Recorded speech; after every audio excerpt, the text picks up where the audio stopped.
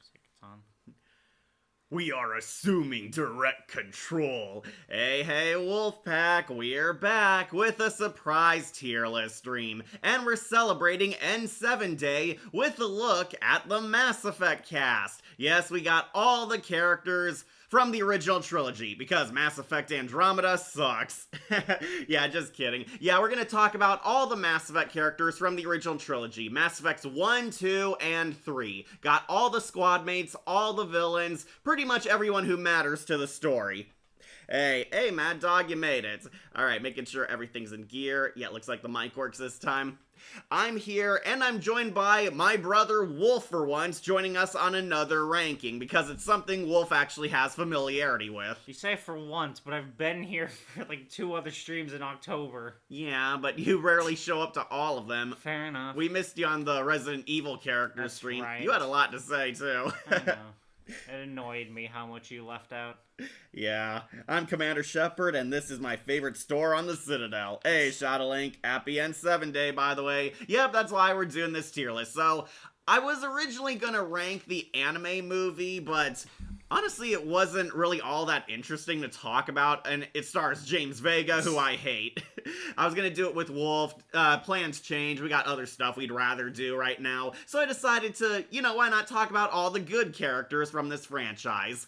For those of you who don't know, Mass Effect is a great video game series. It is pretty much a sci-fi action adventure, a lot of cosmic horror, a lot of great adventuring, a lot of good characters, and choice-based gaming. Your decisions help shape and alter the course of the story as you're playing it. Commander Shepard is the main character. You can choose Shepard's gender. We both have male and femme Shep on here. Shepard meets a bunch of colorful characters all throughout this adventure, makes friends, enemies, and a lot of kills along the way. And thankfully, there's only 3 games. Yeah, sorry, no Andromeda characters are on here. I played Andromeda once. I was not into it.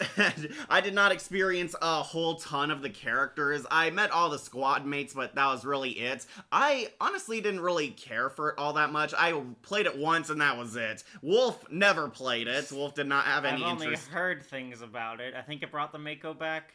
Yeah, that's one of the big it did. things. And it still sucks years later. I really like the Mako from 1.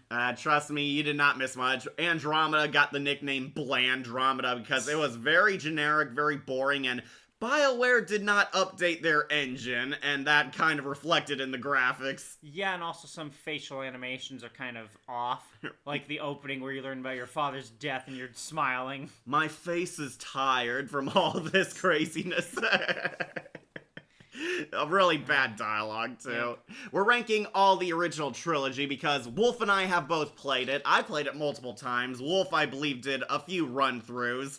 I think he did go back to play one of them. I think Mass Effect 2 because he lost Tali or something. Yeah. Tali died. Right. In the dumbest way possible. I still hate that. Right. There are a lot of great characters from this franchise, a lot of fascinating storytelling, and this was a really groundbreaking game franchise, too. People love it. They love the story, they love the gameplay, they love all the endless love letters to fans because this was back when game creators cared about impressing the fans, and it was pretty creative. It is like up there with Star Wars and Star Trek now in terms of popularity. Very great storytelling. Commander Shepard basically recruits the best of the best. All these outcasts join him or her on their missions to save the galaxy from an evil ancient force known as the Reapers. Giant death machines who come around like every few 100,000 centuries to basically annihilate all life to restart the harvest anew. Sorry, I'm remembering a meme I saw that was of 3 of the we built the machines every 100,000 years to kill humans, which will then just make them so they don't have to kill each other. So that's why we're killing humanity. Right. The Reapers basically come around, commit mass genocide on a universal scale, and have life start over all anew. It's supposed to help control the population, or so they claim, but right, yeah. Really, it's just kind of hypocritical in their own explanation. And it's up to Commander Shepard to stop the Reapers, leading to that divisive ending. Yeah. But we're not here to talk about that. We're here to talk about all the characters on your journey along the way. There is some very great writing in this franchise, particularly for the squad mates. Your friends and your enemies are pretty much the highlight of this video game saga, and all the Mass Effect characters are very well-rounded, very deep, very layered, and very nuanced for some. And there are some who aren't, so. But we're gonna rank them all up here on this tier list, so we'll go over the rules if this is your first tier list ever. We will be ranking each and every important Mass Effect character from the original trilogy up here on this tier list from top best to bottom worst.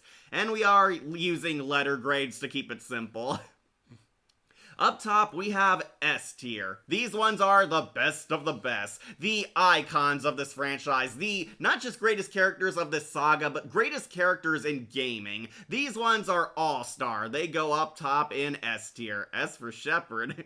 Then we have A tier. These ones, good. They're awesome. Not perfect, not flawless, might have a few nitpicks here and there, some missteps in their story, but I would say they're definitely good. They're golden. They're like 8 or 9 out of 10 characters. They did a great job, and I can see why fans love them. Then right here we have B tier. These ones are okay. They're average. They're fine. They did their job. They're not what I would call a fan favorite character or my absolute favorite character, but they're very okay. Decent, they passed. Then underneath we have C tier. These ones are below average, kind of forgettable, generic, underwhelming, not super impressive, but not the worst thing ever. Then we have D tier. These ones are duds. They're the weak ones, the lame ducks. I can see something good in it that could have amounted to so much more, but at the end of the day, they ended up a dud. And at rock bottom, we have F. These are total failures. 0 out of 10s, the worst of the worst, the Bosch-tets of the series. And I think you all know who might end up down here. But yeah, that's our tier list. Basic letter grades this time, because we have a lot of characters to discuss. Wolf, anything you want to add? Don't think so at the moment. Okay. Hi, how is everyone? We're fine, V Scorpio, we're fine. Happy N7 Day, yep. So many great characters in this trilogy of games, absolutely. Never played Andromeda, so that's no issue for me. Yes, sorry, no Andromeda characters are on here. It's honestly not that good of a game. Now, I can see some people do love it. There are some praises. I do like PB, she was adorable, but overall, Andromeda is not one of my favorite games, and I have no desire to go back and revisit it. So we're talking about the original trilogy instead, because that's the complete story and the games everyone pretty much loves. So, Wolf, what were your thoughts on Mass Effect 1? Mass Effect 1, I think it's a fun entry. The controls are, I think they're still in the works. They're not the best yet. The weapon variety is okay. Armor is decent. I don't think they had a whole lot of DLC in that one. They had 2. One, you stopped the asteroid terrorist attack, and 2 was Right. Pinnacle Station. They actually removed Pinnacle Station in the Legendary Edition. It was basically kind of a training room where you could actually, like, upgrade, get your stuff, and unlock achievements easier through battle scenarios. Yeah. And I know in Mass Effect 1 it has the Mako, which is very contentious because the controls on it are awful, and the terrain makes it so much worse that you will flip over very easily, and if you do that, I'm pretty sure it just blows up and kills you. And however, I still really love it because I feel like it is a good capture of like what exploration of the stars could be like. There's all these crazy terrains that are gonna pose a challenge, and I know it's stupid and annoying to have to constantly die to them, but all the planets have a good atmosphere to them. There's even some mysterious things you can find, which just adds to the whole just setting. I got pissed because you get stuck so easily. I know. I had to go up a lot of mountains. Yeah. It was just kind of tedious to me. That's my big problem with the Right. Mako. Though very useful in killing tougher enemies, you could actually bring the Mako in some areas. But it says a lot that the Arkhamverse Batmobile played better.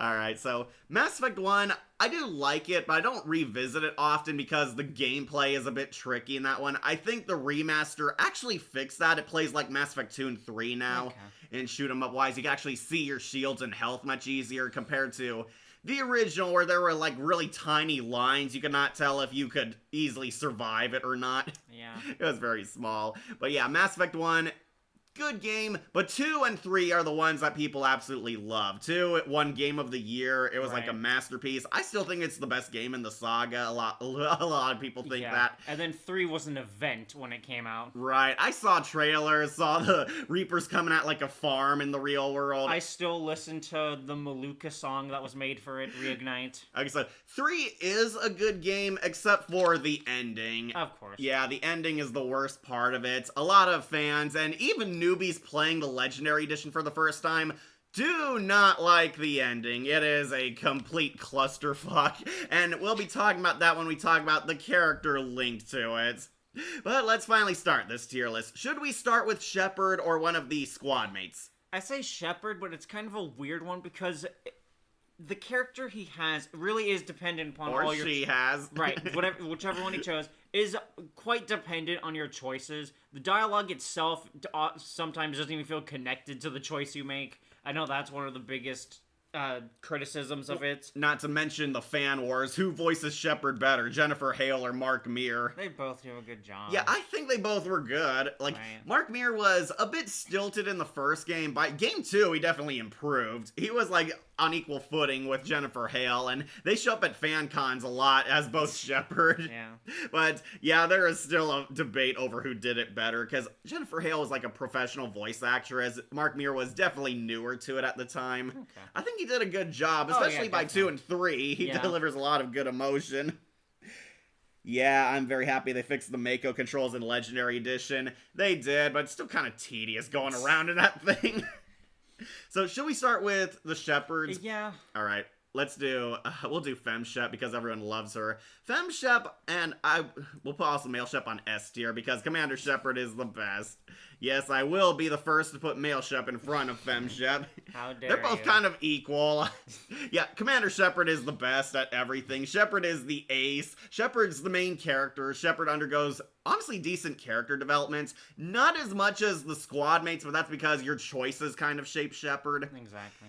You can choose multiple backstories for Shepard, like Shepard grew up on a ship, grew up on a space colony, grew up on Earth, grew up as an orphan. There's actually a scenario where Shepard does have parents. Usually, really?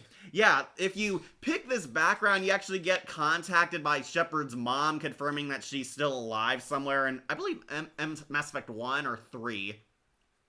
But yeah, it's like there's only one specific scenario where Shepard's parents are alive. In most of them, his parents either died or are never mentioned. Yeah. But yeah, Shepard has a ton of backgrounds, a ton of classes, but Shepard is awesome. You're like the main character doing everything. Pretty much Shepard makes history. That's why either way, both Shepards are going on to S tier. Shepard fought the best. Shepard encountered a lot. Shepard survived a lot too, fighting the Reapers head on, fighting Saren, the Elusive Man, the Geth. Pretty much seen it all. Anything you want to add, Wolf? I think all the playing as Shepard, all the classes you have access to are kind of fun. Actually, I played Engineer for it all, and I loved having my little turret just go around and kill them. Yeah, because the Engineer gets a lot of bonus abilities. Right, it's more so tech stuff. Yeah, highly recommend the Engineer if you're not good at combat or fighting in games. Right, you played as the Psi class, didn't you? Yeah, I play as regular soldier, adept Shepard, and I did do engineer on my recent M3 playthrough. Yeah, Shepard's pretty cool, and Shepard also attracts a lot of characters. I mean, yeah. Pretty much everyone is throwing themselves at Shepard's feet, male and female. Yeah. It's kind of funny because you can accidentally trigger a romance even without trying. Yeah. Mass Effect 2 kind of had that problem, and FemShep also gets the same with Garrus, Thane, and even Jacob. Yeah. Jacob. Yeah, Shepard's awesome. Shepard was pretty much there when this all started, and was there to defeat the Reapers. Shepard either kills the Reapers, controls the Reapers, or sacrifices themselves for that stupid synthesis ending. Or just walks away. Yeah. Which is the ending I got. Yeah, that's what Wolf got. Wolf didn't like either of the choices. Right, and for some reason that's not an achievement. It's an entirely secret ending, and it's like, yeah, no achievement for it. Should be. I choose the destroy ending because, yeah, the Reapers should be destroyed. These things are like killing machines. Control of them? No, I don't, because they pretty much confirm that that's what killed the Elusive Man. He tried to control him, and the synthesis ending is absolutely stupid. Well. Yeah, I'm not a fan of that ending. I think it's the worst one of the bunch. But yeah, and there is a post-credit scene at the end of Mass Effect 3, and we see an elderly person talking to their grandchild, and I think this is Shepard. This is Shepard. Like, at the end, like, Buzz Aldrin or Mae Jameson, whoever, is, like, talking to this little kid character, and their gender depends on your Shepard's gender. Okay. And it kind of hints that this is Shepard talking to their family. They don't show the child or even confirm its gender, hinting that it could be the child of your romance option, whoever you romanced or ended up with. And yeah, their gender kind of depends on if you played as Fem Shep or Male Shep. Buzz Aldrin voices the male, and I think Mae Jameson voices the female one. Basically, NASA scientists getting a cameo here. Yeah. And yeah, it's revealed they've been telling the entire story of Mass Effect to their grandkid. They're like looking off like at two moons in the distance. Right. You remember that? Yeah. I do. It took me a bit because I was mostly thinking of the N7 armor like moving underneath all the rubble. Yeah, Shepard breathes. That is in one of the canon endings. If you got a high enough EMS score. Yeah. Yeah, you have to basically get everyone on board for the final war, including doing all the multiplayer. Right. So I believe that this mysterious person in the distance, the old storyteller, is Shepard, confirming that Shepard survived and had a family, had their happily ever after, and is telling the story to their grandkid. And Shepard's kind of become a legend because the little kid asks, "Tell me more about the Shepard." That's what they referred to your main character. Never had a problem with either Shepard voice. Curious on how you guys played with Paragon or Renegade. 1 and 3, I'm pretty much mostly Paragon. Yeah, me too, because I don't want to shoot Morden in the back. I only take the funny Renegade options. But 2, I'm mixed on Paragon and Renegade. Yeah, I kind of experimented with Renegade a lot more in 2. Yeah. I usually play as Paragon Shepard, believe it or not. I actually do have a heart. What, you do? I like the happily ever afters and the sweet friendships Shepard forms with the squad mates. It's actually pretty nice, really touching, and I really grew to like a lot of these characters, so it's a lot more meaningful to me. I play as mostly Paragon, occasionally dip into Renegade in the first 2 games because yeah, the Renegade does have some funny outcomes and funny one-liners. Right. Also, I think it's 1 to 2 if you did full Renegade, you get the scars that you can't remove. Yeah, and 3. Yeah.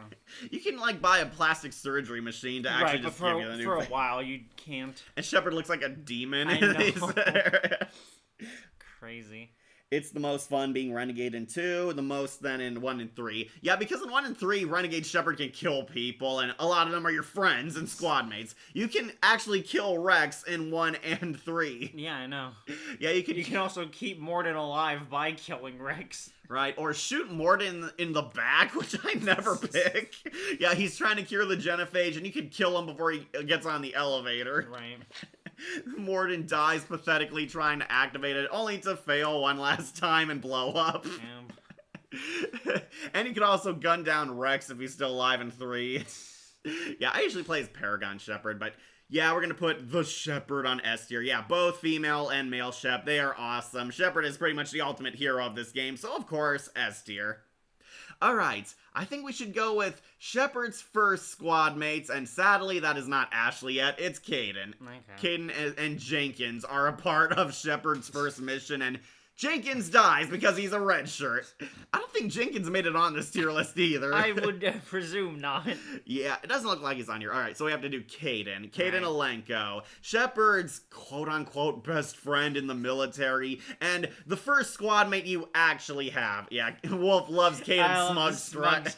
There was specifically one video Kat and I watched where it was Thane's death, and it just after he disappears, Kaidan does a smug strut. He does it in all of them if you have them. I know, it's just hilarious after the Thane moment. Yeah, alright.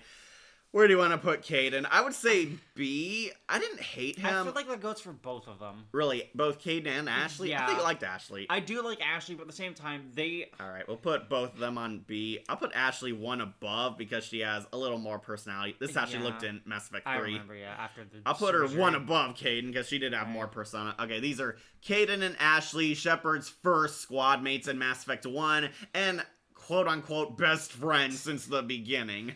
So, Kimberly Brooks voices Ashley. Raphael Sabarge voices Kaidan. I know him from Star Trek Voyager. He played the traitor who was helping the evil girl. I'm trying to remember her name, like the evil Cardassian girl.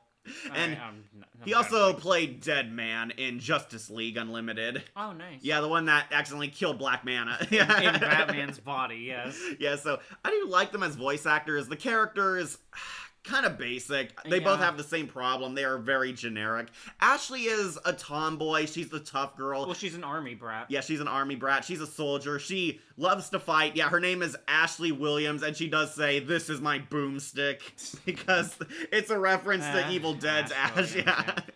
They Kaden- even nickname her Ash. Of course they do. And Caden is the by-the-book cop, very straight-laced, very noble, tries to follow the rules, is willing to bend them sometimes because of his friendship with Shepard. Caden basically has to loosen up a bit more. Ashley kind of shows a softer side, tries to become friends with the commander, and both Ashley and Caden definitely have a crush on the commander. Yes, Caden even crushes on male Shepard. I don't think Ashley crushes on female Shepard, though. No, because if you try to do the threesome option, she blows you off. And Liara's like, "Oh, I'm so glad he chose me." Liara's naive. I will okay? get to She doesn't Liara. know.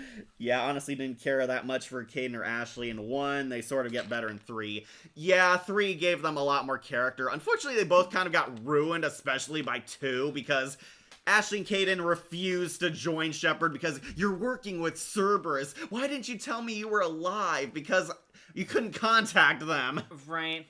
And I do think the working with Cerberus thing does work because they don't have all the information. And in So Mass Effect 1, you fight Cerberus a lot. Exactly. There's Well, a lot of they're stuff. also a cult back then. They're not Mass Effect 2 Cerberus They yet. weren't a cult, they were an Illuminati organization. Whatever, same thing. Alright, so this is the big decision that revolves around these two. In Mass Effect 1, you can kill one of them off. One of them permanently dies. You have to make a telltale choice over who to save. One of them is planning a giant bomb to destroy Saren's base, and one of them is helping Captain Kirahei and his Solarian men. You have to save either one of them. You can save Ashley or Caden, and whoever you don't save dies. That is the big twist in Mass Effect 1. One of the squad mates permanently dies, and yes, this is permanent. They never come back, and whoever you saved is the only one that comes back in 2 and 3. And yeah, it's honestly kind of a difficult choice because you don't get too attached to Ashley and Caden. It's not hard for the reasons the writers intended, that you have to kill one of your best friends. Right. I mean, even before that, Ashley was already talking about maybe we should kill Rex. Right. And if you don't shoot Rex when he fights you, she's the one who snipes him. Right. Yeah, so I don't like Ashley because she's racist towards aliens. That is like one of her big character traits. But she is against terra firma. Yeah, she's against xenophobes, but ironically, Ashley just doesn't trust aliens, and Right. that's what I don't like. She's telling you to stay away from the best characters in the game. She doesn't trust Liara, Rex, Garrus, and Tali. It's like, really? Tali and Liara, too? It's like... It's because of her reluctance to trust them, really. Because don't forget, in the setting of Mass Effect, humanity has only just recently found the relays, and we're not even being looked at as equals. All the aliens still look at us as something beneath them. I know, but also during that moment you pointed out where if you accidentally trigger both Ashley and Liara's romances and they're fighting, yeah. and Liara says there's no need to be jealous, and Ashley says, jealous of you? You're not even the same species. Like, what the hell, Ashley? Kind of a bitch move. Good old racism. So to Ashley's credit, she does outgrow this if you save her, if she lives. She does start to accept them as her family, and by Mass Effect 3, she's completely over it. Right. Now, partying with them and hanging out with them and even cracking jokes with them from time to time. Though, it is kind of a turn-off that she's distrustful of the aliens, and ironically, the alien characters are the best squad mates. They're more interesting, have a lot of layers, and you're learning about their species through talking to them in the first game. But yeah, Caden's problem is he's kind of generic. I agree, he is a bit boring. He doesn't have special skills like the rest of them. He has basically kind of the same abilities as you. He's kind of like a jack-of-all-trades character. Has each and every ability that's kind of basic. He does have the cryo blast, which is very useful, but Caden doesn't really grow as a character. In Mass Effect 3, they try to save their relationship with Shepard. They're still a bit distrustful on rocky grounds with Shepard. Shepard has been arrested after the events of Mass Effect 2, is on trial, and Ashley and Caden do rejoin you, help save the galaxy until they're hospitalized by the evil Terminator girl, Dr. Eva Kort. She like beats them and they're in the hospital. You can visit them, and that helps determine kind of the outcome of how things play out when you reunite with them. Yep, you can also continue your romance while they're there. Right?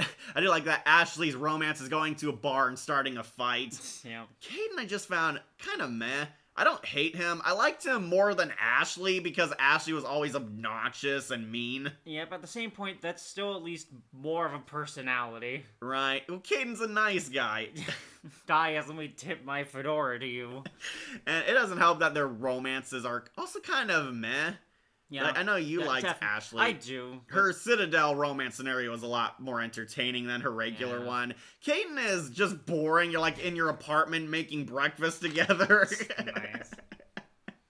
And Caden is also confirmed bisexual. In Mass Effect 3, he's now a gay romance because there were some complaints that male Shepard didn't get more gay romance options. Well, I think both of them become bi in 3. Yeah, well, I don't think Ashley ever hits on FemShep in 3. No, but you can hit on her as FemShep. Right, but she might end up with James Vega. Right. Because in Mass Effect 1, she was not a lesbian option. I hate that moment. Yeah, Shadowlink hated that moment where you have to either choose Ashley or Caden. Oh yeah, either protect the beach, stop Saren, or help destroy the dam, or whatever. Right, so to wrap up, I think they're okay characters. I don't hate them. Ashley and Caden are kind of in the same boat, honestly, because they are pretty much the same character.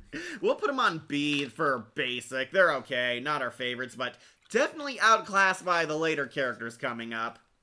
Alright, so I believe the next squad mate is technically Garrus. You meet him on C-Sec. Should we do Vicarian? Yeah, we can do him. Or do you want to do Tali or Rex or Liara? We can do Garrus. Alright, there's no Shepard without Vicarian. Garrus, going on S tier for sure. Love Garrus. Garrus is awesome, man. Such a great voice behind him, too. Yeah, I liked Brendan's voice. Brendan Keener voices him. I'm surprised this guy hasn't, like, voiced in a lot of stuff. I know he was on the Walking Dead game as Jesus in the Javier story. Okay. Yeah, I was surprised it was him, but yeah. Garrus is awesome. Garrus is pretty much your best friend and possibly best boyfriend if you're FemShep and you romance him. Garrus is a loose cannon cop who doesn't play by the rules. You meet Garrus in Mass Effect 1, like, I believe an hour into the game. You arrive at the Citadel for the first time, and Garrus is kind of a disgruntled cop trying to work around the system, trying to expose that Saren is a traitor to his race. Saren is an evil specter, and Garrus wants to take him down, but nobody believes him, except Shepard. And Shepard and Garrus forge an alliance, soon turned into a friendship as the games go on. Garrus helps Shepard. They expose Saren, but they have to, like, find Tali together because Tali has intel on him. The Shadow Broker tries to steal it from Tali, and you basically work together to save her. Yep. So Garrus joins up with you. He basically quits his job. Garrus is a cop. He doesn't like all the rules and restrictions. Garrus is kind of a space Punisher type of character. He's really into guns and fighting, though, but that's because he's a Turian. He's a Turian. I believe they're, like, supposed to be, like, birds. I always thought they were reptiles, though. Yeah. Because, yeah, he's, like, from a bird race. They're, like, a race of noble warriors. They teach their children to be in military from the day they're born. Garrus has a lot of combat prowess and skills. He honestly admits that he doesn't feel like a normal Turian. He has a lot more human traits in him, but that's what makes him very interesting. Garrus signs up with Shepard's mission to defeat Saren and save the galaxy, defeat the Geth, and find out that the Reapers are real after all. Garrus gets a lot of great character development in the sequels. In the first ones, basically you kind of get him to lighten up, try to befriend him, see that there's more to Garrus than meets the eye. I do believe he is a romance option. Some people told me he wasn't romanceable in the original one. The Legendary Edition kind of fixed that. Okay. But yeah, he's romanceable in 2 and 3 especially. He can only romance FemShep, so sorry guys.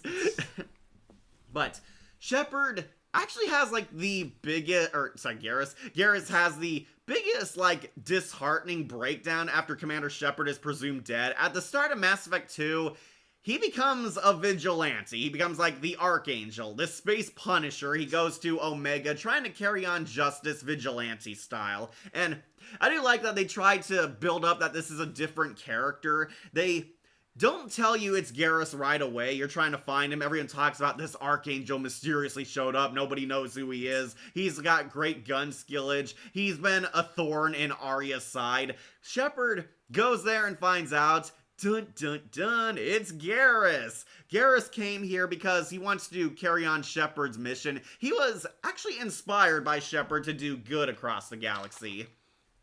He's like going around righting wrongs, shooting thugs. He made a name for himself of infamy among the gangs. Like, all the gangs that hate each other actually united to take him down, and you have to help Garrus fight them. Garrus is one of the recruits for the Suicide Squad. Yep.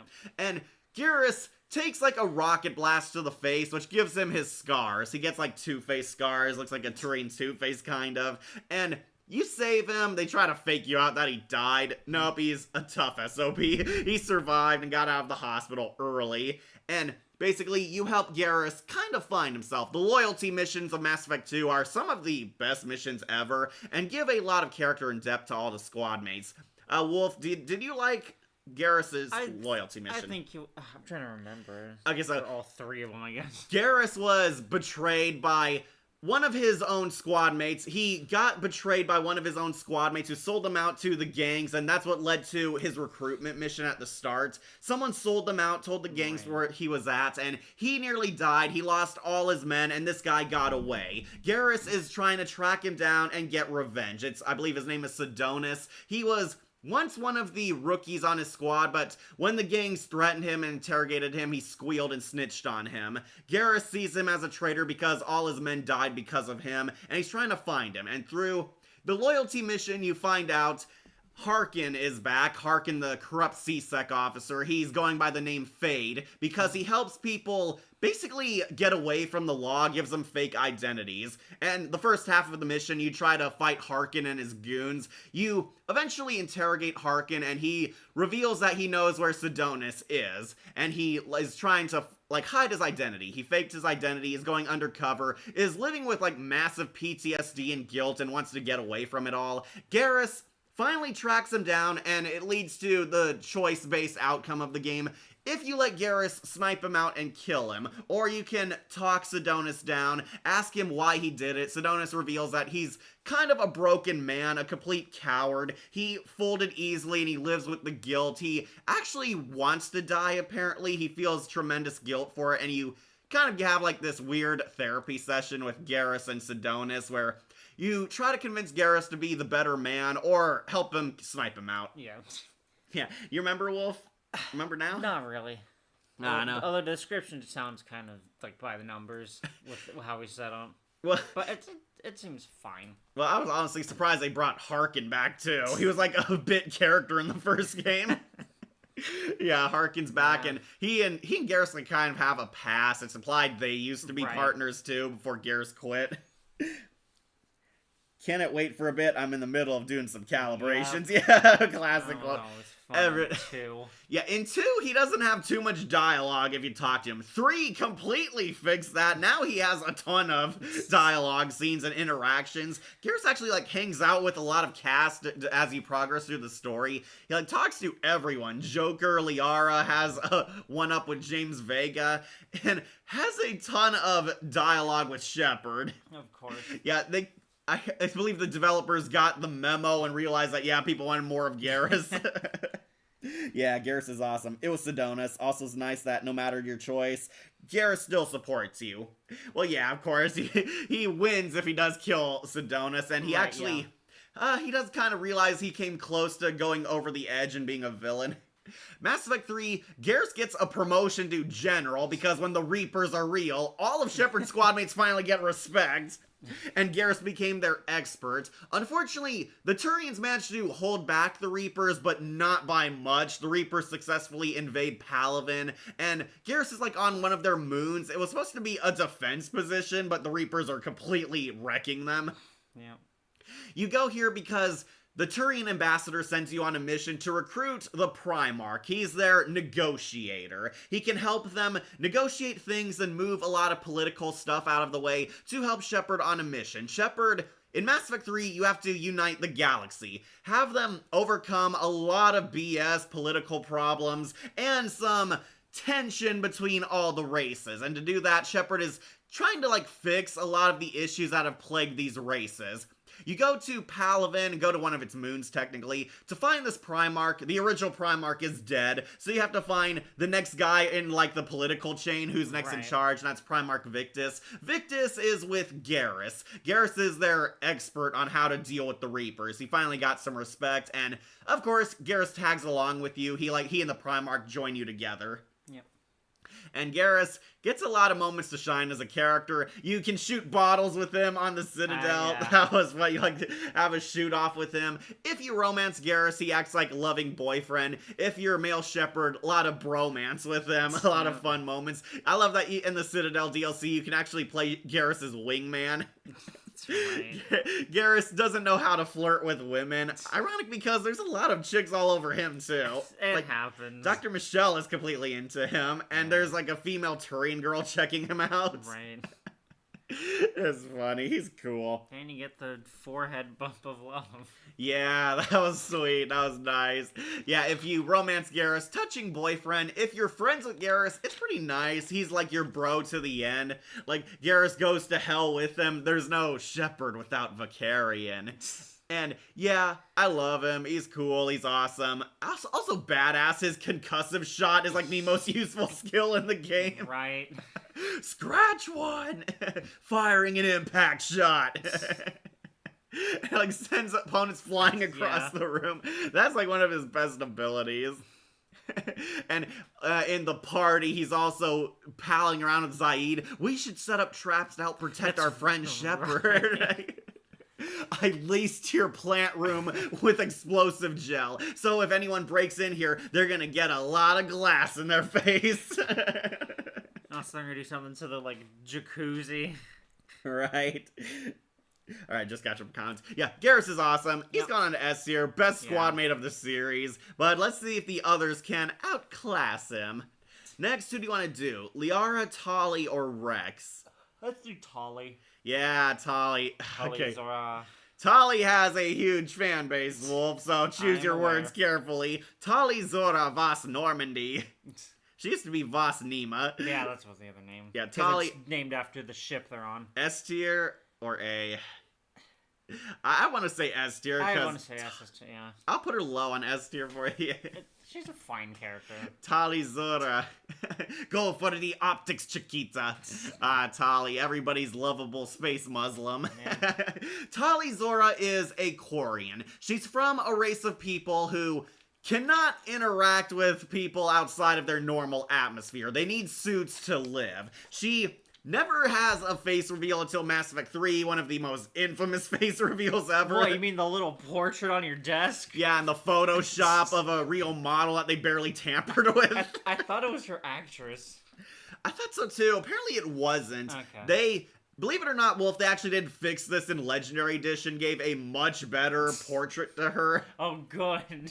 Yeah, it's kind of a reward for those of you who romance Tali. Tali is basically on a pilgrimage. Her people go on a sabbatical around the galaxy, helping people trying to find themselves, and they have to find a friend who will give them like something like technology related. Yep. And it's basically something they need to do as a rite of passage to adulthood. Tali is not romanceable in the first game, believe it or not. She's I remember that. technically still a teenager, or so they claim. She has to, like, pass a rite of passage. She's pretty much going into womanhood through this. The Quarians have to go on their own personal solo journey across the stars, and until they find a friend who can give them something technology-related as a gift for their friendship or loyalty, they cannot return home to the flotilla. Her people live in spaceships because they were exiled from their own home planet by the Geth. Yes, exile. Right, so the Quarians invented a slave robot race known as the Geth. The Geth were machines that were supposed to help them then turned against them. The Geth grew beyond their programming, started a rebellion. We find out that the Geth are also innocent victims in this, by the way. Oh, yeah, definitely. Yeah, the Geth and possibly Legion led a rebellion against them, exiling the Quarians from their home planet. We do find out the Geth could have easily killed them, but they actually let them live, trying to show you that the Geth did have some good in them. The Quarians were exiled from their own home planet, can't go back, and germs can pretty much kill them, like if they contact anything outside of their atmosphere. So they wear these high-tech suits, these sexual spandex suits with the cool helmets and voice modulators, basically to live. Tali mentions that a kiss could put her into a coma. Yeah, they have very weak immune systems, and their species has not adapted highly enough to the outside world. You meet Tali in the first game on her pilgrimage, and she becomes a squad mate. Tali actually has intel that can expose that Saren is a corrupt specter. The Shadow Broker tries to ambush and assassinate her, and Shepard and whoever squad mates you choose pretty much save her life. They save her, Tali exposes them, and as gratitude, Tali wishes to join you on your mission and help her pilgrimage. And Tali basically finishes her pilgrimage with you. You have the option to go on side quests, and if you defeat the Geth, Tali asks if she can take the Geth data you've gathered, take it back to her flotilla as her technology reward for her pilgrimage. And yeah, if you're Shepard, you can actually do it, and that completes Tali's rite of passage. It's kind of the end to her story arc in the story. Then she's kind of just the funny, quirky squad mate. Mass Effect 2 reveals that Tali actually is still working with the flotilla. She made it back, and she got a promotion to a military captain. Or I believe, like, she's working with somebody else. She's got a high-ranking position. Yeah, she's much higher up, more respected. She has her own squad, too. The squad get pretty much wrecked by the robots on the loose. They're like trying to find a missing Quarian in the beginning of Mass Effect 2. This Quarian was living with this village which got attacked by the Collectors, and unfortunately the robots went haywire that defended this place and are killing everyone. Tali pretty much loses her entire squad to this, and Tali meets Shepard again, where she is hinted at that she'll come back later. Tali wants to save Vitor. This is the missing Quarian. It turns out Vitor survived because the Collectors couldn't find him, because his suit hid his body heat. The Collectors were finding humans, and they completely missed him. He's like holed up in this security room. You have the choice to either give Vitor to Tali or Cerberus. I accidentally gave him to Cerberus the first time. Second time I gave him to Tali, and yeah, he was much better. I can't believe you killed him. Yeah, I killed him. So Tali comes back. It turns out the elusive man wants to keep Shepard under his thumb, so he's giving him some familiar faces. One of them is Garrus, and the other is Tali. Tali is recruited in the second half of Mass Effect 2. Unfortunately, you have to go the first half with the first round of recruits. Yep. One of them is Garrus, but the others are Dr. Morden, Jack, and Grunt. Technically Miranda and Jacob too, but you meet the second half of the squad after you complete a certain midway point. Yeah. Tali reveals in Mass Effect 2 that she's always had a crush on Shepard. Male Shepard, to be precise. Apparently the voice actress said Tali was originally going to be bi, but the voice actress felt uncomfortable doing lesbian scenes. Yeah. Yeah, she'd probably be canceled today if she said that. But I'm proud of her. Yeah, Tali is male romance only. Don't worry, Mass Effect 5 I'm sure will have bi Quarians. Yeah, she reveals that she had a crush on male Shepard because he saved her life. Pretty much the same reason all the squad mates have a crush on Shepard. He saved them one way or another. A classic. And you save Tali. Her loyalty mission is her father has gone missing and she's on trial. It turns out, yeah, her father is a douche. I really hate Rail Zora. Yeah. Especially when you find, his last message to her. It turns out Tali's father has gone missing. Tali has taken a trial because, allegedly, her father and her were bringing Geth parts back to the Quarian fleet, and this is massively illegal. We find out the dad was completely guilty. He was bringing Geth parts back to do experiments on them, and the Geth completely revolted and took over one of their Star Destroyer ships. The Geth killed him and his crew and have hijacked it. Tali and Shepard go here to find her dad, try to find proof that would help her on the trial case, and basically kill a whole bunch of Geth. You find out her dad was completely guilty. He was torturing and studying these Geth to learn how to control them again so they could win back their home planet. He was illegally doing this, and Tali inadvertently helped him. Tali was bringing parts of Geth, and he was actually rebuilding and putting them back together. In honestly a really shocking twist, the Geth were actually the victims here. They were being like tortured, dissected, and experimented, and kind of fought back because they wanted their freedom back, and they were stealing the ship and just going back to Geth space.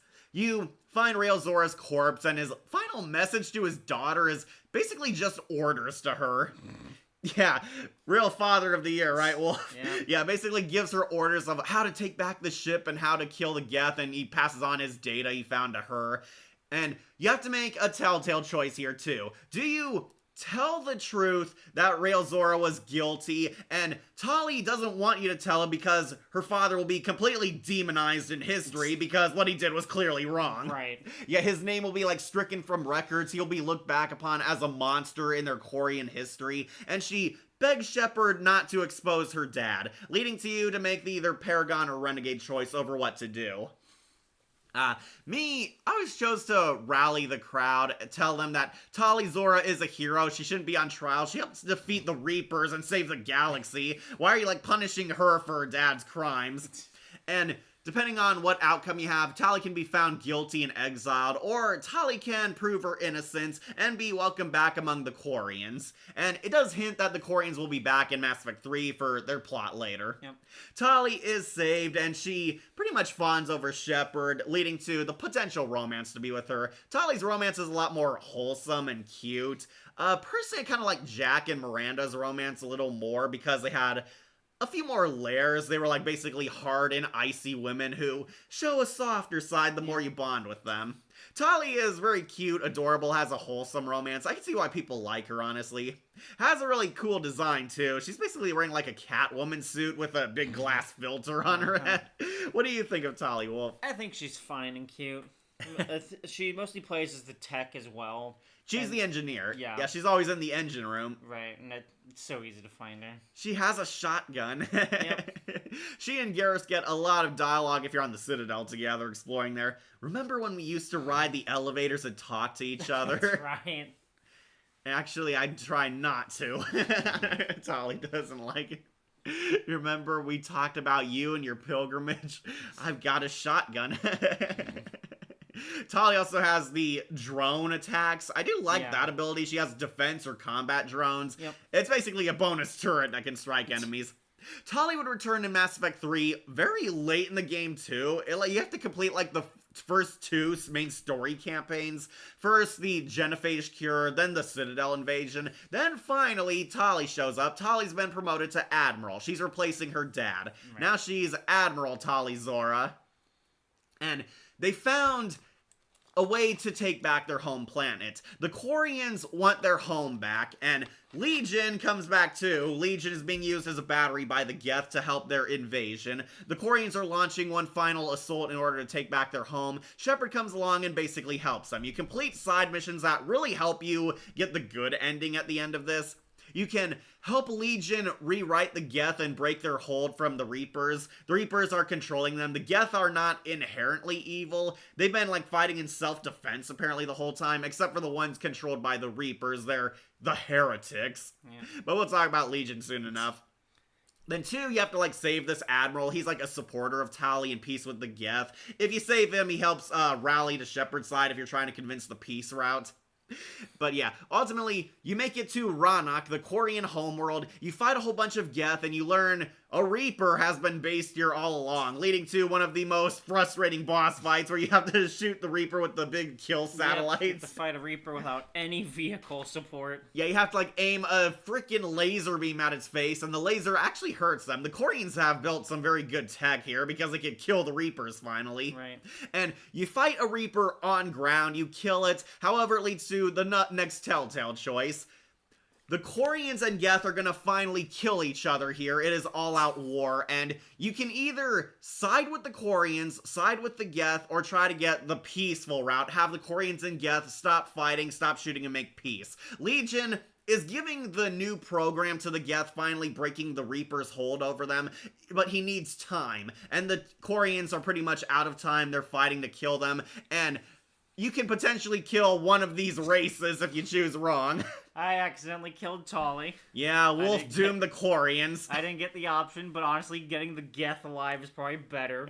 Yeah, the Geth are great. I like the Geth, but yeah, the best ending is you make peace with the Quarians and Geth, and they actually become friends. The Quarians and Geth stop shooting at each other, and the Geth offer to help rebuild their planets. And we actually find out this leads to the best ending possible, because thanks to Geth technology, they can finally have a future where they don't have to live inside their suits. Yep.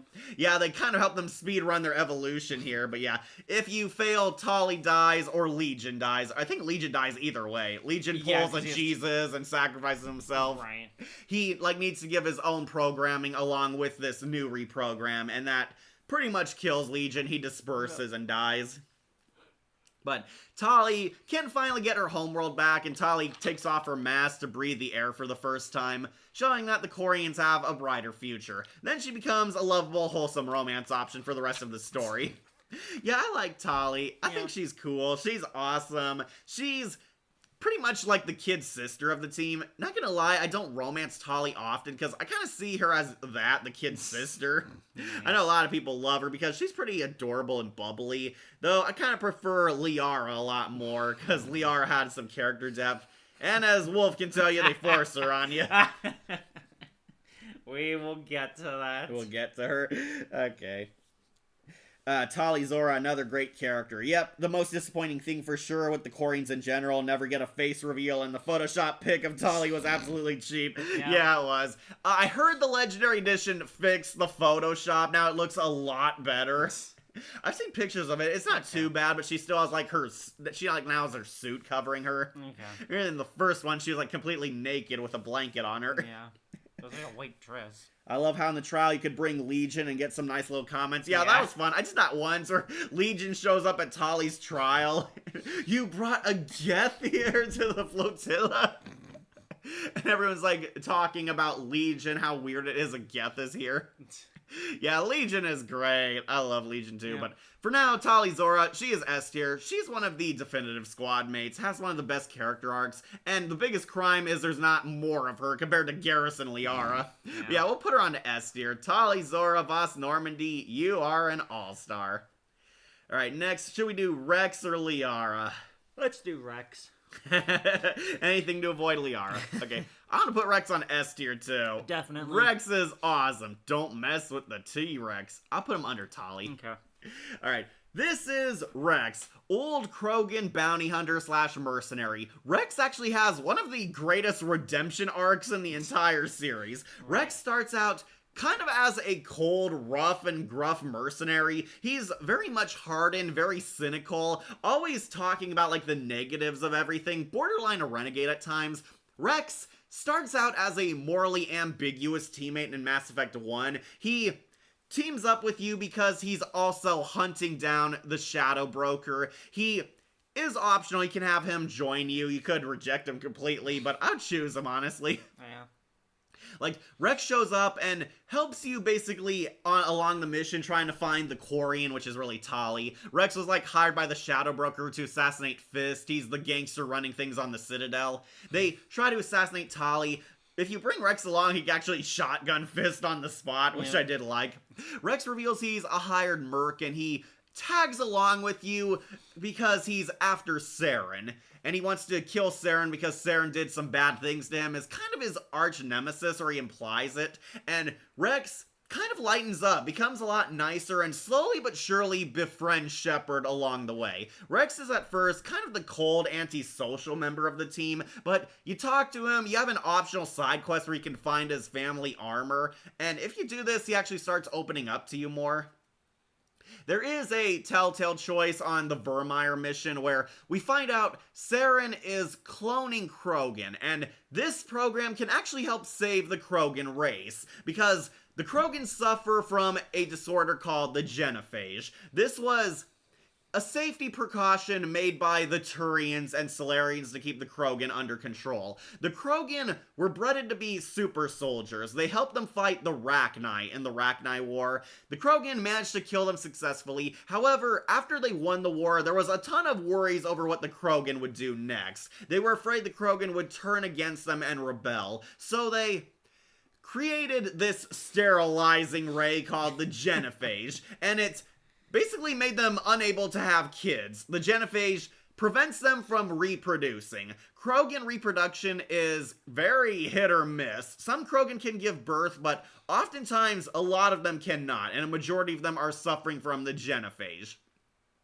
Rex actually tried to bring peace among the Krogan and help unite them. However, his own dad tried to assassinate him because he thought Rex was weak for trying to bring peace, that Krogan were made for war and fighting, not caring, compassion, and feelings and that such. Rex actually became bitter and cynical because of this. Understandable, his own dad tried to assassinate him. He ended up killing his dad and kind of giving up on his dreams, became a merc, very sour and depressing, until Shepard's mission helps reignite that spark in him. Rex gains the will to live again, gains new friends, and there is a telltale choice where he wants to save the Krogan race through Saren's cloning thing, but you have to make the choice of either killing Rex or trying to use your charm or renegade points to win him over. And if you fail, he dies. You either shoot him or Ashley shoots him. But if you succeed, you tell Rex the truth that this is unnatural and Saren doesn't care about the Krogan race. He's going to control you through this.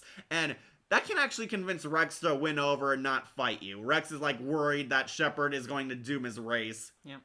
But I always choose the Paragon path because I like Rex, and I do win him over. I've never gotten the scenario where you have to kill him. Usually I upgrade my Renegade and Paragon points that high. But yeah, I save Rex, and if you do, Rex undergoes one of the greatest redemption arcs ever. He kind of like ends his story very early in Mass Effect 1. In Mass Effect 2, we find out he becomes a chief on his home planet, Tuchanka. You go to Tuchanka basically for loyalty missions. It is also optional because It also has the gambling and the fighting pits. yeah, the Varen pits. Rex actually became a neutral chief among the tribes. All the Krogan are joining clans, fighting each other, trying to get land. Rex created a safe zone, is trying to run the Krogan peacefully, or at least a lot more stable and rational compared to the others. And Rex has gained a lot of popularity. He did have to like fight his way up to the top. He's uniting a bunch of exile Krogan, protecting the women who are afraid the men are gonna like try to force themselves onto them, and is basically running a protection area. He doesn't get too much to do, but you go here, ask what he's been up to, and Rex helps you with Morden and Grunt's loyalty missions. Grunt is going through a Krogan rite of passage, and Morden is trying to find his missing student. Rex says that he can't help Shepard because he's become chief here, and this actually pays off in Mass Effect 3. By Mass Effect 3, we find out Rex has been completely successful as a politician and is seen as the Krogan ambassador now by this point. Yeah, he's gained a lot of respect, and I do like how Rex treats Shepard as his best friend now. Yeah, the cynical Krogan we saw in the first game, completely gone. He's like, Shepard, my friend. And he like actually hugs Shepard at one point. He knocks aside Mr. Worf to hug Shepard. Yeah, he is friends. He wish he could come with you, but he can't because he needs to help save his people. And this pays off in the third game. Urdnot Rex running the show is a huge bonus for humanity because the Krogan are now willing to forge an alliance. However, Rex demands one huge favor in return, a cure for the genophage. And this is like the first arc of the campaign, curing the genophage. You recruit Dr. Morden. Morden also gets his redemption arc. Rex saves Eve, has a lot more character here. We see a nicer side to Rex. He still has a bit of his Krogan, rough and tough, loves to fight attitude, but he's a lot nicer to Shepard, and depending on your actions, that can either solidify or break your friendship. Yeah, so in this campaign, the Solarian ambassador tells you that you can't cure the genophage, the Krogan are unpredictable, and you have the option to sabotage it or actually fix it, and I've never met anyone who's like willingly gone on board with, yeah, we should sabotage it, unless they want to see how it plays out. But Right, especially that's especially the insane scenario you can get with Morden at the end. right. Shepard, Rex, yeah. Shepard. Regs, Grunt, Shepard, Shepard, Shepard, Shepard. Love that. I don't know. The most disappointing thing for sure with the Quarians in general, you never get to see their face. Yeah, I read that. I love how in the trial you could bring Legion. I read that one. Yeah. Okay. Shepard, Rex. Okay, so in Mass Effect 3, usually curing the genophage cure is the best option. There we go. Put it as Alright, all. Alright, yeah. So, curing the genophage is the best option. Rex declares that, Shepard, you are my family, I trust you, and pretty much solidifies their friendship. If you betray them, Rex comes on the Citadel and tries to shoot you down. You betrayed me, Shepard, after everything I've done. Such a good scene, though. But also kind of sad. You have to gun him down, and Rex dies. And kind of to add insult to injury, Commander Bailey comes along and says, bring the cleanup crew. Like, they're sweeping up Rex's corpse. Like, damn, that's harsh. Yeah, I don't like that option, honestly, because of how mean it is to Rex. I know that's a renegade, but yeah. But if you do cure the genophage, Rex becomes the good king. He is now seen as a hero. He pretty much solidifies the bond with Shepard and gives you a ton of Krogan troops to the humans and even the Turians. He holds his word, basically. And Rex becomes one of your most powerful allies in Mass Effect 3, so highly recommend keeping him around. But he comes back in the Citadel DLC. I do love this. Like, Rex is, like, there doing political crap, and he comes, like, bursting through the window on a shuttle attacking you. Uncle Erdnot's got a present for you, and it packs the boom. Rex is kind of the comic relief of the Citadel DLC, and he is funny. That's a new catchphrase, Rex? Yeah, what do you think? I'm still workshopping it. It could use a little more oomph.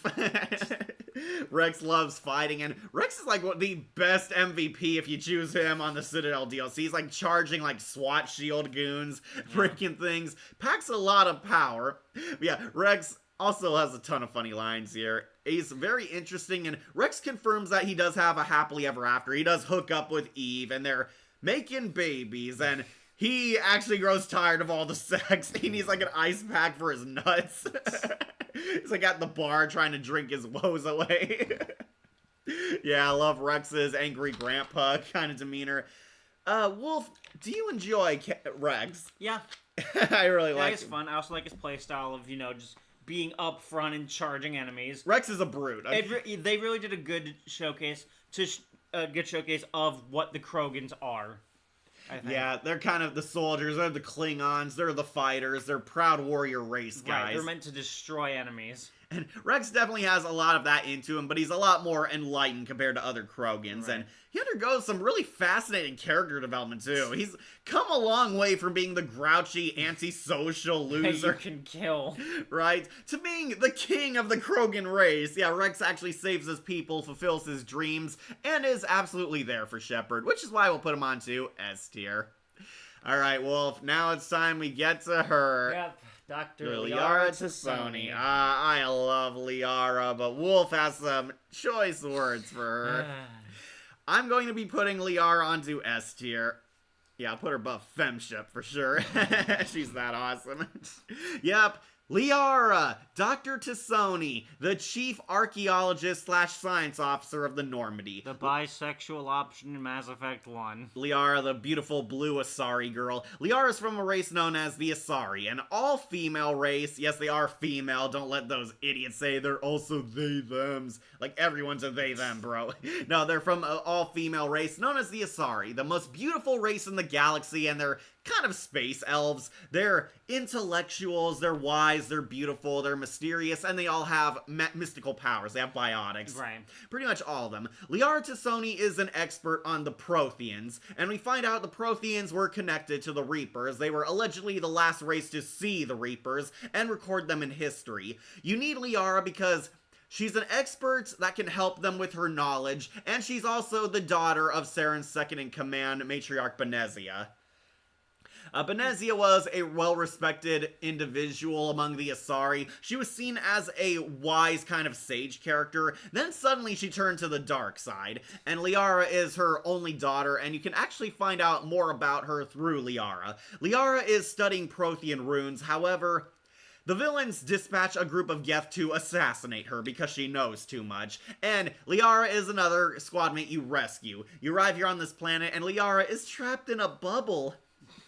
Yeah, kind of classic video game vibes. You have to save her. Right. She's the princess in distress. She's stuck in a bubble. You save her, and yes, I believe I speak for everyone when I say, screw that Krogan Warlord boss fight at the end. Like, a Krogan Warlord with triple the health bars shows up with a bunch of Geth, and you fight in, like, a closed arena. There's barely any cover here. Because you're in, like, a mine shaft. Yeah, you, like, take a giant platform elevator up, and he fights you in here when you reach to the top. Yeah, you defeat that Krogan Battlemaster while Liara cowers. Liara does give you a side eye if you protect her, hinting that she's forming a crush on you. But yeah, you recruit Liara, and she uses her Asari powers to look into Shepard's mind because she can decipher the message the Prothean beacon sent you. Yeah, Shepard touched a beacon, and it gave, like, a mind message inside of him. Yep. And they're trying to figure out what it means. Liara studies the Protheans, and she knows exactly what it means. That the Reapers are real, and they're coming. The beacon was sent because Saren was supposed to get it. But yeah, he tried to steal it, and Liara becomes a squadmate because she finds out her mom is serving the main villain. Yep. And she wants to confront her mom on it. Matriarch Benezia is basically the second in command to Saren, and you fight her on Noveria. Hilariously, a lot of people point out that if you don't take Liara on the mission, she kind of has no reaction to her mom being killed by you. Yeah. Yeah, Matriarch Benezia is also a really tough and annoying boss fight. I remember hating this part of the game. Right. But yeah, you kill her mom. Liara actually angsts in the sequels more than the first game, but yeah, she is sad because she lost her mom. She's kind of alone, and Liara slowly falls in love with Shepard. She is one of the major love interests of the trilogy. You can romance her in all three.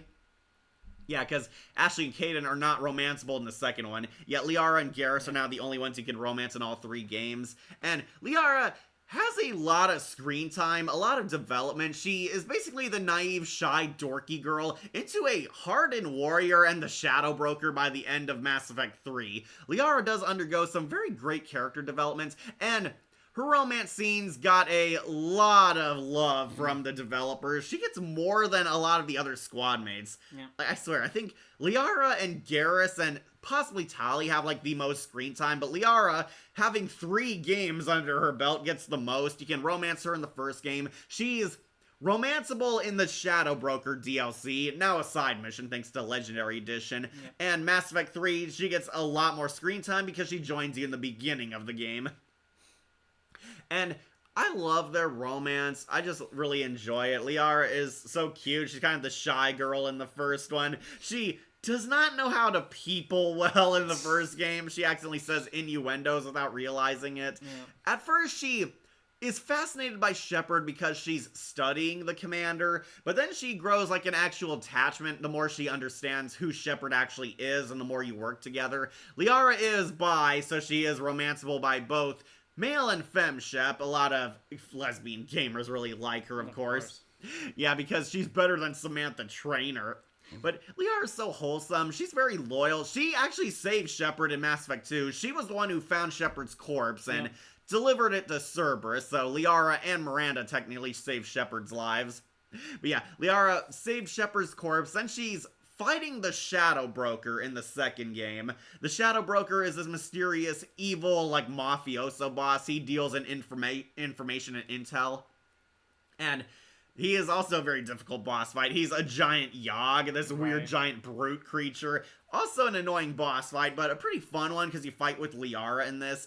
Shepard and Liara practically are an old married couple by this point, always bantering and quipping with each other. Also, isn't there a theory that the Yogg is, like, it's just the Shadow Broker's pet, and we haven't even really seen the real Shadow Broker? Yeah, Liara disses him like that. Apparently, it's implied this guy was a pet and he betrayed the original Shadow Broker. Yeah. The Shadow Broker is actually a mantle that's being passed on to people, and he's currently the one in charge. Yep, and then by killing him, Liara becomes a Shadow Broker. Right. Well, she didn't have to, but she chose to.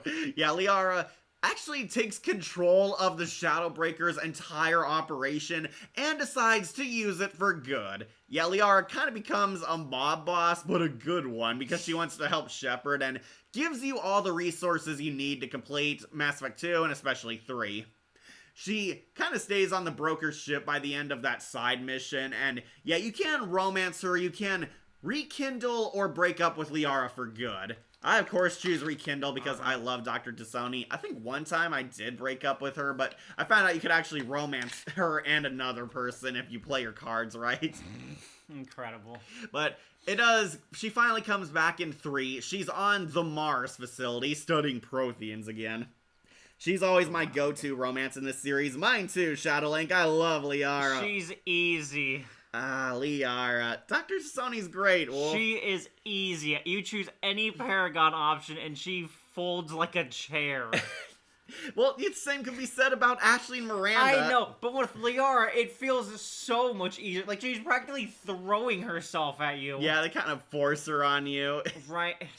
Mass Effect 2 confirms that she also collected stuff from Shepard in her time on the Normandy. Right. She was the one who, found Shepard's dog tags, and it's actually a romantic moment if you romanced her, though a platonic moment if you're just friends. Yeah.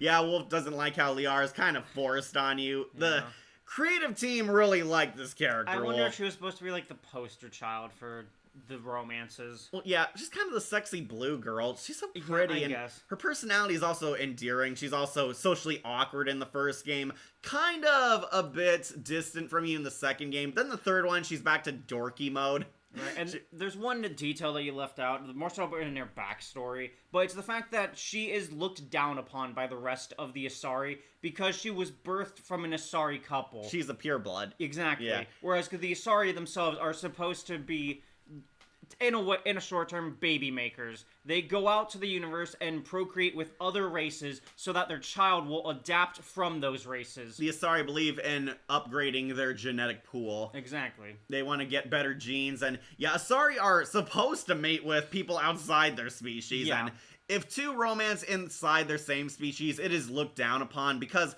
it also runs the risk of creating the Ardak Yakshi. Yeah. These are basically defective Asari. They don't have control of their powers, and whoever they mate with can die. We know this through Morinth, especially, and Samara's other daughters are Ardak Yakshi too, but they're much more good. They're trying to keep themselves away from the world and mating. Yep. But yeah, Ardak Yakshi pretty much poison their gene pool, and that's why interspecies is the preferred romance. Yep. Well, mating between Asari is looked down upon, kind of stigmatized. They do not like it, and purebloods are kind of shamed by their galaxy. Thankfully, Liara did not suffer the Ardak Yakshi disorder, because of course she mates with you, but yeah. But yeah, she doesn't kill her mates like Morinth does. We'll get to her soon. Yeah, what's not to love about her? Very great development, hot voice, yeah, Ollie Hillis, fantastic romance, and powerful biotic. Yeah, her abilities in the game are they are useful. broken as fuck. She is also the most powerful squad mate, too. I do hate that because I don't like her character that much, but the biotic sphere that causes people to warp. Insane. And her powers are great. And they're so helpful in fights. Yeah, I love the orb that defeats their gravity, causes them to spin, making them easier to shoot. Exactly. And her warping, her stasis, you can freeze enemies in place if you're being overwhelmed. I don't know are if useful. it's in later. I think there's a black, or no, that is the sphere one that lifts them, I think. Yeah. I thought there's another one. There's also warp, there's also stasis, which holds them still, and there was another, but I can't remember. I thought it was a black hole maneuver, but I might be wrong on that. That might be the orb that changed the color of it. Exactly, yeah. Yeah, go-to romance in the series. What is the iOS game for a little bit before they shut it down? I never got to play the iOS I didn't Mass even know Effect. there was one. I think it was a very mini choice-based kind of game. Wow, I wonder what the series' future is, mainly because who owns the series?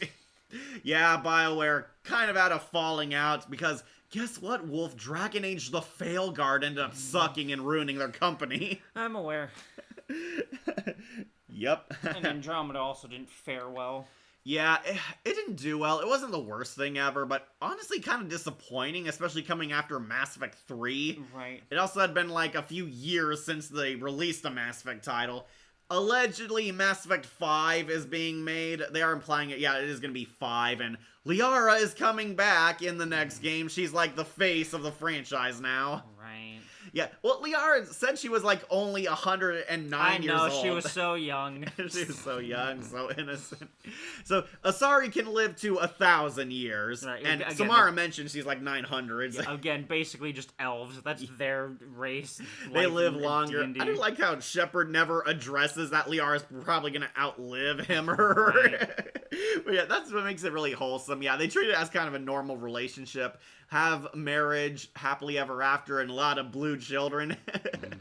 Yeah, love Liara. She's adorable. Then Mass Effect 3 comes along, and Liara gets a lot more character here. Liara finds Javik, and she is completely in awe over finding and talking to a real Prothean, and Javik is kind of a dick. He completely deconstructs her theories on Protheans and kind of lets her down because she idolized the Protheans as these brilliant, like, engineers, these creators, these divine people who made a lot of great stuff in their basically heyday.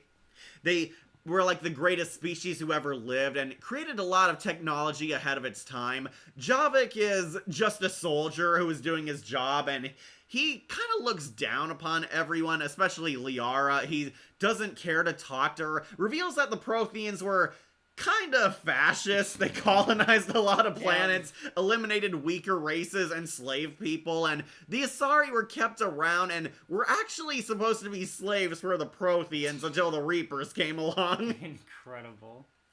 Javik also has a redemption arc in Mass Effect 3 if you keep talking to him, play your cards right, and he does kind of make amends with Liara. If you bring Javik with him to the Thessia mission, Liara's home planet is attacked by the Reapers. You have to save basically a Prothean beacon. The Asari were given this beacon years ago and have kind of cheated and advanced their race with it. They kept it hidden all this time. Incredible. Yeah, it turns out the Asari are complete hypocrites. They've had this technology, and that's how they're so advanced and ahead of us. They kept it secret in like a religious temple, and they need it because the beacon has vital intel that could help them activate the giant super weapon. I'm trying to remember, the Crucible. That's what it's called. Yeah, the Crucible needs this, and it has a copy of the AI from the first game. Vigil is in there. He's a Prothean AI who can give them intel on how to work the Crucible. You come here, and Javik tells Liara to her face that your religion is all a lie. Your gods are based on the Protheans. We gave you this technology.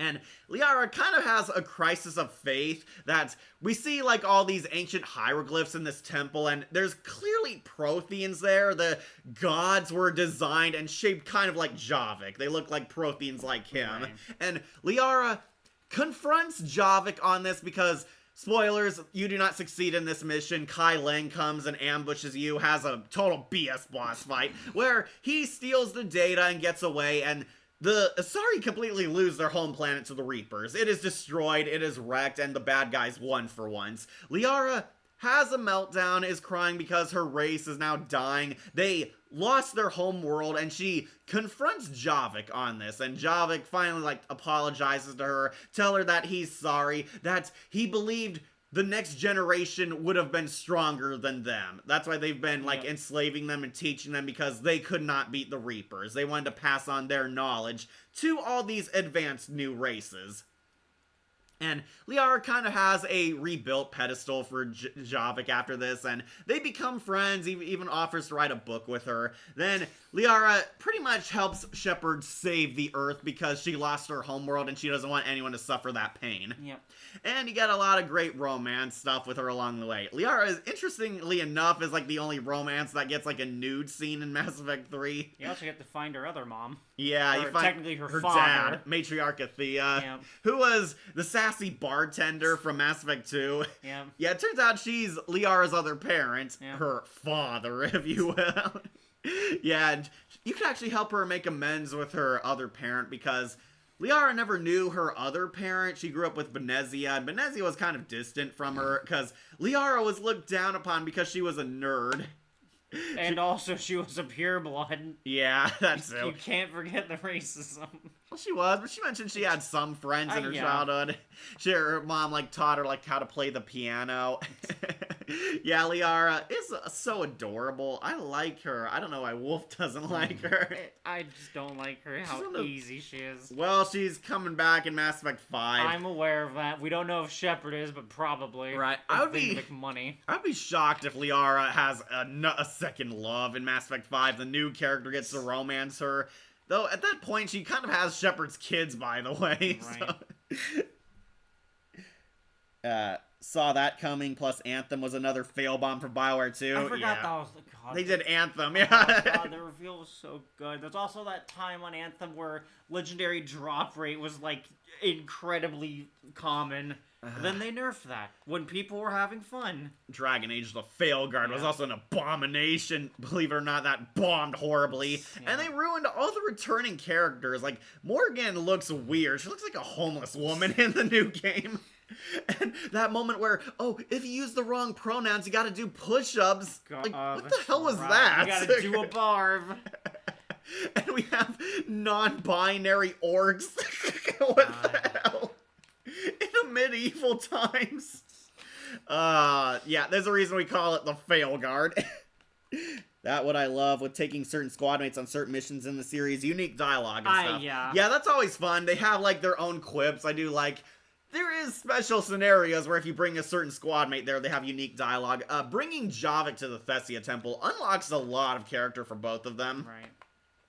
But yeah, Liara basically stands by you, helps you save the Earth, and in the end of the game, if Shepard is believed dead, Liara can put Shepard's name on the memorial, but if you chose the right options, we actually get a really nice scene where she's about to put Shepard's name on, but then refrains from doing it and decides not to, hinting that, yeah, the Shepard's alive in this universe and she has faith that he's out there, which, yeah, I thought was really sweet, and probably the best part about the ending, that they're confirming that Shepard still exists in some form out there. And don't forget, in the ending I chose, where everyone dies, she leaves a message for the next generation. Yeah, she's the one who gives the...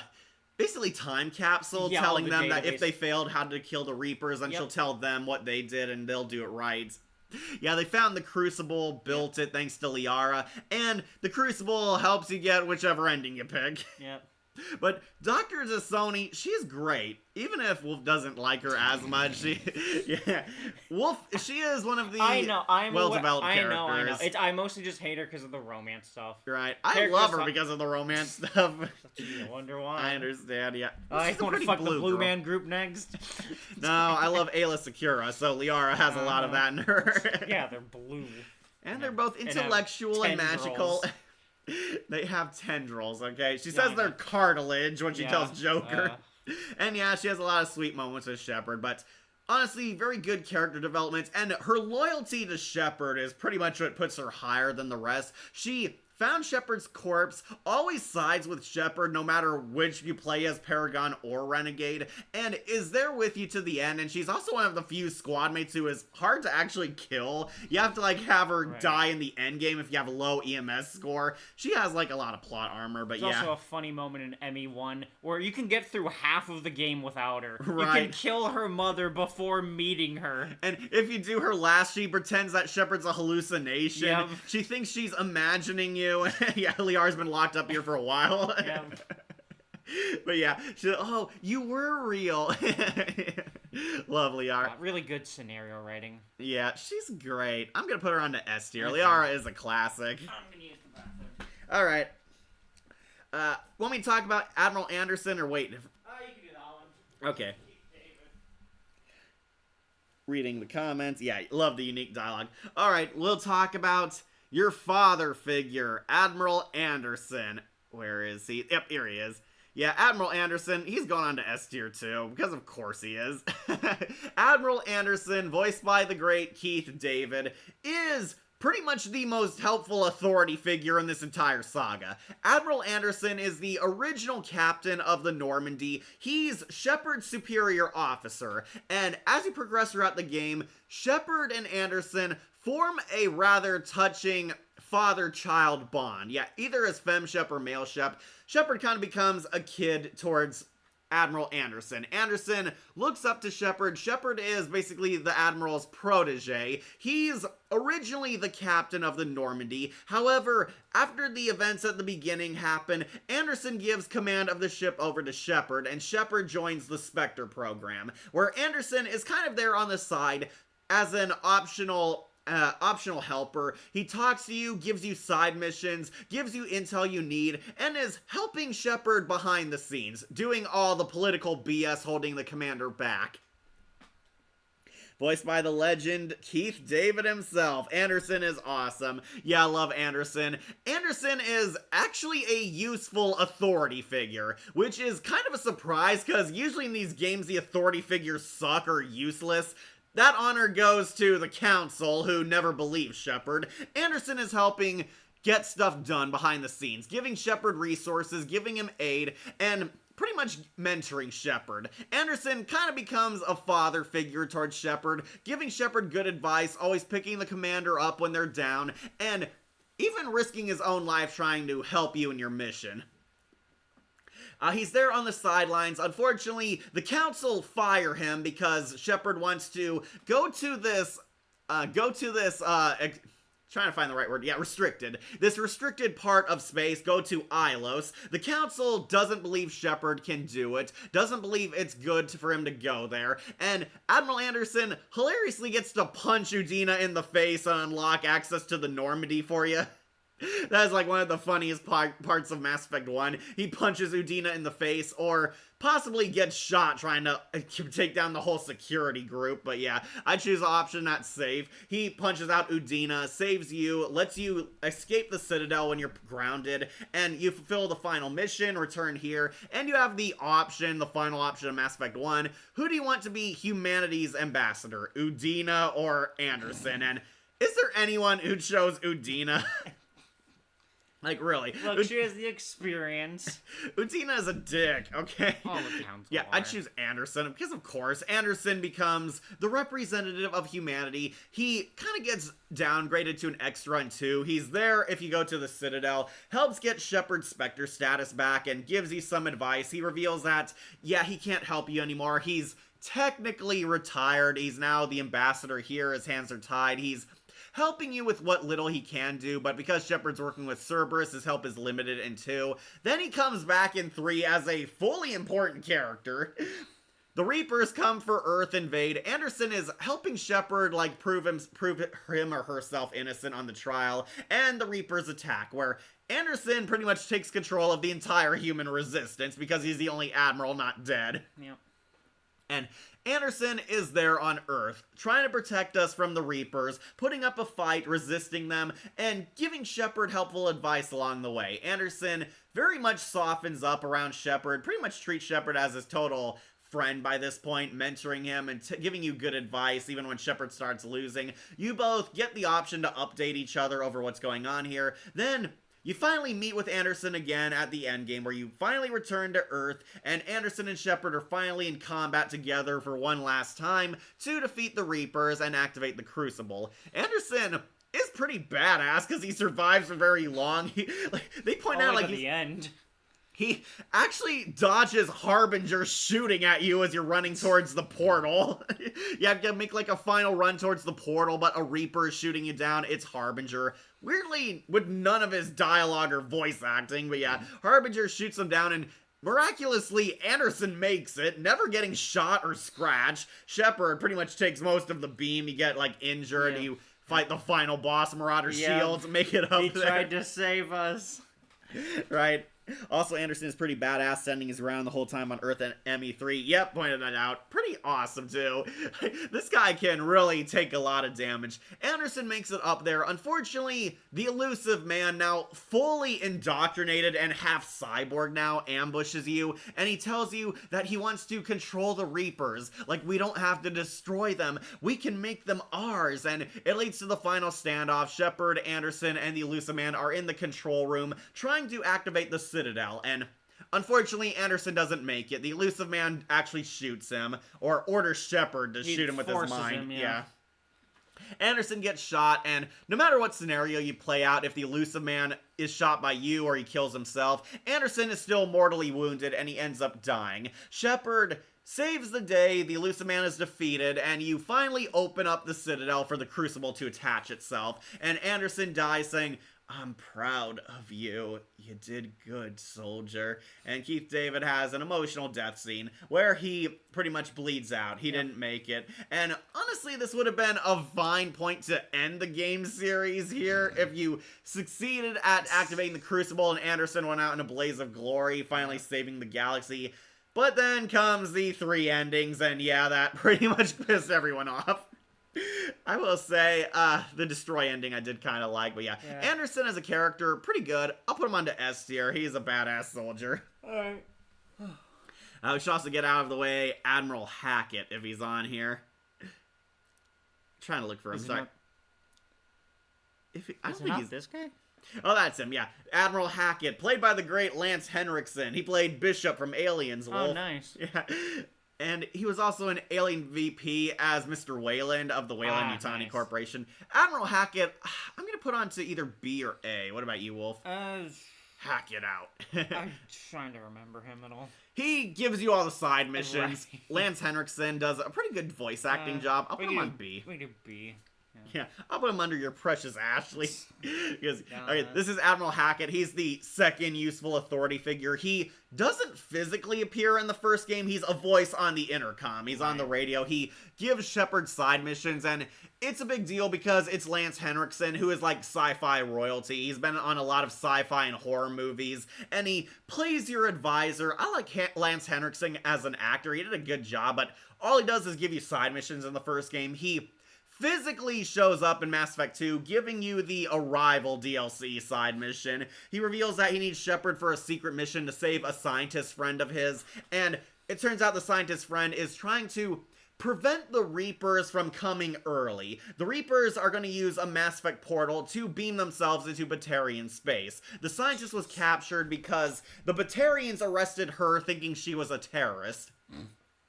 But, in a twist, we find out the Batarians were right. She was a terrorist because she was indoctrinated the whole time. Oh, good. Yeah, the science girl is completely brainwashed. She touched a Reaper artifact, and it completely corrupted her and her entire science team. You find out halfway on this DLC mission that she's evil, and she plans to help the Reapers come through, leading to a really hard and timed solo Shepard mission where you have to kill her forces and sabotage the Mass Effect relay before the Reapers can come. And unfortunately, this leads to pretty much a dark ending where there's a lot more losses than wins. You foil the Reapers coming through the Mass Effect portal, but the explosion is so big it destroys the Batarian galaxy. Jeez. Yeah, destroying a Mass Effect field kills the entire system it's in. And the Batarians become an endangered species thanks to this, and it gets worse. This only delayed the Reapers coming through. The Reapers pretty much got there without the portal anyway by 3, and the Batarians were the first to get annihilated by them. Yeah, the Batarians got really screwed over. But yeah, Admiral Hackett physically appears and asks you what happened, and depending on what you say to him, he can either find newfound respect for Shepard, or this could put your relationship on rocky ground, depending on what you played as. Then in 3, he pretty much becomes your go-to advisor while Anderson is on Earth fighting the fight. He makes a lot of hologram appearances, talks to Shepard, and it's revealed that Hackett is the one helping fund the Crucible project. He's guarding it, he's watching over it, and getting all your assets to help build it. He finally appears and then gives a big Patrick Stewart speech about fighting for good and such, and he helps attach the Crucible, and depending on what ending you choose, Hackett can actually give the epilogue speech. Oh, wow. Yeah, it's usually, I think it's Hackett or Edie, and I can't remember who the third one was, but yeah, they give like their own epilogue speech over which ending you pick. Hackett gives the Destroy ending epilogue, telling how Shepard died a hero, and we see a montage of all the good stuff you accomplished. Yeah, I like Hackett fine. We'll put him on a B tier. Okay. Yeah, the Batarians were not happy. Yeah, those poor Batarians. Almost makes you feel sorry for them. Maybe you should just don't do the Arrival DLC then. Yeah, Hackett was alright. Like how he's another authority figure that respects Shepard. Yeah, that's basically the gist of his character. Lance Henriksen is awesome, but they didn't really give him too much moments like stand out. He's just the good admiral. We'll put him on to B tier. Okay. Alright, we do have 2 more Mass Effect 1 characters, and that's Saren and Matriarch Benezia. Let's do Saren, the first villain. Saren, the first ever Spectre, the Turian Spectre Saren. Saren was once a great war hero, then he got indoctrinated when he made contact with the Reapers. Saren mysteriously disappeared, he went on a mission, and he pretty much fell at the feet of the Reapers. The Reapers convinced him that they could give him ultimate power. Saren is kind of a loose cannon Spectre. He is very racist towards humans because he fought in the First Contact War. Fred Tatasciore voices him and honestly does a pretty good job. Saren's a much creepier presence in these games, has always these glowing blue eyes, revealing that he's actually mind controlled by them. He's indoctrinated. Yeah, which means he's their vessel. The Reapers are using him, and Saren is trying to help the first Reaper leader, Sovereign, complete his plan to return them to power in the galaxy, and in exchange, they will spare him and make him like a king in this new world order. However, he does not know he is a complete puppet to them. He is completely controlled by them. We see Saren throughout the game. They try to fool you into thinking he's the main villain, but no, he's just their heavy doing all the dirty work for them. The Reapers are here, and Sovereign is trying to bring his brethren here, and through Saren, he's accomplishing their goals. Saren, like, rides around like this green goblin glider. Yeah. That's what it reminded me of. It really is just like that, and it makes the fight so annoying. Right. He's annoying in the Vermeer boss fight. He pretty much is, like, racist towards Shepard and Anderson. We find out Anderson was almost a Spectre, but Saren ended up failing him. Yeah. And it's implied that, yeah, he really hates humans. He fought in the First Contact War. He lost his arm, and it's replaced with, like, a Geth arm instead, which gives him kind of like a cyborg look. Yeah. Yeah, but this also contributed to his slow indoctrination, because the Geths are heretics in this game. Yep. Where do you want to put Saren, Wolf? I think he's a fine character. You can also talk him out, or talk him down. Yeah, that's the best option. In the finale, if you gained enough Paragon or Renegade points, you can actually avoid a second boss fight with him, and he shoots himself. He realizes that Shepard's right. He's just a slave to the Reapers, but that doesn't stop the Reapers from using him as the final boss anyway. Yeah, he gets this even creepier final boss form. Does he, like, crawl around and stuff? The Reapers use their magic on him, and through all his synthetics and robot parts, they burn his flesh away and morph him into this weird demonic spider thing. He's like leaping around the room like a lizard, has like a skull for a head, and like speaking like Sovereign in his voice, "We are Legion," and he's like flying around, shooting at you. This was a really annoying boss fight too. Not because he was too hard to beat, but because he wouldn't stand still. And yeah, it's a pretty cool boss fight. A lot of people were disappointed that the Elusive Man didn't get a boss fight like his. Yeah, but I think that's fine, because the Elusive Man is just a guy at the end of the day, whereas Saren was a trained warrior.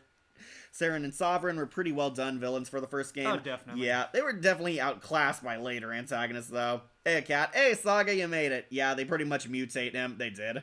Yeah, on November 10th, we'll be a part of the 26th anniversary of Pokemon the First Movie. Oh, wow. Oh, you should have reviewed it, Wolf. Oh, well. You got time. I'm not going to be able to do that in 3 days. Right. Still, you could have it as a post-anniversary. You want to do Pokemon 3. I know. I love that movie. Alright, where do you want to stick Saren? I was thinking like A. I was going to say A too. Yeah, Saren will be our first A. I do think the next villain after him was a lot better, Mass Effect 2, but we'll get to that guy soon enough. Saren's a pretty fine villain. I think he was well done. Could have used a little more character. He's kind of a looming threat for most of the game. If you had more interaction with him, yeah. But however, each time you do have to fight him, it is sort of like an event. Yeah, they're kind of revealing more about him, and yeah, he's not the actual main villain. That's the big twist. They build him up like he is. He's doing all these behind-the-scenes stuff, and it turns out he's just a pawn being used by the real villain, Sovereign. Yep. And Sovereign basically dies. He gets taken out by Joker, and that kills Saren and his corpse for good. Yep. Yeah, ending on a complete downer. He lived long enough to see himself become the villain. We'll put him on to A tier. Pretty nice villain. Speaking of which, we also have to get a second in command, Matriarch Benezia. Yeah. Played by Deanna Troi from Star Trek The Next Generation. Yeah, Marina Sirtis actually plays her. Incredible. I recognized her voice because it's the same voice she used for Queen Bee on Young Justice. Okay. Yeah, this is Matriarch Benezia, Liara's hot mom, the Sindel to Saren's Shao Kahn. Yeah, she has a boob window. The Asari are attractive even at her age. Well, because they're made to be attractive. So, and there's the thing that they might appear differently to each species as well. Yeah, I like that theory. I also like they gave her a war helmet. She has like this weird gladiator helmet. Right. I don't think we see other Asari wear this. No, well, that's because she's a matriarch. Yeah, she's a matriarch. They're kind of wise sages and advisors on the Asari homeworld. She is at first assigned to talk to Saren. She's his advisor. But then she clearly becomes indoctrinated the more she spends time around Saren. She's also another pawn. They try to trick you into thinking Benezia's evil, but we find out she too is being controlled. And her control starts to lessen the more she's fighting Liara. She apologizes for Liara, possibly Shepard too, that she's being forced to fight. And it clarifies that indoctrination is real, that this is an ability the Reapers have. And I really don't like her boss fight. You're on like Isn't Novaria. Like a giant spider again? No, she's surrounded in a room with constantly summoning Geth and Asari commandos. She's a flunky boss. You have to fight all her minions. God, and that does sound awful. She has like a lot of shields too. She has like a stasis pod around her, fights you, heals herself, you fight her again, fight her goons, and you have to like take down her health each round, slowly chip away at her. And yeah, it was an annoying boss fight. Also, the trip to get her is annoying because it's in the like mountainside, and you have to like solve a maze and labyrinth in the Novaria lab. And it's all in the Mako. Not to mention the Rachni are introduced here, and they're the annoying spider goons. I was thinking of. Also voiced Demona from Gargoyles. Yeah, that was Marina Sirtis too. Oh, wow. To let you know, Pokemon the first movie was the thing that got me into the Pokemon series. I used to watch it a lot in VHS when I was little. Kat and I just watched the show. Yeah. And then got the game. We watched the movies, too. I know, but it was primarily the show first, and then, of course, the movie later. Right. I even had all the most Burger King toys from Pokemon, including golden Jigglypuff cards, and even the Tiger Electronic Pokedex. Remember that thing? Jeez. Yeah, Pokedexes. God, I remember those. They gave new ones every year. Oh, yeah, because they make a new show almost every couple. Pretty much an endurance fight. Yeah, that was the boss fight with her. It was very difficult. I died so many times the first time I played this. Yeah. I swear, we beat Wesker faster than this girl. Right. That's right, we finally beat RE5 yesterday. Yeah, we played it on Xbox One for the first time. We had to go through hell first to get there. Yeah, Wolf really hated those 2 cockroaches and 2 fat guys with chain Reapers, guns. 2 Gatling gunners, and a small militia. Yeah, like a small handful of goons. I told you to race towards the turret. There was only the one, I think. I could not Was find... it one? Well, I went to the other side, and it was just like a ammo box or something. Okay, I made it, and I killed one of the fat guys for you. I needed your help because he got up there with me. Right, and then I had the other one chasing me. Yeah. So I was just nitrogen rounding him whenever I could. We got through that faster than Benezia's boss fights. But Benezia actually does have a nice heart-to-heart if you bring Liara with you. She apologizes, reveals that Liara's cute pet name was Little Wing. And she's kind of, we get to learn more about her posthumously. Like, Liara talks more about her. She acts like her mother briefly in the Shadow Broker DLC.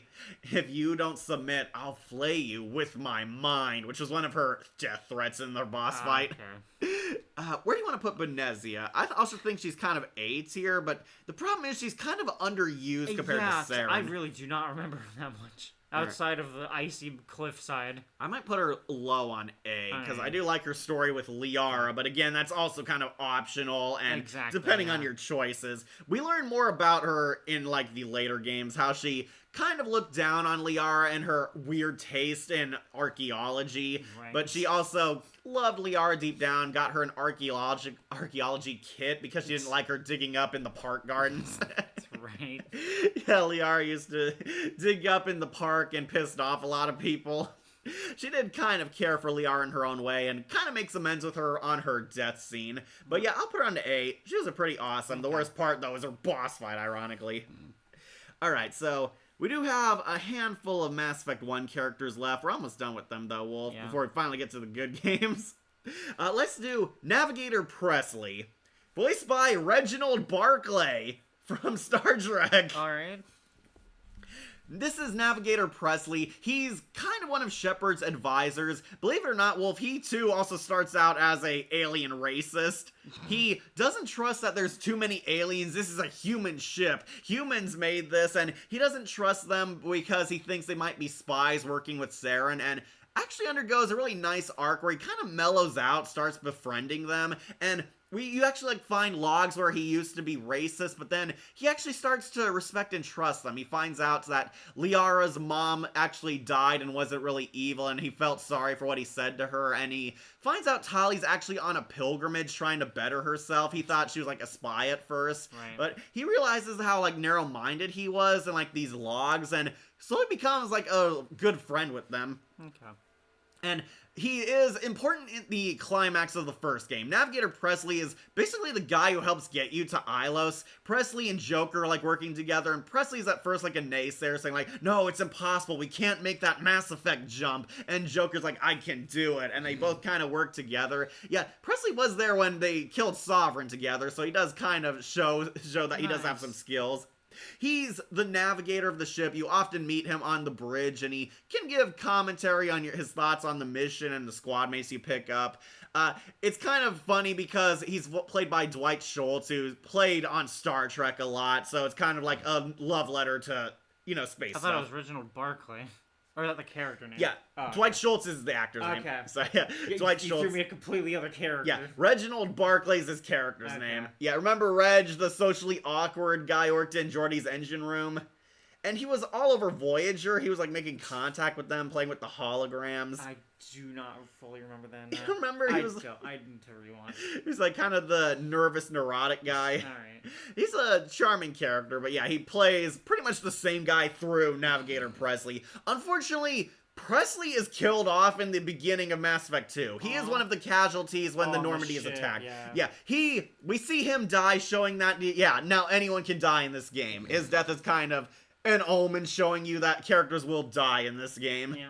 Even ones you like and close to, yeah. The Collectors ambush the Normandy, and he is unfortunately killed. There's nothing you can do to save him. He dies in the cutscene, and Commander Shepard dies rescuing Joker. But I think Presley is fine. I'm gonna put him on the B tier. Okay. I'll put him under Caden. Yeah, Caden at least, had more interaction. Pretty much an endurance fight. I even had a lot on DVD and VHS for Gen 1, 2, and 3 era of the anime, even some of the movies. I was cry at the end of the Jirachi Wishmaker. I need to rewatch that one. Yeah, you should. I like Pokemon 2000 the most. The Lugia theme is very beautiful. Both on A is perfectly fair. Problem with Presley was just in 1, and you find out he dies in Mass Effect 2. We do see he dies. He's like shot across the room and it's blown up. Yeah, he's unfortunately a casualty. And he's like one of the replacements. Like, he gets replaced by your new crew. Yep. You do get Gabby and Ken after he dies, though, so that's kind of a good thing. Alright, I do think we have one more big Mass Effect 1 character, and that's Nihilus, your Turian supervisor. Wolf, you might not remember him because he's very early in the game. Nihilus is a Turian Spectre who is overseeing the Normandy crew. He's kind of their advisor. Turians and humans are trying to rebuild their good relations, and he's kind of a representative. Nihilus is a badass Spectre serving under you, and they kind of fake you out thinking he's going to be an important character, but he dies.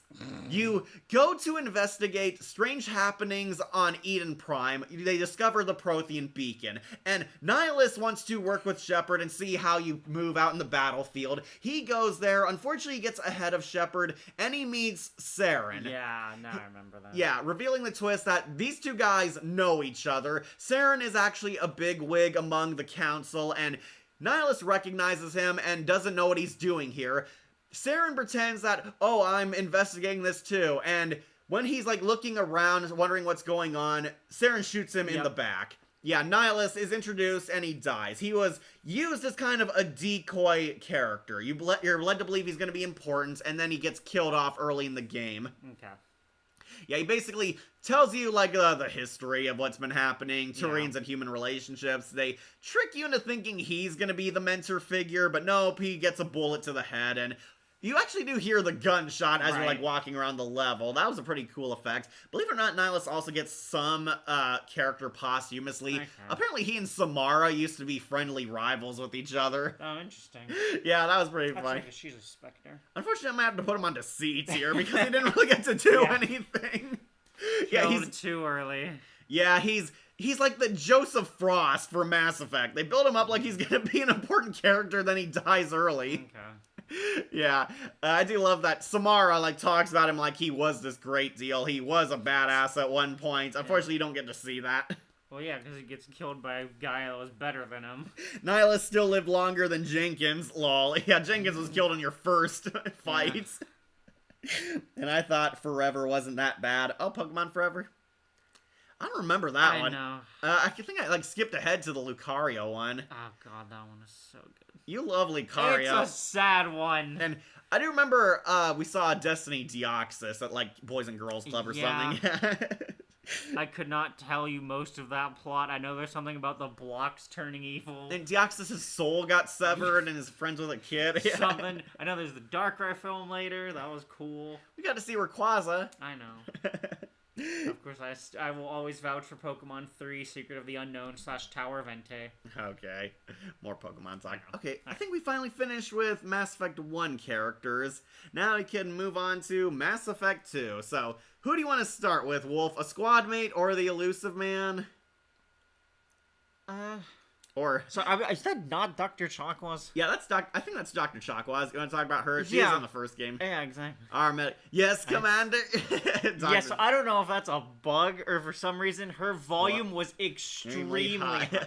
She was peaking that Jarring. microphone, even just. And they reuse it too all the time. Yeah, we'll talk about Dr. Chakwas. Yeah, she'd get your medical supplies from her. She's the medic aboard the ship, and also kind of the team mom. I think they gave her a lot more character in the sequel games. Oh, definitely. The first one, she's kind of just there. She's the medic, and she befriends Liara. Liara's like technically her lab assistant. Right. Liara's like in a back room to use as her own bedroom. Yeah. Yeah, she's the medic. She cares about them. She gives you like background info on all your squad mates if you talk to them. But she becomes a lot more important in Game 2. Dr. Chakwas actually quit the Alliance and joined Cerberus when she found out Shepard was alive. She wanted to help you aboard the Right. Normandy. And you get those side missions where you could go and buy, like, alcohol to share with her. Yeah. Yeah, she wants, like a rare brandy or something, and you can find this on the Omega shop. It's kind of funny. She actually has like a nice drinks with Shepard, and you can like toast to someone, your Right. friends, or the events, or the Alliance, or even Joker, which I found funny. She came because she claims that she is kind of Joker's medic because she has to keep watching over him because of his Right. brittle bone disease. Yep. But yeah, she is very likable, very endearing. She's also another useful, friendly authority figure in these games. She's kind of the oldest member of the crew, but she's a doctor. She's good at her job. She treats them. She can potentially die in Mass Effect 2 if you don't rush to save your team when they're abducted by the Right. collectors. And yeah, she can be replaced by Dr. Michelle. I think that's her down here. I was wondering who that was. Yeah, it's Dr. Michelle. If you fail to save Dr. Chakwas and she dies, Dr. Michelle becomes your new medic in 3. That's However, I always end up saving Dr. Chakwas, and I want her as the medic because she's been in all 3 games, technically. Yeah. But yeah, what do you want to rank Dr. Chakwas? I do like her and her banter, especially because she's a lot more friendlier among the crew, and she does get a lot more softer moments in 2 and 3. She becomes like Shepard's true friend and kind of a mother figure towards him, whereas Anderson's the father figure. It is Chakwas. We can do either low A, high B. I'm gonna put her on low A. I do Okay. like her. Yeah. She's cool. She's very friendly, and love that she also can get drunk if you buy her the alcohol. She like Right. sleeps on one of the stretcher beds in both times. Yeah, Dr. Chakwas is very likable. Love the team mom energy she has. She's cool. Speaking of which, what about Dr. Michelle? There she is. I don't think I ever got her because I saved Dr. Chakwas. Yes. Funny thing, I never get her either because I always save the crew. I like the crew. I don't want them to die. Right? I want to save all my friends. This is Dr. Michelle. She is introduced in the first game. Her okay. she runs like an infirmary on the Citadel, but she's being harassed by the gangs there. And Yeah. Garrus shows up and saves her, and she actually falls in love with Garrus. He mentions in 2 that for some reason, Dr. Michelle sent him some Turian chocolates. He doesn't realize it, but yeah, she crushes hard on Garrus and sends you like a message saying, you better protect Garrus for me. I think she's supposed to be like French. She has kind of an accent. I can't tell what it is, but yeah. You save Dr. Michelle in Mass Effect 1. She's running an infirmary, helping like poor people and homeless. The gangs try to extort her, but you kill the gangsters, save her, and she falls for Garrus. She returns as a cameo in 2, sending messages and giving Garrus presents. Incredible. Then, if you failed to save Dr. Chakwas and she died in your gameplay run, she's the replacement medic. She's on the hospital, the Huerta hospital, and you can either recruit her or Dr. Chakwas if Chakwas is available. Yeah. If not, you technically get her. You kind of have to because you need a doctor aboard your ship. Yeah. And she gets a lot more character here, but I've never really interacted her with all that much. It's kind of the problem. Want to just put her in C? Yeah, the Mass Effect characters are great when they're drunk, especially Shepard, yeah. You can actually drink so much, Shepard can pass out. Nice. Okay, unfortunately, Dr. Michelle, I might have to put on to C tier because she's not present enough, and I always end up saving the crew, so I never really got her. She pretty much just has a huge crush on Garrus, and that's her big, funny trait. Yeah, I'm afraid I'll have to put her into C tier. Okay. There is one more Mass Effect 1 character, Emily Wong. She's the reporter. I thought so. There are 2 reporters. Funny. She's the good reporter. Kalisa Al-Jalani is the bad reporter you can punch in the face. Oh, okay then. You want to talk about the bad one first? Oh, yeah, that's what I was thinking of. Alright, let's talk about Kalisa Al-Jalani. She tries to run a smear campaign on Shepard in every game, and you have the option to sock her in the face in every game. And the thing about Mass Effect that I really love, of course, is the linked data between the games. You can carry over the save file from the previous game to the next one. And with her, if you've punched her, I'm pretty sure in both 1 and 2, in 3... She dodges. Yeah, she picked up some CQC moves, and it's actually like a double trigger. Right. So you can actually try to smack her and get smacked because you're not expecting it, or you can counter her. Right, I love that. And I really love that they added that little thing that, like, if you hit her back twice, she's gonna come for you. Believe it or not, there are like some Paragon options too. Yeah, to like talk her down or like to play to the crowd. Right, in Mass Effect 1, you can win the crowd to your side. In 2, you could actually call her out that she should show respect towards the dead. And in 3, she actually has like a really wholesome moment where she like breaks down crying because she's upset that the Earth is being destroyed. And you could tell her that you can be friends, like press the hard questions, but do it at the people who deserve it. Make people aware of Earth's in trouble and not just the smear campaign stuff. Yeah. And she can actually completely turn around in Mass Effect 3 if you choose this option. Where do you want to put the reporter? She's a complete hypocrite. She's like, humanity first, and then she's like with Asari making out with them. And hilariously, every other race she interviews, they all sock her. Like, a Turian socks her, a Krogan socks her across the room, and my favorite, even a Volus socks her. A Volus like kicks her shin and she falls down. Where do you want to put her? I think she's just too fun. I'll put her onto A? Yeah. Yeah, I'll put her under Dr. Chakwas because it's always funny hitting her. I had enough of your disingenuous assertions, Punch. Can't imagine why. Yeah, Shepard's not the only one who's hit her. That's what I found hilarious. Even a Volus hit her. Yeah, alright, we'll put her on to A. She's funny. Now the good reporter. Yeah, this is Emily Wong. She's important in the first game. She is a reporter trying to get the truth out there, and if you actually talk to her, she actually helps spread Shepard's story. She, like, needs you to plant, like, bugs around, like, the council room and a control room. Right. Take pictures of places she can't go to because she's not a Spectre, and actually, like, repays you favors for helping her. And if you do help Emily Wong, she becomes a news reporter in Mass Effect 2. She's like on all the screens if you click on them, giving updates, and actually is like a fan of Shepard if you do befriend her. She's kind of the good reporter to the other one's bad reporter. To the one you can smack.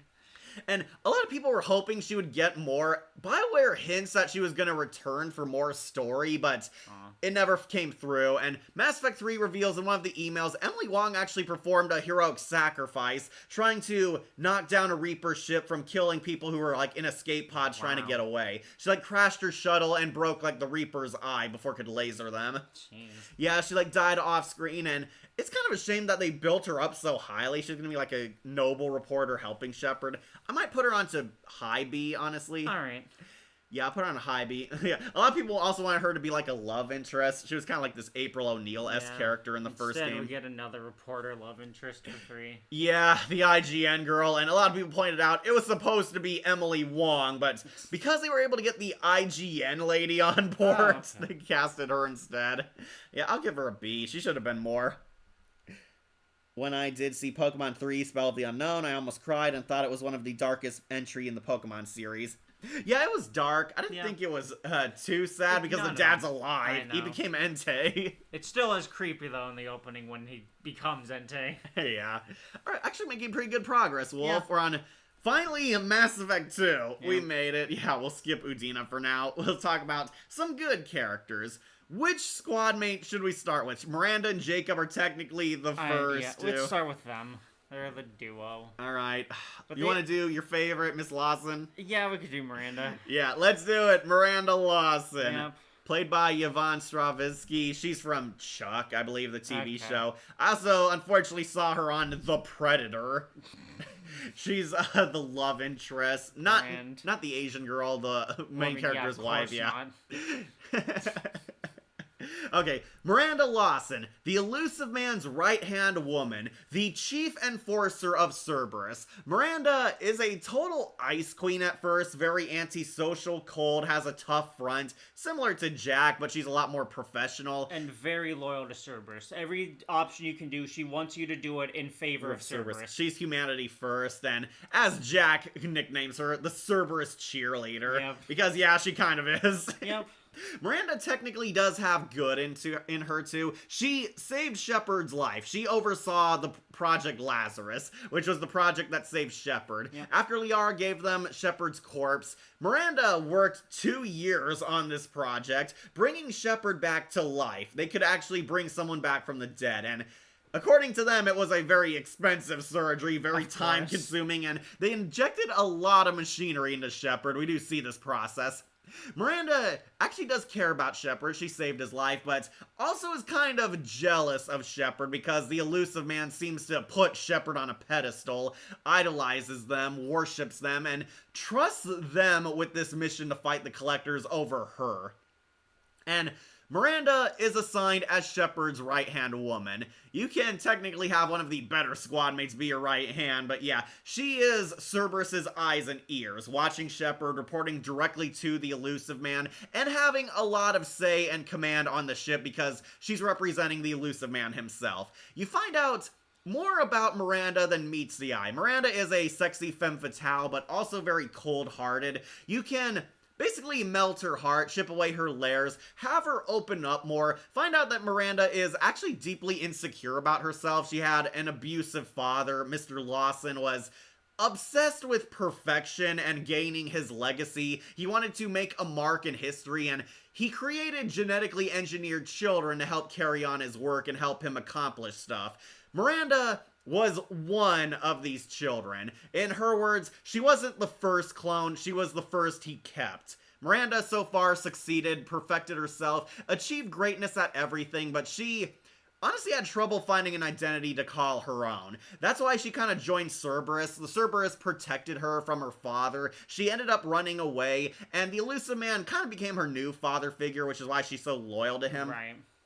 She worships the ground Cerberus walks on, is humanity first. Believe it or not, she's actually not racist towards aliens, but she is very much an enforcer of the elusive man. She believes that humanity should benefit first before other species. Think about our race, think about what we could accomplish. She at first is cold to Shepard, even revealing that she wanted to plant a control chip in Shepard during surgery.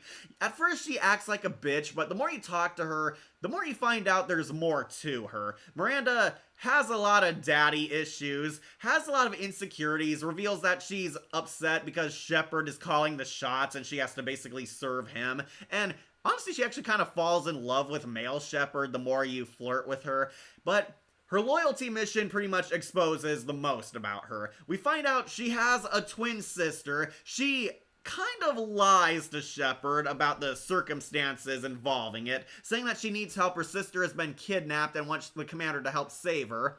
But she says it's her twin sister, but Oriana is not her exact same age. She's actually a little kid, and Miranda was trying to take her away from her abusive dad. She helped Oriana escape their abusive father because she knew that this clone child would be endangered under his command. And yeah, Miranda worked with one of her family friends, a guy named Niket. He was like the butler who helped the family. Right. He helped smuggle out Oriana, but then he completely betrayed Miranda when he found out that you took your sister at a young age, and he like works with the father to help get her back. Like Eclipse is working with them, trying to hunt down the father's lost property, and Miranda and Shepard work together, opens up, reveals more about herself, reveals like pretty much everything.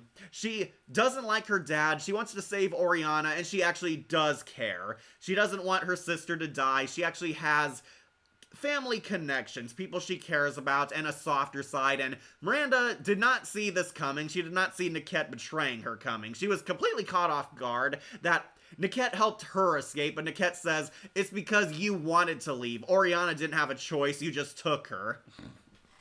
Yeah, Niket kind of sold out, but you have the option of letting Miranda kill Niket, or actually forgiving him and letting him live. If you let him live, it doesn't matter. The mercs shoot him anyway.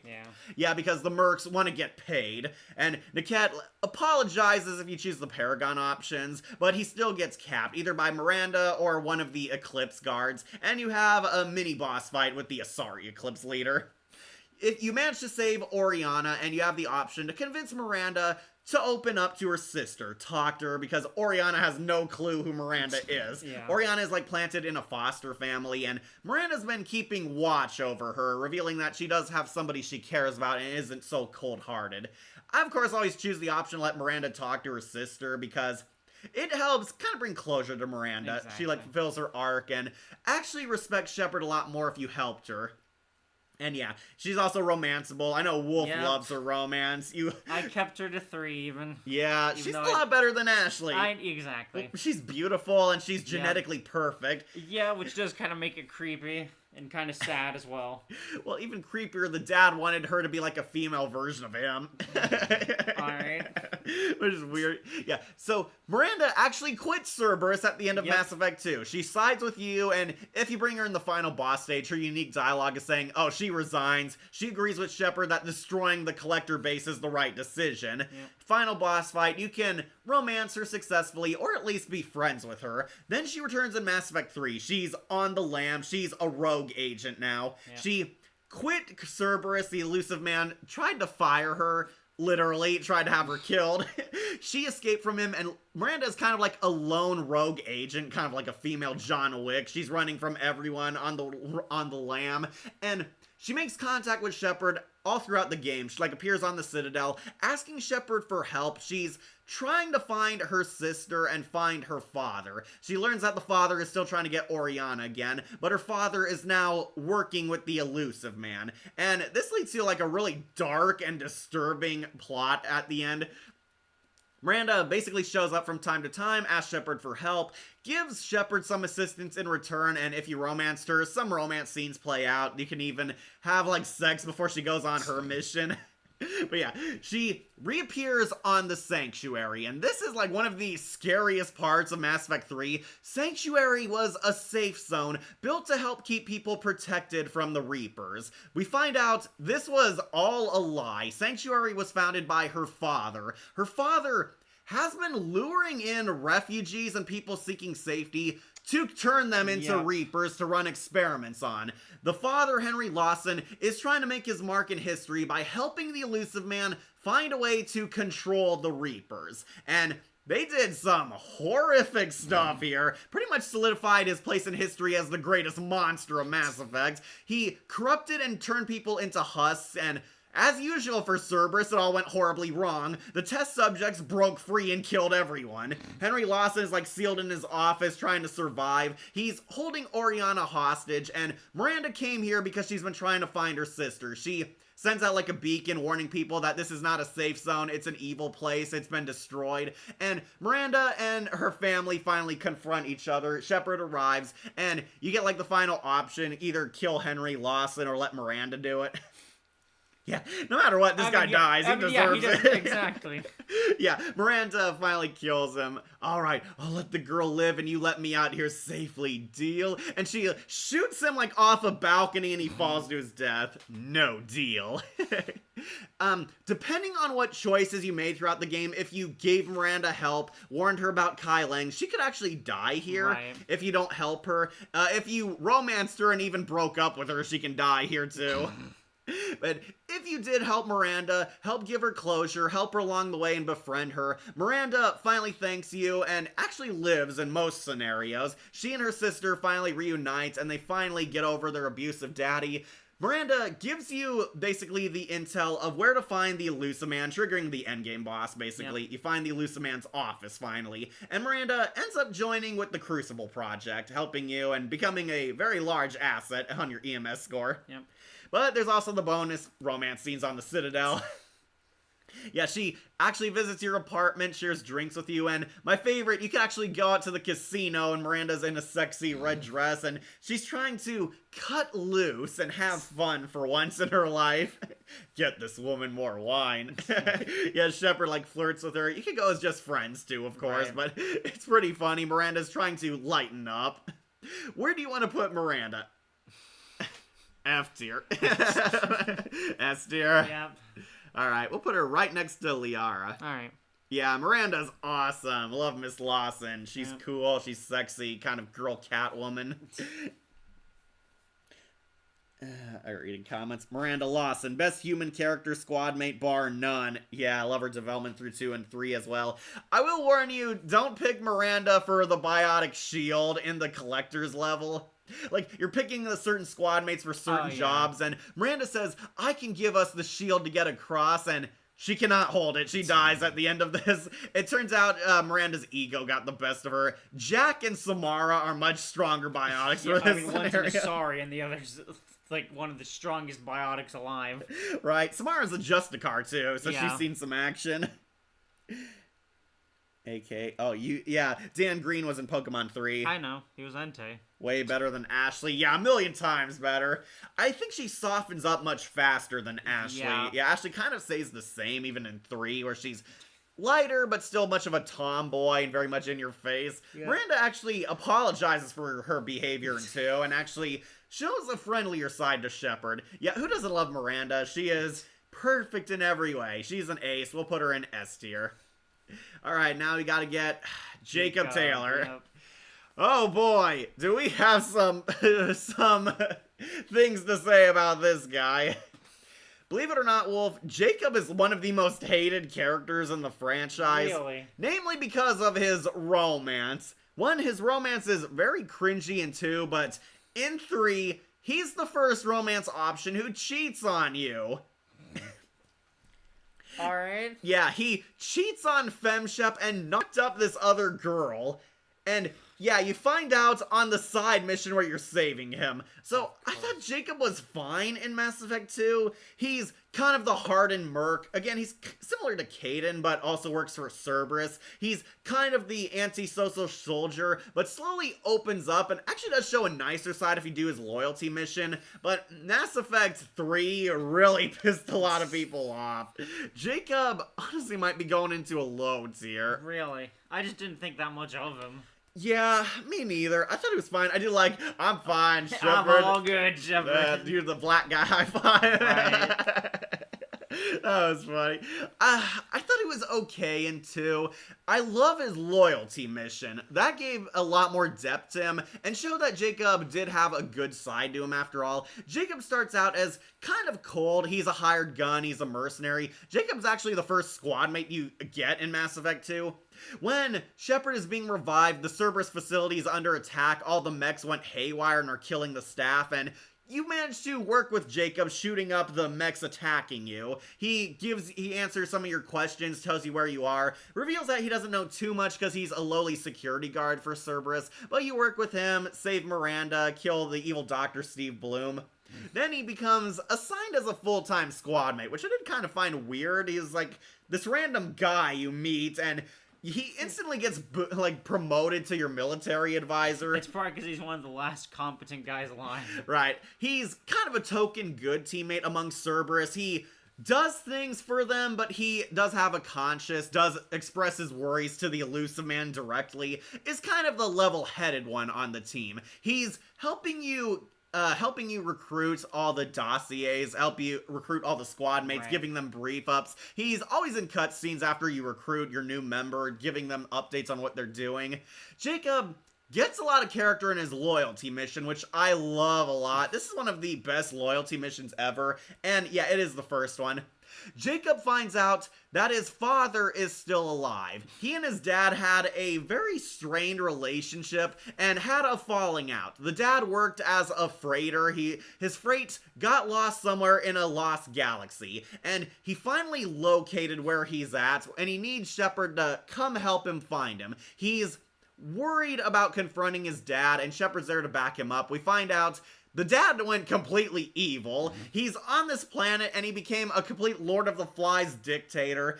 At first, we're led to believe that he's being held hostage here because he sent out a distress signal. We find out, no, his dad, Lee Everett, was actually a deranged lunatic who forced his crew to stay trapped here on this kingdom, fed them toxic fruit which gave them brain damage or suffering dementia. Oh good, so it's Heart of Darkness. And made all the women into his harem and all the guys into his attack dog soldiers. However, some of them started wising up and launched a rebellion. They turned the mechs against each other. The mechs and a bunch of crazy wild guys are shooting at you, and you have to kill your way towards Mr. Taylor. You find out he's been hiding in his kingdom. He set up this makeshift castle and a shrine to himself, basically playing a demented fantasy here, and he kind of turned his back on all morals and everything he taught his son, and you're kind of helping Jacob call out and confront his dad. He finally sees his dad for what he is, a complete douche and a hypocrite,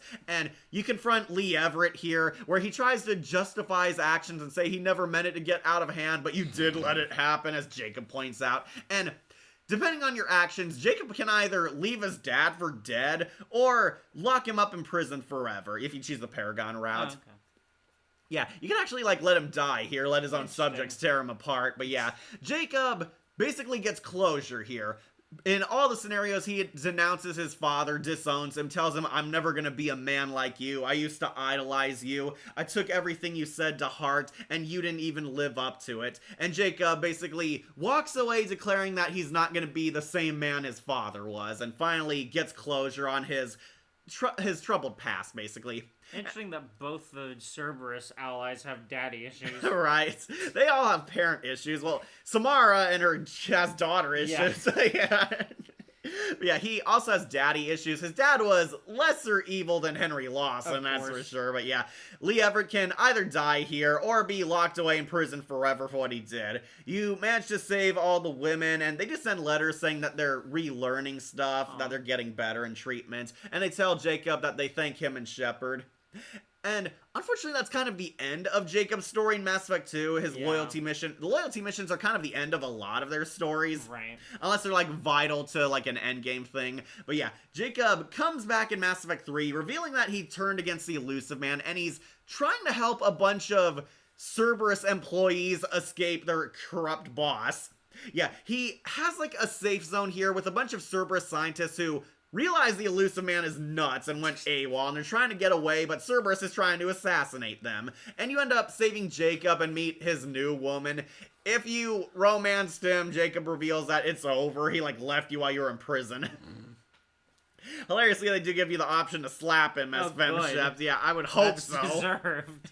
Yeah, Jacob's the only squad mate who cheats on you and completely moves on with another woman. I wonder why BioWare made the black man the cheater. Right. A lot of people pointed that out, and it pretty much sealed everyone's hate for him. I would say he's kind of a bigger dick in this game. I play as male shepherd mostly, so whenever I talk to him, he also kind of comes off as standoffish, and I hate Jacob for this, where I'm telling him that Jacob says, I finally got a family. Like, and Shepard's like, I have a family too, Jacob. You could join it on the Normandy. And like, he's like, no, Shepard, I mean a real family. I actually found someone. Yeah, it's like, it comes across as really dickish. It seems like they just tried to ruin him. Right? They go out of their way to ruin it. Like saying, no, Shepard, your love is the Normandy. Me, I want something more. It's like, it comes across as super dickish. Jeez. Even as a male shepherd. And he does become a war asset if you save him. Course. So yeah, he and the scientists work on the Crucible too. Right. But yeah, you find out that Cerberus is completely fractured, and all the people who aren't insane want to get out now. Including Jacob, and yeah, you save him. It's a pretty fun side mission, honestly, fighting like anti-aircraft guns and all that. Okay. And of course, giant robot fight. Yep. Jacob reappears in the Citadel DLC. He's at an arcade. He's actually like babysitting kids and wants to impress them by fighting Shepard at like a Rock'em Sock'em Robots game. And yeah, Jacob could win or you could win, and it's pretty funny, honestly. Though you can also call him out, and yeah, he shows up at the party, chilling with Miranda and Joker mostly. Right. Believe it or not, he actually volunteers himself for the vent shaft mission on the collector base, and he also can die. Similarly to Miranda, like Jacob was not built for the vent infiltration. The best squad mates for hacking the vent, you have to send one down and they like help you access parts of the collector base. It's just Legion. Yeah. I did Tolly for that one and she died. Legion. It's just Legion. I did Tolly and she lived.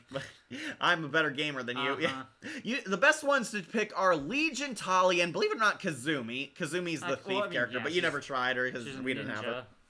Way better than Ashley. I always choose Samara on that part. Yeah, Samara's better for the biotic field. Yeah. Sai, biggest problem with Jacob is he's kind of dull. Plus, yeah, his romance, if you romance him as femchef, is the worst. Yeah, he cheats on you. I might drop him down onto D tier, but I wanted to ask if you want F tier.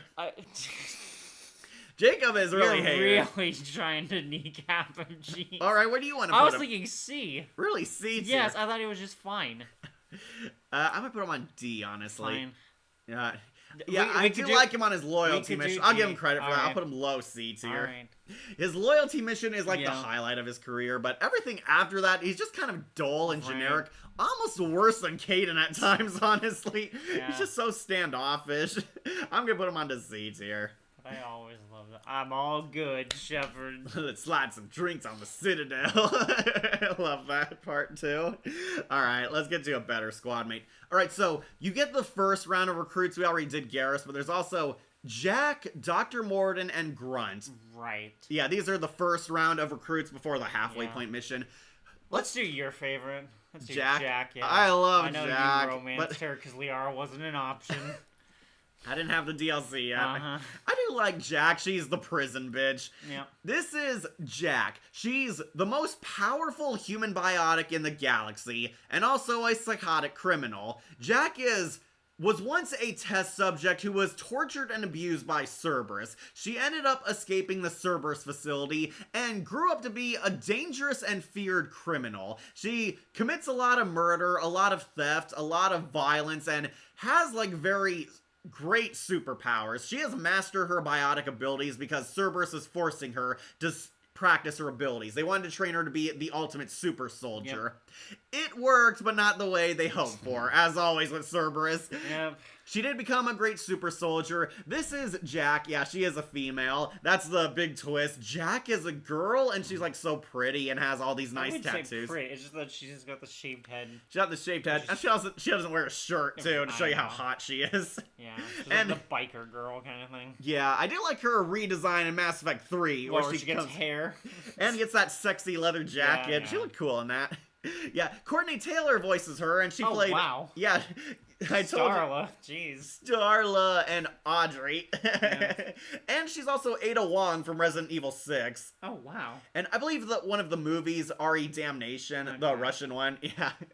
Yeah, Courtney Taylor voices her, and I really like her. Jack is very angry, foul-mouthed, a total tomboy. She's not super feminine, but we do find out Jack has layers. Jack is kind of a parallel to Miranda. Miranda is also called Ice Queen. Jack is even icier. She lives like in an underground section of the ship. She kind of acts like a goth girl. She has like these sweet tattoos all over her body because it's kind of her way of taking her body back after Cerberus violated her. Jack has suffered a lot of hardships. She was tortured, abused, implanted as a super soldier, went to multiple prisons, and yeah, she was raped. She doesn't mention it, and it's supposed to show you how horrible her life is, that rape is the least awful thing that happened to her. In the Legendary Edition, you can actually see the scars that were operated on her. Oh, wow. Yeah, she like covering up the scars with her tattoos. You can see like Right. there's like red lines like awkwardly placed over parts of her, Okay. like on the back of her head too. That's why she has like a whole ton of tattoos all over her. She's trying to like reclaim her body back because Jack has suffered a lot of abuse, but I really love her romance because Jack actually opens up faster than Miranda does too. She like tells her backstory towards Shepard, realizes that the commander might care about her more than sex, and you can actually have the option to have sex with her early. Right. And it is kind of a funny choice. You have like a one-night stand with her, but then she never talks to you ever again. Yeah, if you do this early, you might not even get her loyalty mission. Wow. It's kind of a funny troll move on BioWare's part, but I choose the Paragon options because her romance is actually really wholesome and sweet. Jack is like my second favorite romance option because she gains like kind of the will to live again, that there's more to her, and her loyalty mission is also both a hybrid of dark and tragic. Jack wants to confront the Cerberus facility where she was abused and plant a bomb there to blow it off the face of existence. Right. The facility is now run down and abandoned. Cerberus completely left it, but now it's like ravaged by this gang. And of course you go there, fight them. Jack looks at her past, and we get a lot of backstory to her, how she was forced to fight, how she was not just physically abused but psychologically. She was like on a room with like a two-way mirror. She could like see kids playing outside, but the kids could not see her to basically break her, have her like separated from them. Jack suffered a lot of hardships here, like cried under a desk, lived in this really crappy cell room. We find out she was Subject 0. She was the original test subject and they kept her alive. And Jack was not the reason the facility fell apart. She did break out, but there was a revolution by the kids there. All the kids united and started an attack, and it unleashed Subject 0 because she would kill as many of them as they can for them. They were like escaping. Jack thought she did it on her own, and pieces together that she was not the only one who suffered here. After you kill the Blood Pack gang that's camping here, you find out they were actually being hired by one of the students who was tortured here, a guy named Aresh, and he's also kind of a mirror to Jack. He is trying to start the facility all over again, trying to rationalize the abuse they suffered, saying that there had to be a purpose behind what we went through, and he wants to study what the facility was doing again, kickstart it up, believing that they could enhance their biotics and do some good through all this evil, that it wasn't a worthless cause. Jack has the option of killing him or not too, and yeah, this kind of depends on your ending of what you get for the loyalty mission. I usually choose to let him live because Jack kind of realizes that the world doesn't revolve around her here, realizes that other kids suffered, and lets go of her murderous impulses. Yeah, Jax is kind of a redemption arc. Made a lot better if you romance her because it's kind of a love redeems kind of story, but it's actually a really nice moment. Jack realizes that her anger doesn't control her. She doesn't have to be the monster they made her into. And of course, you blow up the facility. Yeah, she plants like a nuclear bomb, and I love that Shepard like pounds the control to go faster because she's like going to trigger it early. Yeah, and it does lead to another choice where if you do Jack and Miranda's loyalty missions, you have to choose who to side with. They have a big fight because Right. Jack is pissed and confronting Miranda because you knew Cerberus was running that facility and you have the gall to act like you're innocent and all this, and you can choose to side with Miranda or Jack. If you racked up enough points, you can actually save both loyalties. I usually try to aim for that, but yeah, you have to pick Jack or Miranda, but you lose the other's loyalty. You can win it back if you keep trying to rack up points and talk to them later. But yeah, Jack confronts her abusive past, gets over it. Then Mass Effect 3, I really like her. Complete turnaround. Oh yeah, because she becomes a teacher for other of the psionics. Yeah, she works for a Grissom Academy. They're a school that takes care of biotics and trains them, actually treating them well and like people. Yeah. And Jack is kind of helping them because nobody helped her. She becomes like this cool badass teacher. Oh, yeah. And gets a total makeover. It's supposed to be a symbolic sign that Jack has grown as a person, and she's a little more feminine, has a leather jacket, has a sweet, like, ponytail. Really, she looks really good now. She looks a lot prettier. And I do like in Mass Effect 3, total supportive girlfriend if you romanced her. She's now completely obsessed with having sex with Shepard, always kissing him. There's actually a Paragon interrupt to kiss her multiple times. Nice. And yeah, if platonic, she's still a friend with Shepard, but a lot friendlier now. She's like not afraid to be nice and open with people, compared to Mass Effect 2 where she isolated herself. Yeah. Yeah, I really like this. She saves the kids. You can help her. If you don't do this mission, then the kids get, like, turned into phantoms you fight. So Even does she, Jack, yeah. You see her, like, in the post-boss fight against the Elusive Man. She's, like, one of the phantoms there. Kind of sad end for her, honestly. Yeah. But yeah, I usually try to save her. Really cool. Well, Morinth can also become a monster later if you saved her. But yeah, Jack... If you save her, she and the kids become either support or frontline troops. You have the choice to choose which one. I usually choose support because Jack reveals that she doesn't have faith the kids can survive the front of war. Yeah. But yeah, she and the kids have battle, and she's one of the war assets too. You meet her a few times, you can go dancing on the Citadel, and bonus romance scenes on the Citadel DLC, which I find sweet. I love that Jack's idea of a date is fighting in the combat simulator, and she can also give you an N7 tattoo. Nice, that's right. Yeah, she gives it a tattoo because she wants to mark Shepard in case she has to identify him. I love Jack. I want to put her on S tier. What about you? I could do S, yeah. Alright, don't worry, I'll keep your precious Miranda up top. You can put her above her. No, I'll put her under Tali, because Tali is sweet. Yeah, I'll put Jack on S tier, she's cool. The psychotic biotic. Also, really love Shockwave from her. Yeah, her abilities are also super useful. Yeah. She has shockwaves and all the great biotic stuff. She can send waves to send people flying. Yeah. Those were very useful. Jack definitely grew on me as a character, especially after a loyalty mission, and especially in the Grissom Academy mission, ME3. Commander, Miranda and Jack are at a bit of a disagreement. Can you head it off before they tear out a bulkhead? I'll handle it. Take pictures. Sexy cat fights. Yeah, Jack is awesome. I love her. I'll put her into S tier. Okay. Yeah, she's my second favorite romance option.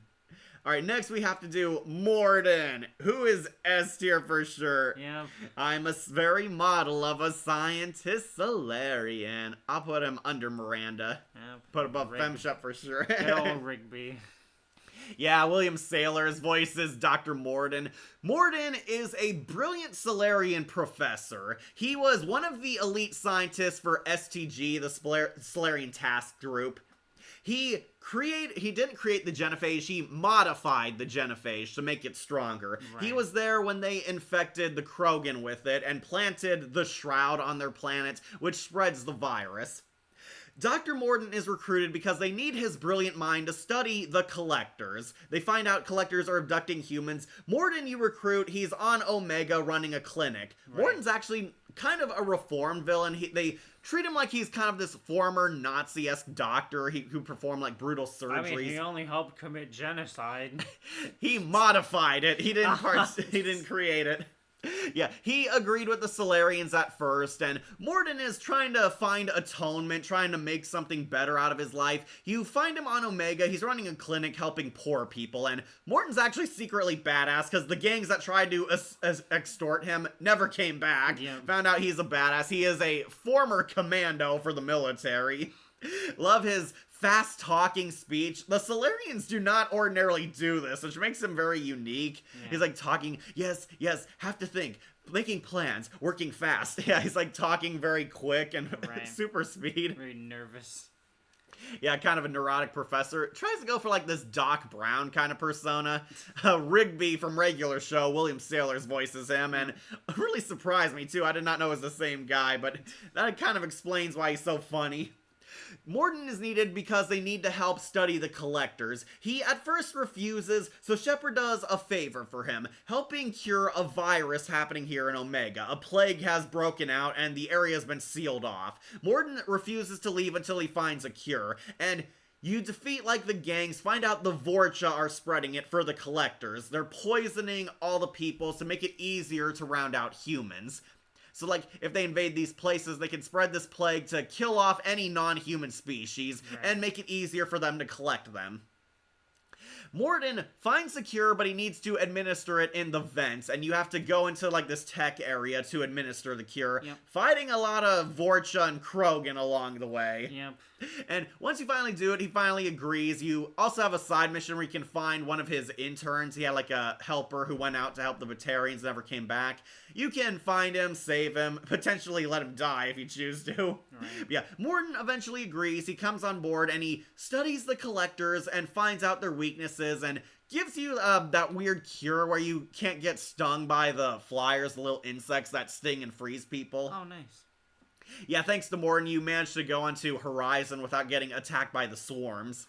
Yeah, he invents a cure for it, helps you study and research the collectors before you eventually locate them.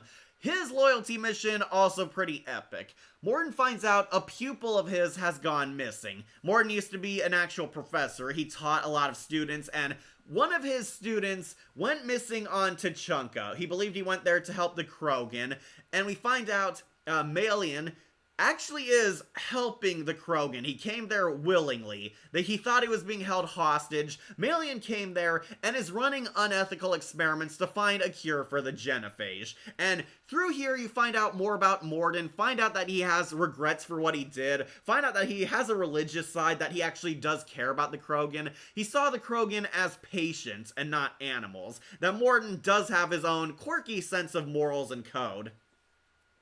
And it does lead to the best part. After you fight your way through a ton of gang members and a ton of hard Krogan mini-bosses, you make your way to Malian, find out he's perfectly okay. He's not been abused or threatened. He's doing all of this willingly, tortured a lot of subjects to find, like, a resistance to the genophage. He has collected very useful data. This will be important for Mass Effect 3 if you want to cure the genophage. Yeah. And Morden is completely disgusted that his student fell so low. His student is racked by guilt, believing that they are the ones in the wrong, that infecting the Krogan was wrong. We gave them the genophage. We should help cure them. They don't deserve to live like this. And pretty much spitting at Morden and his code of ethics and how they were right for what they did. Morden threatens to shoot him, leading to, of course, the choice-based ending. Do you convince Morden that he's not a murderer, or let him kill his own student in blind rage? And of course, I take the Paragon route because I love Morden, and it reflects a lot more of Morden's character development. Morden realizes that he's not a murderer, and he lets him live, but tells him his experiments are over. He's going to be dismantled by the STG. Malian, if he lives, actually becomes a good guy. He sends a message telling you that he took Morden's advice and ran a clinic on Omega. Nice. Yeah, he actually did do it. Morden becomes one of the most important characters in the next game, though, Mass Effect 3, where Rex needs a cure for the genophage, and Morden, complete turnaround, now wants to help the Krogan, realizes that Malian did have a point, what they did was wrong, but his methods getting there were what were evil.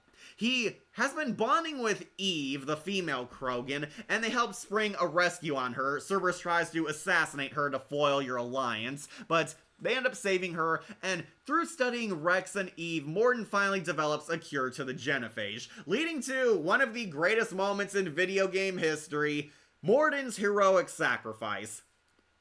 There's this giant tower that's spreading the virus, and if you go there, Morden can put the cure in and have it filter through the atmosphere. However, the tower is coming down. Your fight with the Reaper was too much, it's collapsing, and Morden heroically sacrifices himself to finally administer the cure, spreading it in the air and giving a cure to the Krogan, finally atoning for his past, but the tower comes down, it explodes, and Morden dies, goes out on a final song number. I am the very model of a scientist Solarian. Morden, I'm sorry. I'm not. Had to be me. Someone else might have gotten it wrong. Yep. Though you do have the option to also foil him and shoot him in the back. Right. Or through completely strange means, you can have him and Morden just basically leave. Just don't do anything with the shroud and they both will live. Has very specific circumstances, Yeah, though. you have to kill Rex. I think you have to kill Rex's replacement in 2 as well. Right, and Eve has to still be, or I think Eve also has to be dead because the Krogan might start an uprising without the good leaders. Right. And Morden can be convinced that, yeah, okay, but he goes undercover for the rest of the game. Basically to get around having him reappear. Yeah. But yeah, I do like his heroic sacrifice because it's basically one of the highlights of Mass Effect 3, and the reason why Morden's S tier. He dies atoning for his sins and saving the Krogan race after dooming them in the first place. Yep. And the last we hear of him, he actually has, like, farewell messages to Shepard, and you can actually, like, find his autobiography he wrote. He tried to entertain children, tried to be a professor, was actually a singer for a brief time. Yeah, he didn't mention in Mass Effect 2 he performed theater singing. I would even get to hear him sing. Yeah. How can you not love Morden? Also, his incinerate powers are like OP powers. He has the fire powers and can actually burn enemies completely dead if you upgrade it high enough. Yeah, Morden's also one of the easiest squad mates to lose in the Collector mission. It's highly recommended you send him as the escort for the civilians to escape. Yeah, after you save Dr. Chakwas, the engineers, you have the option to send a squad mate to protect them to make their way to the Normandy. A lot of people recommend sending Morden because he can die in other scenarios. Okay. How can Morden not be an S tier? He's just an absolute joy of a character with his talk alone. Yeah, that was pretty iconic. Plus, he's another great character that goes through developments. Yeah, I love Morden's character developments. Wolf, how do you feel about Morden? I like him too. Did you like his sacrifice? Yes, of course.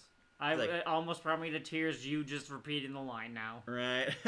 Had to be me. Right. Someone else might have gotten it wrong. Yep. That was like the first thing he said to Shepard. Yeah. Definitely one of the saddest deaths of the series, Morden giving his life to cure the genophage. A final salute to the Solarian scientist. Yep. Rex said he'll name one of his children after him. Probably a girl. Yeah, Rex kind of had a Bash Brothers relationship with Morden. Well, I mean, yeah, he only helped work on the genophage. Right, and kind of pins and projects all the problems he has with Solarians onto him. Morden's awesome. He's like one of the top 10 characters. Yeah. He's, of course, going on to S tier. Someone else might have gotten it wrong. Alright, last of the early two squad mates, Grunt. Where do you want to put not Grunt? Grunt is the tank-bred Krogan. He was genetically engineered to be everything Krogan. Everything great about Krogan is programmed into him. He was made to create the ultimate Krogan warrior. At first, you're sent to recruit his doctor, Professor Okeer, a Krogan scientist. However, something goes wrong, Okeer ends up dying, and he wants Shepard to save his legacy. His legacy is his son, Grunt. You recruit Grunt and hilariously have the option of opening the tank or leaving it closed all throughout. You could actually never have Grunt, but I usually pick him because having a Krogan brute is very useful in this game. Grunt is basically an anomaly. He doesn't know his own identity. He wants to find himself, find his purpose, find out who he is. He, of course, joins Shepard's fight because Shepard's fighting worthy, powerful enemies. As a Krogan, he needs a fight, a purpose, a war in him. He joins up because he gets to kill stuff. However, Grunt kind of goes through puberty. He is growing up. He's kind of a child born as an adult, and that's what makes him kind of interesting. Steve Bloom voices him and is, of course, kind of hilarious. He does his tough guy voice as he always does. Grunt's loyalty mission, He is undergoing a Krogan rite of passage. He's growing up and ascending to manhood, becoming a warrior. He must join a clan, find a family to call his own, and Shepard takes Grunt to Tuchanka for his loyalty mission, where Rex tells him he has to pass a fight, basically. And Grunt's loyalty mission is honestly kind of the most shallow of all of them. You're in like a coliseum fighting waves of enemies, and Grunt has to kill them all and rise out on top. Now, there's kind of a villain here. Michael Dorn, Mr. Worf, plays this corrupt Krogan general, and he doesn't like Grunt, but then when Grunt starts winning, he offers Grunt a chance to be like a mascot for them, but it's very clear he's just using him, so Grunt says hell no, leading to like a final boss fight with him, where you fight Mr. Worf as a Krogan, basically. Yeah, basically a bunch of waves of enemies, but to Grunt's credit, he finds purpose. He finds his tribe, basically, becoming not Grunt. Rex gives him his blessing, and Grunt finally feels like a true Krogan. He reappears in Mass Effect 3 during the Rachni mission. Yeah, it's kind of a surprise, but you investigate. Rex says a bunch of his Krogan scouts went missing, and the scout leader is Grunt. Yep.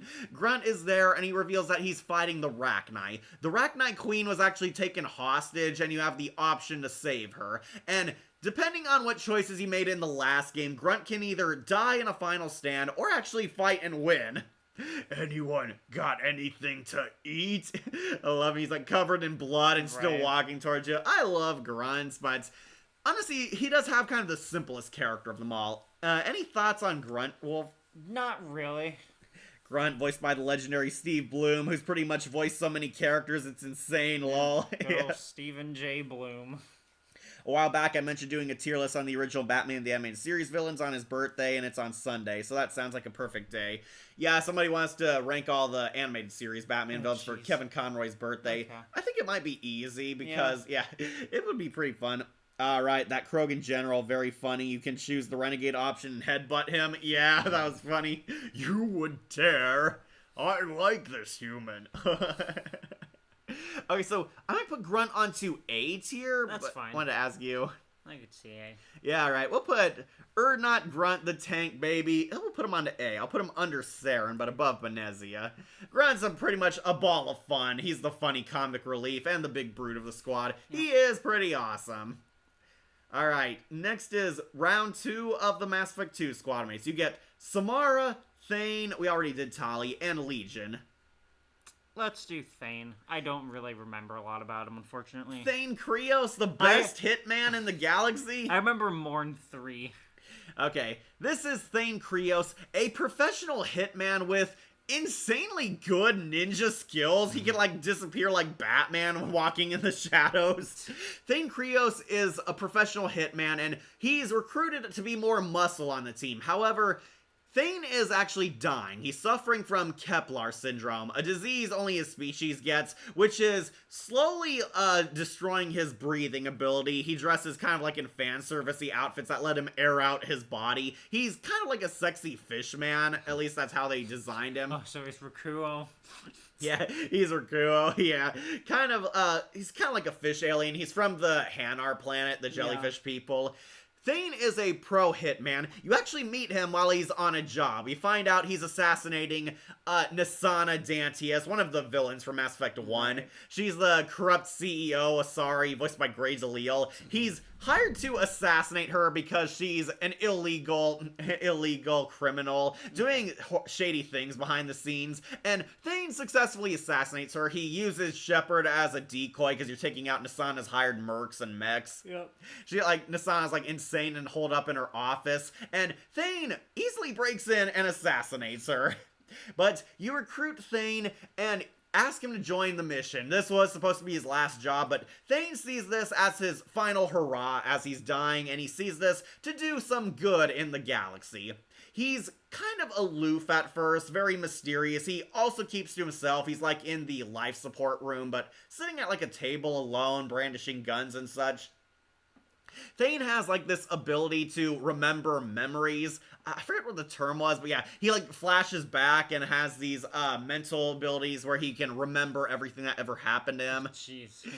Yeah, he like, has, like, psychic visions, at least. That's how it's portrayed. He slowly bonds with Shepard. You find out he's more than just a cold merc. He actually is a very pleasant, nice guy. One of the friendlier teammates of Mass Effect. But then he gets a lot of character when, of course, you get to his loyalty mission.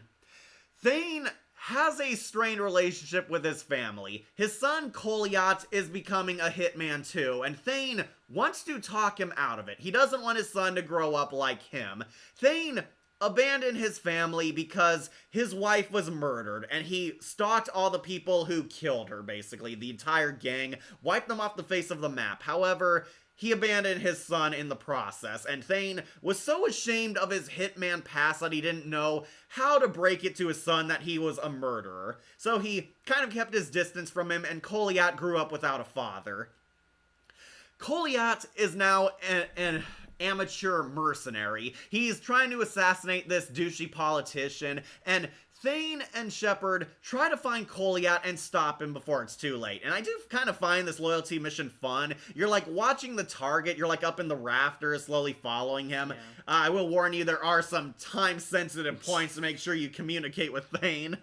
Or keep your watch over the douchey senator guy. You follow him, find out more about the senator guy, then Koliat tries to assassinate him. If you aren't careful, you can easily screw this up, or Koliat and Thane miss each other. Koliat succeeds and gets away, but if you get the good ending, you find Koliat, stop him before it's too late, and Thane finally talks to his son, finally tells him that he's sorry, tells him the truth, and admits that he was a bad dad, but he wants to make amends, rebuild their fences, become nice again, become the father figure he needs in life, and Koliat finally talks to his dad for the first time ever. He doesn't want Koliat to follow in his footsteps, to be something better, and tells his son for the first time that he's dying.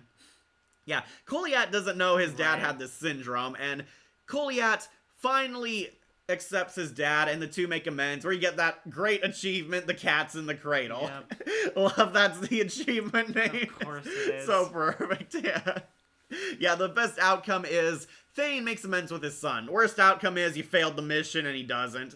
Yeah, Thane can easily die if the suicide mission goes wrong if you failed it. But yeah, Thane makes amends with his son and finally gets some closure on his life. Basically kind of ending things before his time comes.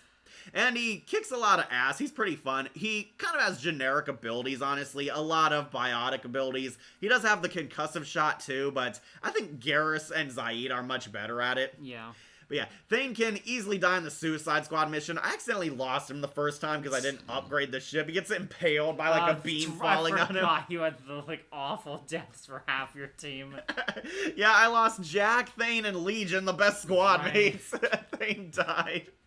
I'm so glad I replayed it. I got to save Thane, and Thane gets a very heart-wrenching moment in Mass Effect 3. In Mass Effect 3, he returns, but now he's kind of retired. He's hanging around a hospital, getting treatment for his syndrome, but reveals that he's still dying. But believe it or not, Thane was supposed to die months ago, but he's still kicking.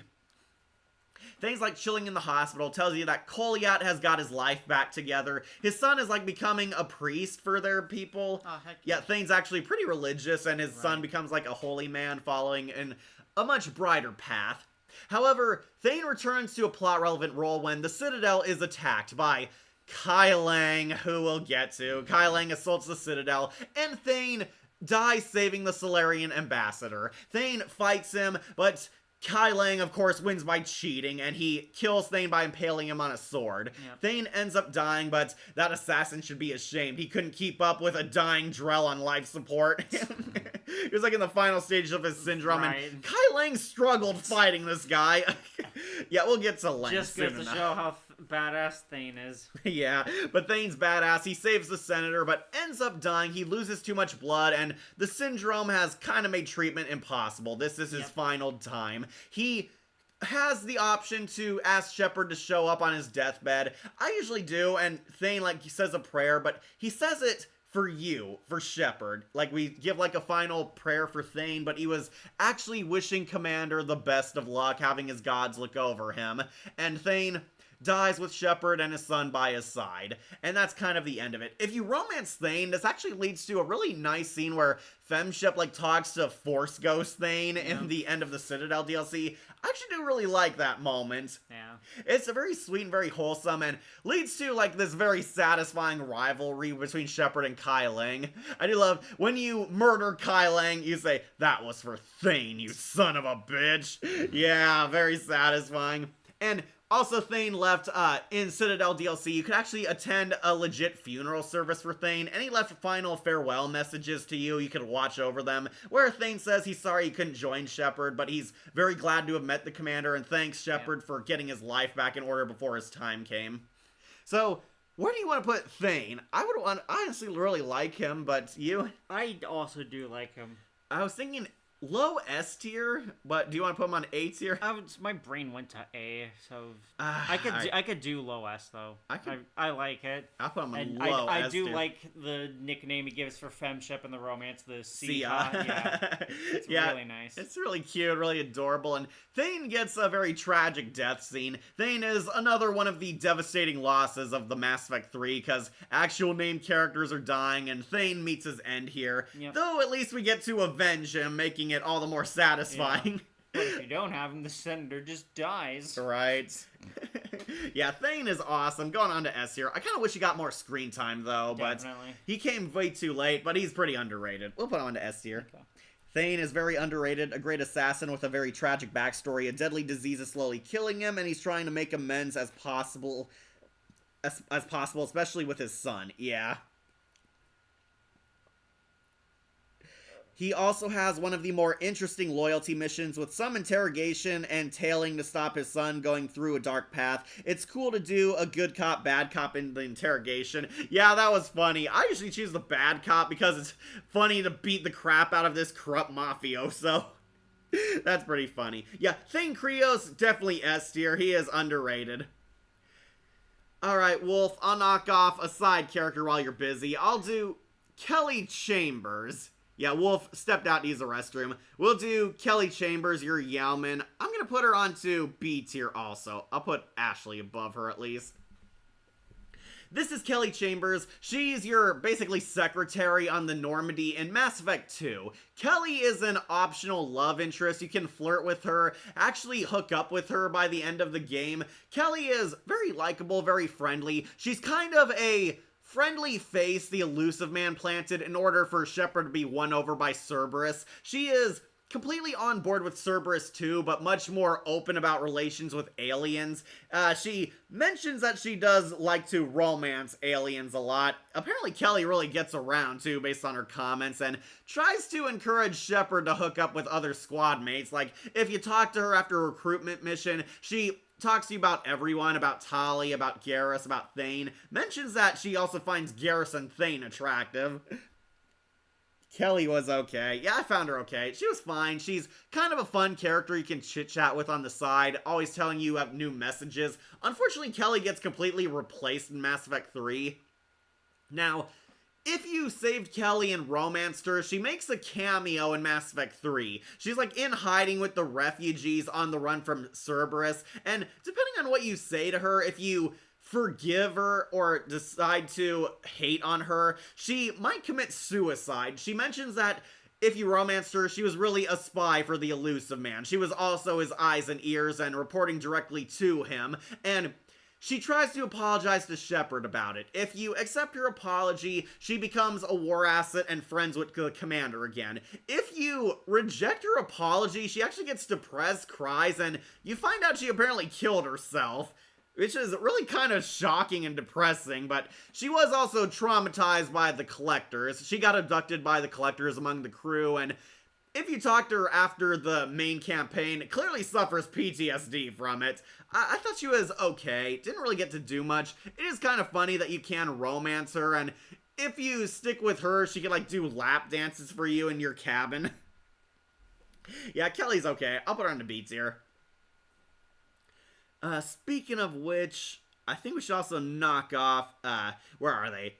Yeah, Gabby and Ken. Gabby and Ken, the two new engineers on the Normandy. You know, I might put them onto low A tier. Yeah, I know it's hard to tell in this picture. This is Gabby and Kenneth Donnelly. They're the new engineers on the Normandy, and they're also kind of comic reliefs. Gabby and Ken are clearly inspired by sci-fi characters. Gabby is based off of Kaylee from Firefly, and Ken is obviously Scotty. He has like a Scottish accent, talks about like partying and drinking like Scotty does. Yeah, basically they're Scotty and Kaylee from Star Trek and Firefly, and honestly they're pretty funny.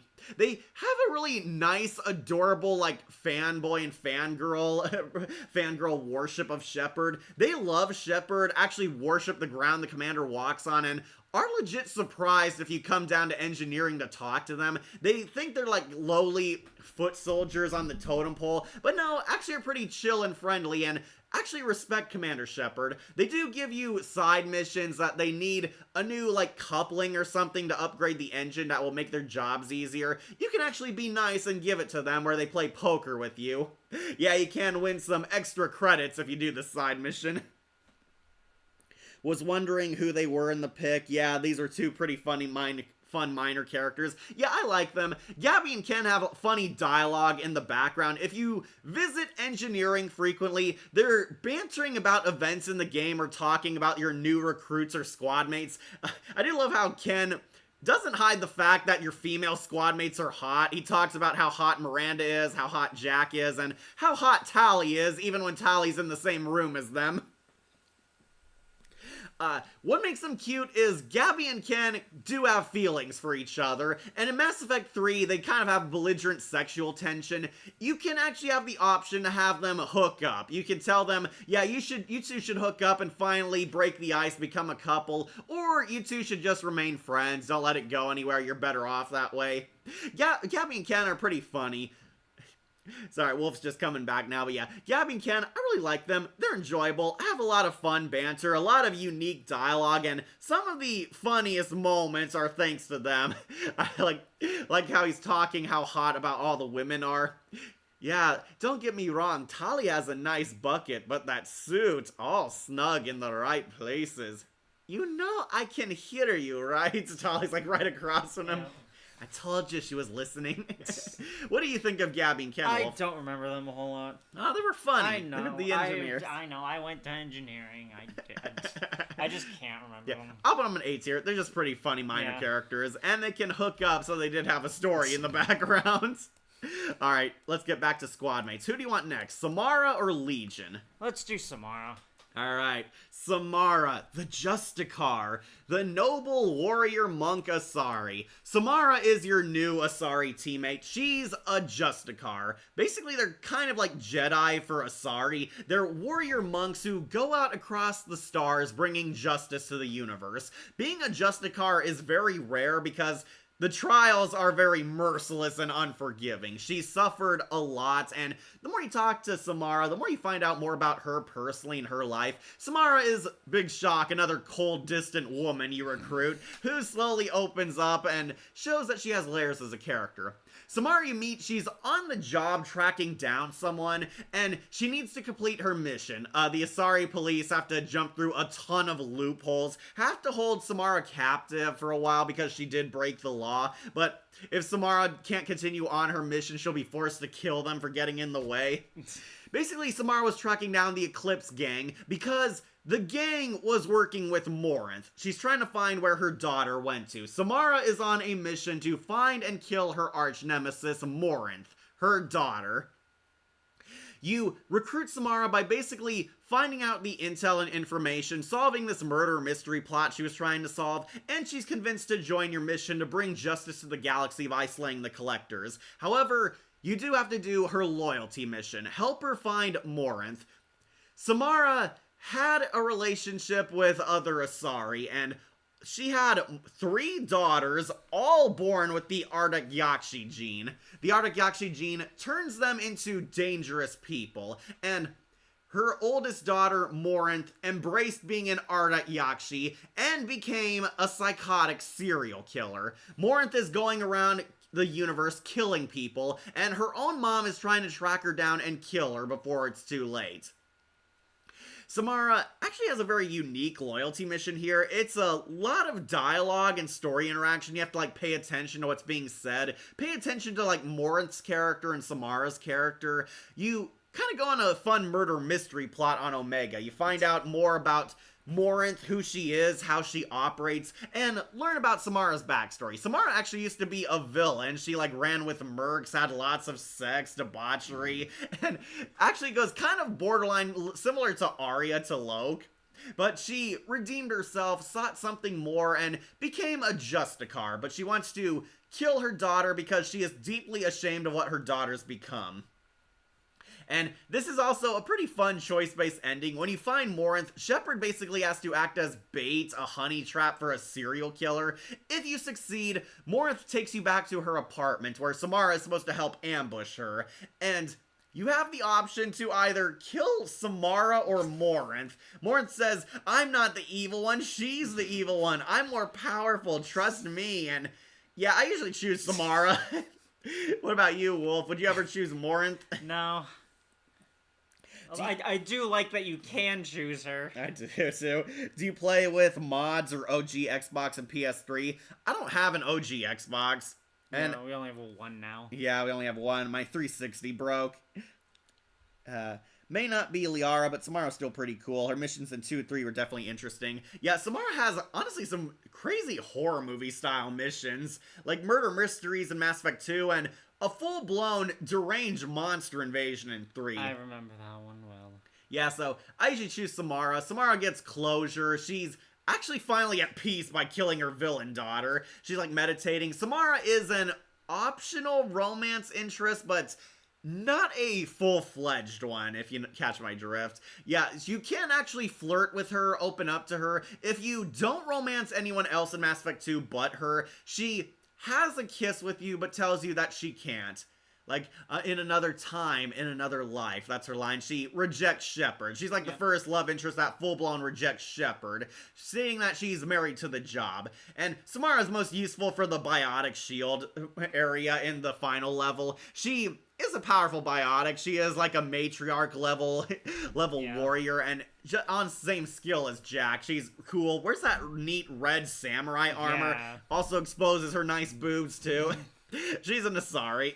That's expected. Yeah, she's also kind of a femme fatale in a way, but a more heroic one. Samara is best used for the giant shield. Either her or Jack, I would highly suggest. But yeah, she gets her closure. Then in Mass Effect 3, she comes back, surprisingly, too. All the Mass Effect 2 characters return in surprise side quests. She's on one of the scariest side missions, investigating a temple of Ardak Yakshi. The Reapers are invading this temple for some strange reason. You find Samara here, and she's here because her daughters are here at this monastery too. The Reapers are here recruiting Ardak Yakshi to be Banshees. Banshees are these really creepy, absurdly powerful minions. Very big as well. Yeah, they're these tall, like, Slender Woman kind of looking creepy succubus monsters. They have that wicked scream. I used the sound effect in a few videos, so you probably heard it. Yeah, have that scream like a banshee, can teleport, have those super duper powers. Yeah. If you get close to them, they can kill you in one hit. They, like, impale you on their claws. Yep. But yeah, she's there because her daughters are part of the monastery. Her daughters are conveniently the only two still alive. One of them is fine, but the other is being slowly corrupted and indoctrinated into a banshee, where you have to set up a bomb in the center of the monastery to destroy them all. The daughter who is being indoctrinated sacrifices herself, and only one of the daughters and Samara get away, and Samara potentially kills herself if you don't hit that Paragon interrupt. Yeah, Samara says because the code forces her to shoot her daughter because she can't leave the monastery. But the daughter, if you hit the Paragon interrupt, explains the truth that, yeah, she's not going to commit evil. She's going to rebuild the monastery and stay here. And Samara gets some closure on her family life and decides to build a new life with her one living daughter and finally make amends. Samara becomes a war asset, helping you in the final battle because destiny says so. Then she cameos on the Citadel DLC. If you stayed loyal to her, she can actually finally hook up with Shepard in their romance path, which honestly I found really sweet, because Samara does want love, but she's afraid. Yeah. Where do you want to rank Samara? S. S? S for Samara, yeah. Really? Yeah, well, you don't think so? Well, honestly, I thought she was kind of underused. That was like my one problem. She comes very late in the game too, yeah. So that was also a problem. But I think she's cool, really badass. I think she earns her place. Alright, I'm gonna put her under Anderson, but before Thane. Okay. You really like Samara, yes, huh? I do. Yeah, she's pretty cool. I like her, and she also has all the biotic abilities that Yep. Liara had, so that's kind of why she's added as a squad mate. Her mission in 3 was definitely one of the scariest ones thanks to the Banshees. The Banshees were horrifying. Yeah. You're like in an abandoned temple, nobody's around, and you keep hearing their screams until the Banshees show up, and their design does not disappoint. It was disturbing. They were eldritch monstrosities. The Steam mods for the trilogies can go crazy if you know I what I am mean. very I know what you aware. mean, Tails. I know what you mean. I know what mods can do. Yeah, it's not worth choosing Morinth. No, it's not. Morinth gets less dialogue options, too. And also a game over. If you hook up with her, yeah, it's funny, though. Oh, yeah, definitely. I always save Samara, of course. Yeah, me too. I like Samara. She suffered a lot and kind of gets peace of mind in the end of the game. Yep. Yeah, I'll put her on S tier for you, Wolf. You really like her. Yeah. My only problem was she was kind of underused, and Right. I wanted more with her romance, too, because she should have gotten more. Yeah, we'll put Samara onto S, right next to Thane, Yep. both underrated. Alright, And- last main squad mate of ME2, Legion. Legion. What do you want to put Legion? F. No, he's going on to S tier. Yeah. I love Legion. Legion How is can so you cool. not? He's just Legion from Yeah. the Bible, but a machine. I'm gonna put him above Morton. He's that awesome. Fair enough. Yeah, love Legion. Legion is a surprise squad mate. He unfortunately comes very late in the main campaign. Yeah. Legion is a Geth who broke away from the Reaper control. Legion is technically not one person. He's He is like 1,000 yeah, programs in him. because after the biblical Legion. Yeah, with we the are 100 Legion for we are demons in him. many. Yeah, Legion is a bunch of Geth program who broke free from the Reaper influence and control. He's actually a hero Geth. You meet Legion on a mission to collect data on the dead Reaper. You're like infiltrating a dead Reaper ship and find out the ship is not empty. The Reaper is offline, but the forces on it are still fighting. The Reaper, like, killed the Cerberus team. They all got slowly indoctrinated, then ended up dying, and some were converted into husks. The Reaper is still affecting them, and Legion infiltrates here because he's a machine and he can't be affected by them. Legion has been following Shepard around because he wants to join Shepard and defeat the Reapers, because the Reapers are corrupting the Geth. The Geth are actually slaves to the Reapers, and Legion wants to help the commander defeat them so they can finally break free. And interacting with Legion leads to a lot of interesting stuff. DC Douglas plays Legion. Yeah, Wesker plays him. Isn't that funny, Wolf? Wesker I plays know. Legion. He goes from a completely different tone. Instead of over the top, he's so much more reserved and cold. Yeah, he's kind of like the Spock of the team. Yeah. His, like, very cold emotion. The Geth do not believe in Windows. It's a structural weakness. Yeah, I do love that. I love the Joker even makes fun of his robot mannerisms. Legion also fixed a part of his broken side with N7 armor. Yeah.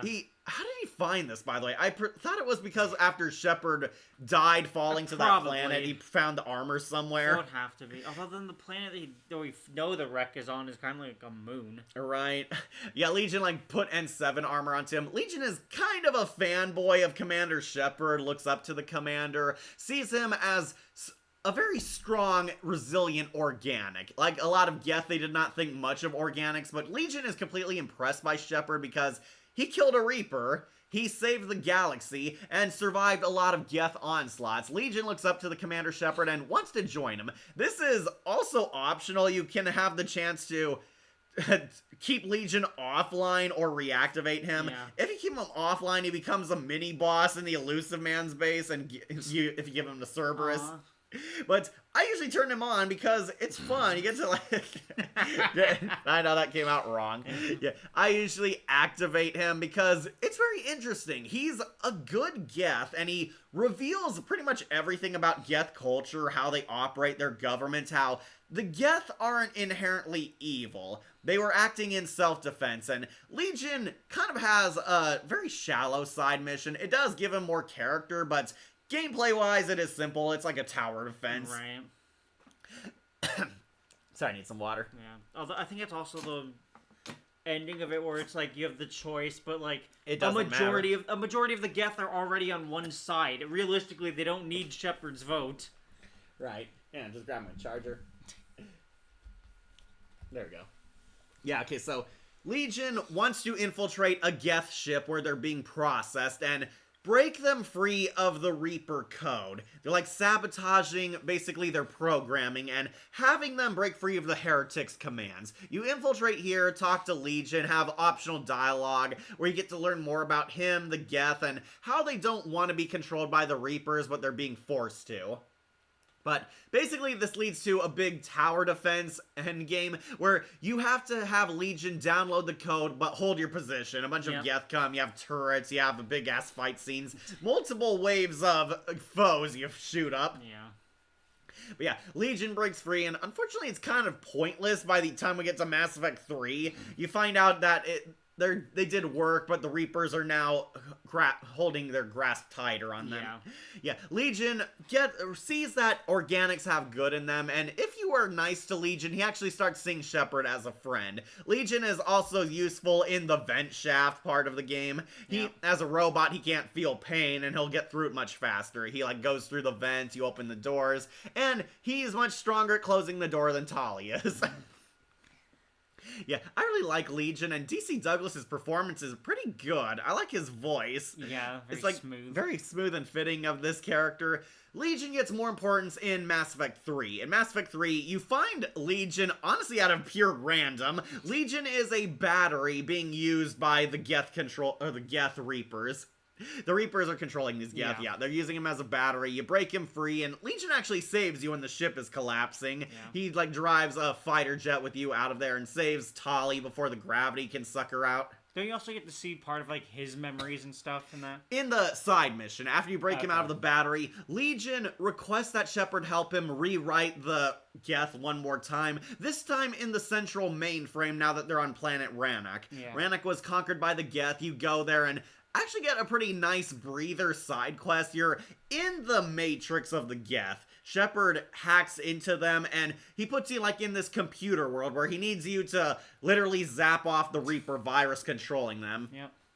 And as you start opening up files, you see there's more to the Quarian Geth war than what they've been saying. We see the Geth actually developed beyond their programming. They grew smarter, they grew individuality, and the Quarians tried to basically silence them. Instead of reprogramming them or letting them live, they shot them. They had war. We see Legion was definitely a figure in this war. Was he, or was it just a Geth? It was just a reliable sniper rifle. Yeah, that sniper looks like the one you have. It was reliable. Yeah, it's very clear Legion was there when it happened. Yeah, Legion was there when the Geth uprising began. Reveals that the Geth were also victims in their own way, and the Geth could have easily killed the Quarians, but they actually let them escape. They exiled them from the planet and took it themselves. And Legion wants to try one last time to break the Reaper virus controlling the Geth. You actually succeed here in this side mission, giving him a much stronger chance by the final decision time. But in the final decision, Legion and Tali both infiltrate the Reaper HQ. You fight that giant annoying boss fight Reaper, take him down, but Legion can give the code to release the Geth completely and turn them good, but he needs time. And it, as we said in Tali's slot, leads to that final choice, side with the Quarians, the Geth, or find peace through all of this. Unfortunately, Legion dies in all scenarios. If you side with the Quarians, you're forced to shoot and kill him. I honestly never take this option because I don't want to shoot Legion in the face. But if you manage to free the Geth, Legion pulls a Jesus and sacrifices himself. It needs more power to disperse among all Geth everywhere, and Legion uses his 1,000 programming within him to spread it. And one of the Geth finally gets the ability to speak and tells Shepard that no, he's not Legion. The unit you knew as Legion sacrificed himself so he can live. So Legion died for their sins. Yeah. Yeah, so I will say I think Morden's heroic sacrifice was a lot better than Legion's. Legion's was kind of confusing because it has a lot of technobabble to it, honestly. Yeah, Legion pulled a Geth Jesus and saved his people, and honestly, his sacrifice is kind of made worse by the endings because the Geth get screwed over in all of them. Yeah. Do you like Legion a lot? Yes. Shepard Commander. Yeah. Was a brilliant move to have better and more lore with the Geth by adding Legion as a character. He's such an awesome character as well. By the way, was voiced by DC Douglas. Yeah. Wesker. Does this unit have a soul? Yeah, his greatest quote, Shepard Commander. Love DC Douglas's performance too. Douglas actually did a pretty fascinating job, and 3, he actually gets an emotional reaction from you from his heroic sacrifice. Shepard Commander, good luck. Acknowledged. They both exchange opposite lines. Yeah. That was a really sweet moment. Yeah, Legion is awesome. He's one of my favorite characters in the entire franchise. Yeah. And of course, being voiced by Wesker is just a bonus. I'm gonna put him on an S here. Yeah, that's fair. Alright. I'm sorry, Wolf, we got a few more characters. Alright, we do have optional squad mate, Morinth. Where do you want to put Morinth? Honestly, F tier. Yeah. Morinth sucks. Morinth is an interesting villain, but as a squad mate, no. Morinth is a psychotic serial killer who is using her disorder to murder people. Right. Morinth is a succubus. She kills whoever she mates with. She gains kind of this disturbing sadistic rush from doing it and believes she's getting more power as she does it. Morinth is one of Samara's most powerful daughters, and basically Shepard acts as a honey trap to lure out the serial killer. You flirt with her, say the right dialogue, get her to invite you back to her apartment, and it leads to the final fight with her and Samara. Morinth can become a squad mate if you save her instead, but there's a lot less dialogue with her. I do find it kind of cool that they gave her kind of a creepy Samara look. Yeah. She poses as her dead mom. I guess takes her clothes after she killed her. Yeah. But yeah, she's like a shadowed Samara. Unfortunately, she doesn't really do much. They don't give her too much dialogue, and she fakes being Samara so the programmers could have an easier job.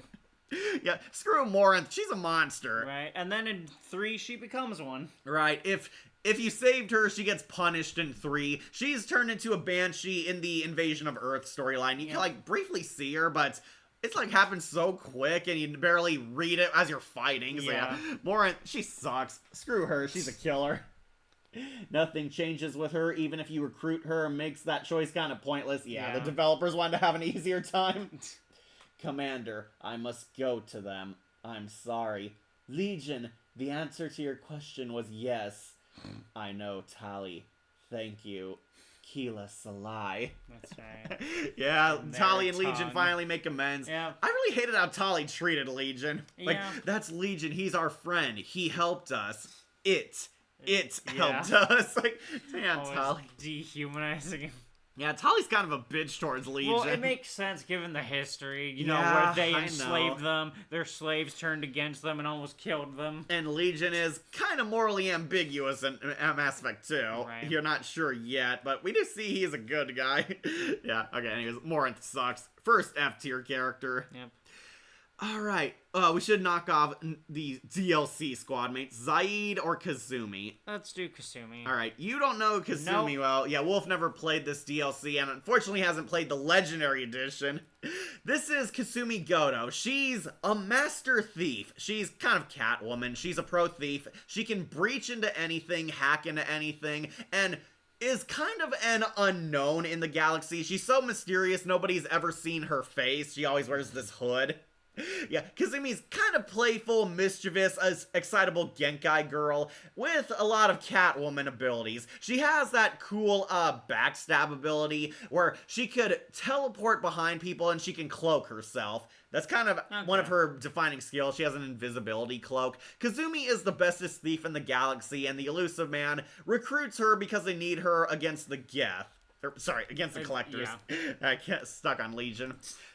Kazumi I thought was fine. I know it might upset some friends, but I'm going to put her onto B tier.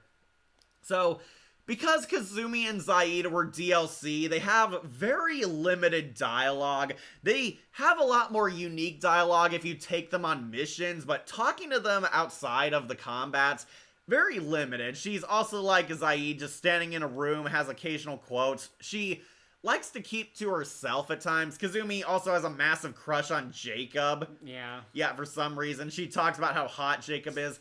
Kazumi is interesting in her loyalty mission. Her loyalty mission is a heist.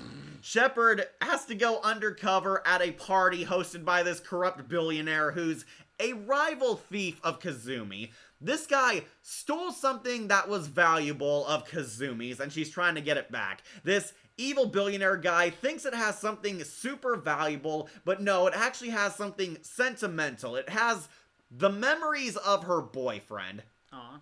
Kazumi had a boyfriend named Keiji, and he ended up being killed. And it's the last she has to remember him by. Kazumi wants Shepard to help her steal it back and finally gain some peace and closure, knowing it's not in her enemy's hands. The billionaire guy can't seem to activate it or get it open, but he needs Kazumi. And you infiltrate like a party, kind of like an Ocean's 11 heist. Shepard wears a fancy dress or a nice tuxedo, and it is pretty funny. Shepard kind of mingles with the crowds. They would repeat this on the Citadel DLC.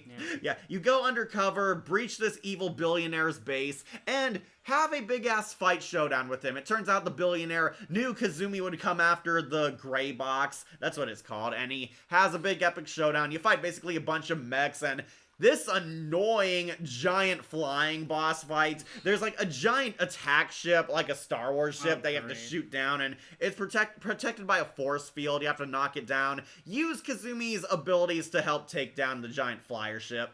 Okay. But yeah, Kazumi gets the gray box back, and it does lead to another choice at the end of the game. Keiji tells Kazumi he wants her to get rid of the gray box, to let him go, to move on with her life, and the gray box also has vital intel, which is why he was killed for it. It has like vital intel on a lot of powerful people, could cause a power shift in the galaxy, because this box is kind of like a huge flash drive you plug into your mind. Kazumi doesn't want to let him go because she misses her boyfriend, and Shepard can either convince her to let go and delete the gray box or keep it to herself, but she'll also have to stay on guard for the rest of her life. Yeah, I usually kind of choose to let her keep it because it's clear she loves the boyfriend. It's the first time we see her emote. She's actually sad and broken when she sees a hologram of him for the first time. Yeah, basically you help Kazumi get closure on her deceased boyfriend and get back a sentimental trinket she needed. Kazumi is also useful in the vent shaft mission of the collector base. Yeah, believe it or not, she's actually pretty unique. She uses her like thief skills to like slink through and endure a lot. She, Tali, and Legion are usually selected best for this. But yeah, then she shows up in Mass Effect 3. She helps you like crack a case where a senator is like indoctrinated. You work with like a Solarian Spectre, and he claims to be arch enemies with Kazumi, where she shows up working together to help stop the brainwashed Hanar. Aw. I do like Hanar. Like, you big stupid jellyfish. Yeah, Kazumi kind of fakes her death here, pretending she heroically sacrificed herself. Depending on what ending you got for her loyalty mission, she could actually die, or if you got the good ending, she's alive. She faked her death to get her archenemy off her back. Pretended she died a hero, but Shepard recruits Kazumi to help work on the Crucible. Then she shows up in the Citadel DLC. Apparently in her pastime, she likes to recruit amateur thieves to go on Ocean's 11 heist and is robbing the casino. Incredible. She says this because she needs to keep her skills sharp. Make sure she's still got her A game on. My friend Bodhi was also upset that she's apparently not a love interest, despite clearly being set up like she would be one. I guess with the dead boyfriend thing, it does kind of... Well, that and she's also DLC, so I imagine the programmers didn't want to put in a lot of work. Yeah, probably not. I definitely like Kazumi and her mission more than Zaid, honestly. Really love how it's basically a heist mission. A shame you can't romance her. Yeah, that always upset a lot of people. She's set up like she'd be a romance option, and she even flirts with Shepard when you're in your fancy suit or dress. But nope, she doesn't. Okay, she's just playful. A very fun renegade moment is where you can destroy some of the villain's artifacts to piss him off. Yeah, that was funny. You're like in the gray box is in like his personal museum, and you have the renegade option to like destroy some precious trinket he has. Incredible. He also apparently took the Statue of Liberty. Like, the Statue of Liberty's head is in the museum, and it's the real thing. Jeez. He's like that master of a thief. Yeah, Kazumi I think is fine. I just wish she got a lot more. That's kind of the problem with the DLC characters. Like, we're kind of given the shaft because the programmers didn't want to put in a lot. Yeah. Yeah, I'll give her a B. She was definitely fun at times. Next is Wolf's favorite, Zaid Masani. Okay. Deathstroke. Wolf really loves this guy. He's cool. Okay, so my problem with Zaid is he's kind of a jerk. Yeah. Zaid is very much a hardened mercenary. He is a cold-blooded SOB, an amateur bounty hunter. Zaid actually reveals more of his backstory if you use him more. He was one of the founders of the gang, the Blue Suns. They're one of the gangs in the Mass Effect universe. He founded the Blue Suns and was betrayed by his partner. His partner stabbed him in the back, took control, and shot him in the head, left him for dead. But Zaid survived being shot in the head. You see the scar around here. That's where he was shot. Zaid survived because rage is a hell of an anesthetic. And he vowed he would get revenge on him. However, Zaid got dumped on the totem pole. Now he's like a lowly bounty hunter, arresting people for cash to get by. However, he's really good at his job. To his credit, Zaid is a pro soldier.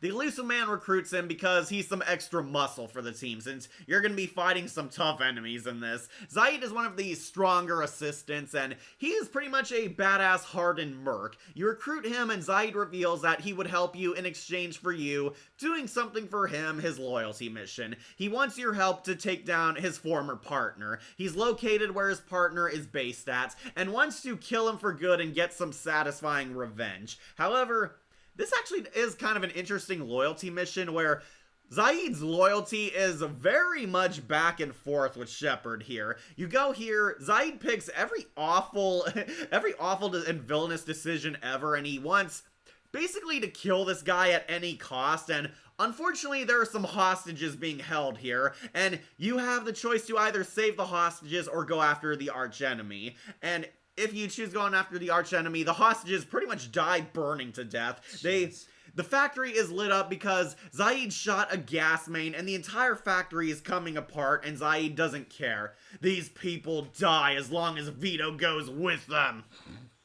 Yeah, and there's a lot of good Renegade and Paragon interrupts all throughout this. If you choose Paragon, you actually call out Zaid. It's actually a Paragon option to pistol whip him for being a psychopath, and Zaid can succeed at killing his archenemy, burning him to death, or in the alternate ending, Zaid fails to catch him, Vito gets away in his escape shuttle, and he's pissed off at Shepard because Shepard was supposed to help him, and Zaid unfortunately gets crushed under like a beam, like a giant bulkhead falls on him, crushes his legs, and now he needs help, and Shepard can either call him out but still recruit him, or leave him for dead, exactly like how Vito left him. Yeah, it's actually pretty interesting because, yeah, Zaid is pretty much an ass. He let, like, a bunch of people die. He's been a jerk all the way, but interestingly enough, if you choose the Paragon options, you can tell him that revenge has made you a terrible person, and Zaid actually has like a reflection moment, realizing that he's right and that he needs Shepard because now he's like completely at Shepard's mercy, no different from when Vito left him behind. And Zaid kind of sees the error of his ways if you choose the Paragon route. If you choose the Renegade route, he's basically bros with Shepard because you helped him get even. Yeah. Though don't worry, Vito does get his comeuppance in Mass Effect 3.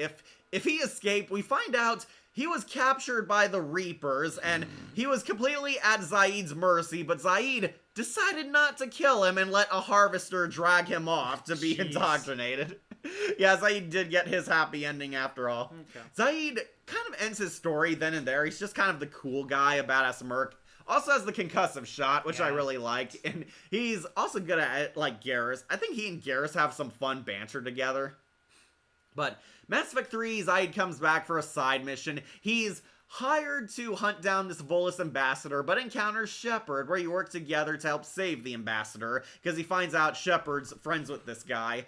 And Zaid, complete turnaround, is now a nice guy, helping people, going on missions to help make the galaxy a better place, but still has his rough and cynical personality.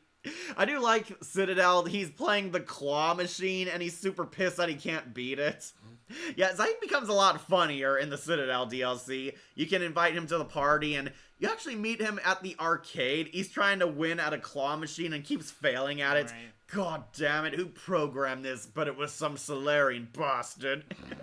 He's like trying to win it, and he needs Shepard to give him money. You can actually force him to say please, and it's kind of funny. Yeah, Wolf, you really like Zaid. I do, yeah. How come? I just do. Even though I can't remember anything about him right now. Alright, just trying to catch up on comments. No, nothing new. Someone just said okay. I like Zaid fine, but Yeah. where do you want to rank him? I know you probably want S tier, No, but... I'm fine putting him in either A or B. Alright. It feels like you're aiming for B. I can put him on A for you. Okay, put him on Yeah, low you A. love him because he just slayed Wilson. Exactly. I'll He put was him- even Australian. Put him above Grunt, but under Saren now, Alright. okay? Yeah, we like Zaid. My brother Wolf is a huge fan of this squad mate. If you play Mass Effect 2 again, I bet you'll use Zaid all the time. Probably. Zaid over Garrus? Yeah. Yeah, he and Garrus also bond by setting up jigsaw traps in the house. Right, or at least talking about it for Right. for Shepard's own defense. Right. He cares about Shepard in I his own know. way. I do like that Zaid also can flirt with Samara. Yeah. He like tries hitting on her at the party. Yeah. Yeah, Zaid and Samara, pretty funny idea for a couple, but Samara rebuffs him. Pretty funny. I'll put him on to A tier. Alright, I know you want to make some progress, but good Yeah. news, we got a lot of side characters left. Let's see. Any from Mass Effect 2 we still need to go over? Yeah, the Collectors. Where do you want to put the Collectors? These are technically the villains of Mass Effect 2, the Collectors. I am assuming direct control. Yeah. They're a mysterious race who collect stuff and take it back to their base in the center of the universe. Yeah. The Collectors are a mysterious threat, then you find out they're husks. They're husks of the Protheans. This is what happened to the Protheans when they lost the war with the Reapers. They were converted into their elite henchmen, and honestly, they were pretty creepy design-wise. They look like giant insects, and Yeah. I believe I speak for everyone when I say screw that giant flying tank, that big-ass insect. God, what was it called? And those big, medium-sized goons, which are like 5 husks put together that throw shockwaves at Yeah. you. Knocks you out of the way even if you're in cover. Where do you want to put the Collectors, Wolf? I think A. Okay. They're a good one. Pretty good enemies. Yeah. I would put them above Saren. And it also helps that, like, what is it, midway they kidnap your squad? Closer to like the beginning of the final act, Okay. like Shepard and the entire squad mates all go out on some mission, and Yeah. the Collectors invade the Normandy, which is one of the funnest levels in that game because he plays Joker. Yeah. The Normandy is attacked, and the Collectors steal all the crew and side characters, forcing you to go and save them. Yeah, I like the Collectors. Pretty unique threats, and they actually kind of sparsely use these guys. They're only in the main campaign, like Well, I mean, none yeah, in the of side course. mission, and it's kind of fun when you fight them, though. I hate that giant flying tank that shoots a Yeah. giga laser beam at you. And especially those tank guys, those weird hunchback Yeah. guys that throw shockwaves at Right. you, those got annoying fast. Yep. And I remember 2 levels are full of waves of these guys. Incredible. Okay. Alright, just catch them on comments. Okay. Yeah. I like the Collectors fine. I'm going to put them on to 8s here. I Okay. think they're pretty fun enemies. And it's very interesting that they're Protheans that were converted into husks, which Yep. was a neat little twist. Plus our first actual look at them. Right. Plus, also the I know it's as a meme as it is, but the assuming direct Control. was actually a really cool thing to have the villain be able to just use them as bodies to try and stop you. Yeah, that was It's a neat. really cool detail. Oh, we also had to talk about Urs. Remember Urs, the I pet didn't- Varan? No. Yeah, I don't think Wolf ever got this guy. I don't think so. This is Urs. He's like a Varan that you can adopt onto Chunka. If you play nice with him, then he follows you around the entire map and area. He doesn't come back with you on the ship, but Of course not. you can also have him enter the Fighting Pit tournament. That's what the photo is from. Right. Urs became a huge meme for a lot of people. Like, they called him Shepard's official pet. Before you got all the fish and the space hamster. God. Yeah, Urs is going up on A, and I'll put him under Zaid for you. Alright. Yeah, Urs is adorable. Okay, no new comments. All right. Okay. Next, let's knock off. We should probably do the Elusive Man or Arya T'Loak. Let's do Arya first. All right, Arya T'Loak. There's only one rule here on Omega. Making sure my stream's still going. Yeah, it looks like it. Okay. All right. Where do you want to put Arya? Don't fuck with Arya, the one rule. Arya is played by Trinity from The Matrix. Incredible. Yeah, they got her because another sci-fi actor on the game is pretty fun. Arya is the queen pin of Omega. Yep. She's this cool, laid-back mob boss, kind of an aloof ally towards Shepard. Like all the women here, she's also a bitch at first, but slowly lightens up. Right. She rules Omega with an iron fist, and you go to her because nothing on Omega goes by without her knowledge. And she kind of gives Shepard, like, clues, hints, and advice on how to find the new recruits, and some backstory on who she is. Arya rose through the ranks in her mob war, becoming the queen pin of Omega, keeps the old ruler as a pet, the patriarch guy. Yeah, they called him Patriarch to demean him. My friend Bodhi really loves Arya. Really? Well, yeah, she's like a sexy Well, Asari I because know, of course but she is. But they're all sexy. You can't say that. yeah, well, Morinth isn't sexy to No, me. she still is. It's just yeah. Yeah, Arya, well, also because she's kind of cool. She's like no Right. nonsense, very hardened, very tough, isn't afraid to joke around with Shepard, but also isn't afraid to get her hands dirty. Yep. Arya T'Loak has her own DLC in the third yeah. game. This is why a lot of people like her. Apparently, she was so popular in Mass Effect 2 that people wanted more of her, and BioWare finally gave it to them in Mass Effect 3. She returns in 3 with a lot more plot relevance, where you could do a side mission for her where you recruit all the gangs, the Blue Suns, the Blood Pack, and the Eclipse gangs under her command. And if you do so, she becomes an ally to you and gives you a lot more war assets. However, she gets a DLC, the Omega DLC. Arya lost control of Omega to Cerberus and wants to take it back, and she needs Commander Shepard's help, where Arya becomes an actual squad mate with you. I think you played through this once. Probably. Yeah, I remember I did buy it, but yeah. The Omega DLC, you infiltrate Omega, get to explore it, explore the lore, and find out Arya's dark and troubled past, including her relationship with her ex, Nyreen. Nyreen is a rival gang leader, part of a gang known as the Talons, voiced by RC from Transformers Prime, if you can believe it or not. And Arya and Nyreen kind of work through their emotional baggage and start to fall in love with each other again. Arya reveals that she is not over their breakup, and Nyreen tragically performs a heroic sacrifice. She saves a bunch of civilians and suicide bombs a bunch of Reaper monsters, the adjutants. Okay. And Arya can either become a better or worse person depending on your choices all throughout this DLC. Where do you see Arya? I think she's fine. I can't recall the DLC, and for the most part, I recently played it. It's kind of like a lot of fun bonus levels.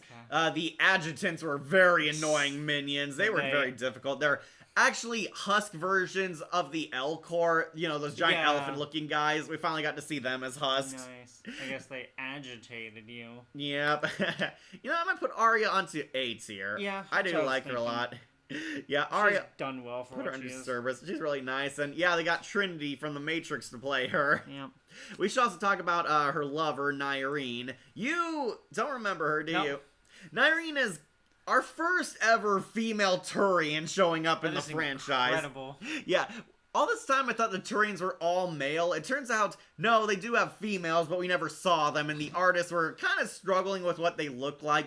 In comes Nyreen from the Omega DLC. Nyreen, voiced by RC, Sumley Montano, who is basically kind of this female Garrus. She's a badass rogue warrior, kind of like the Archangel phase he went through. She's a noble mercenary with a heart. She believes in defending the poor people, and is the leader of this gang that's been rebelling against Arya's leadership. However, once Cerberus takes over, the Talons and Arya are forced to work together, and Nyreen is basically Arya's ex-girlfriend. She talks about how she used to love Arya, look up to her. She did admit that she was completely enthralled by her. She thought she was a beautiful warrior woman who stood up for what was right. She believed in Arya because Arya was fighting for the little people at first, but Arya lost her way, and Nyreen cared about helping people. She was kind of the good angel on her shoulder until they broke up.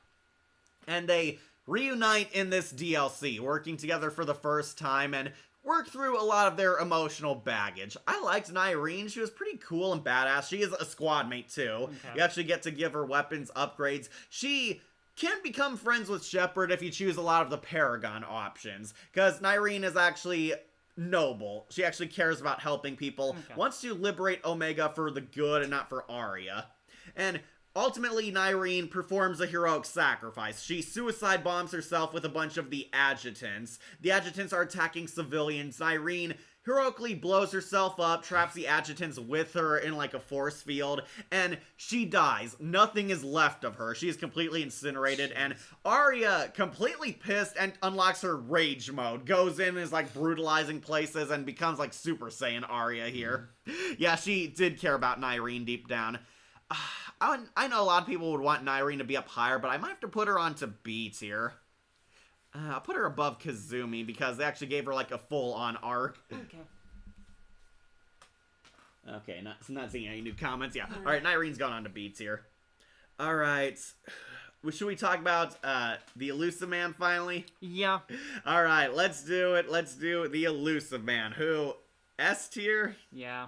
Yeah, let's talk about Tim. Martin Shane. The Elusive Man. I'm going to put him under Morden. Okay. Put above Femship just to spite people. Alright, can you talk about this one? I'm going to be right back. Sure, I'll do my best. So I'm just going to double check stream. Try to jump over to Cat's seat.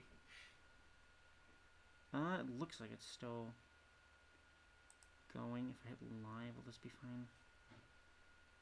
Okay, it looks like it's still going. So, the Elusive Man, the head of Cerberus. First off, he has a really cool office. For the longest time, Cerberus is kept very secretive. They are trying to hide from basically the Citadel because, you know, they're doing pretty much unethical and illegal things. However, it's to benefit mankind.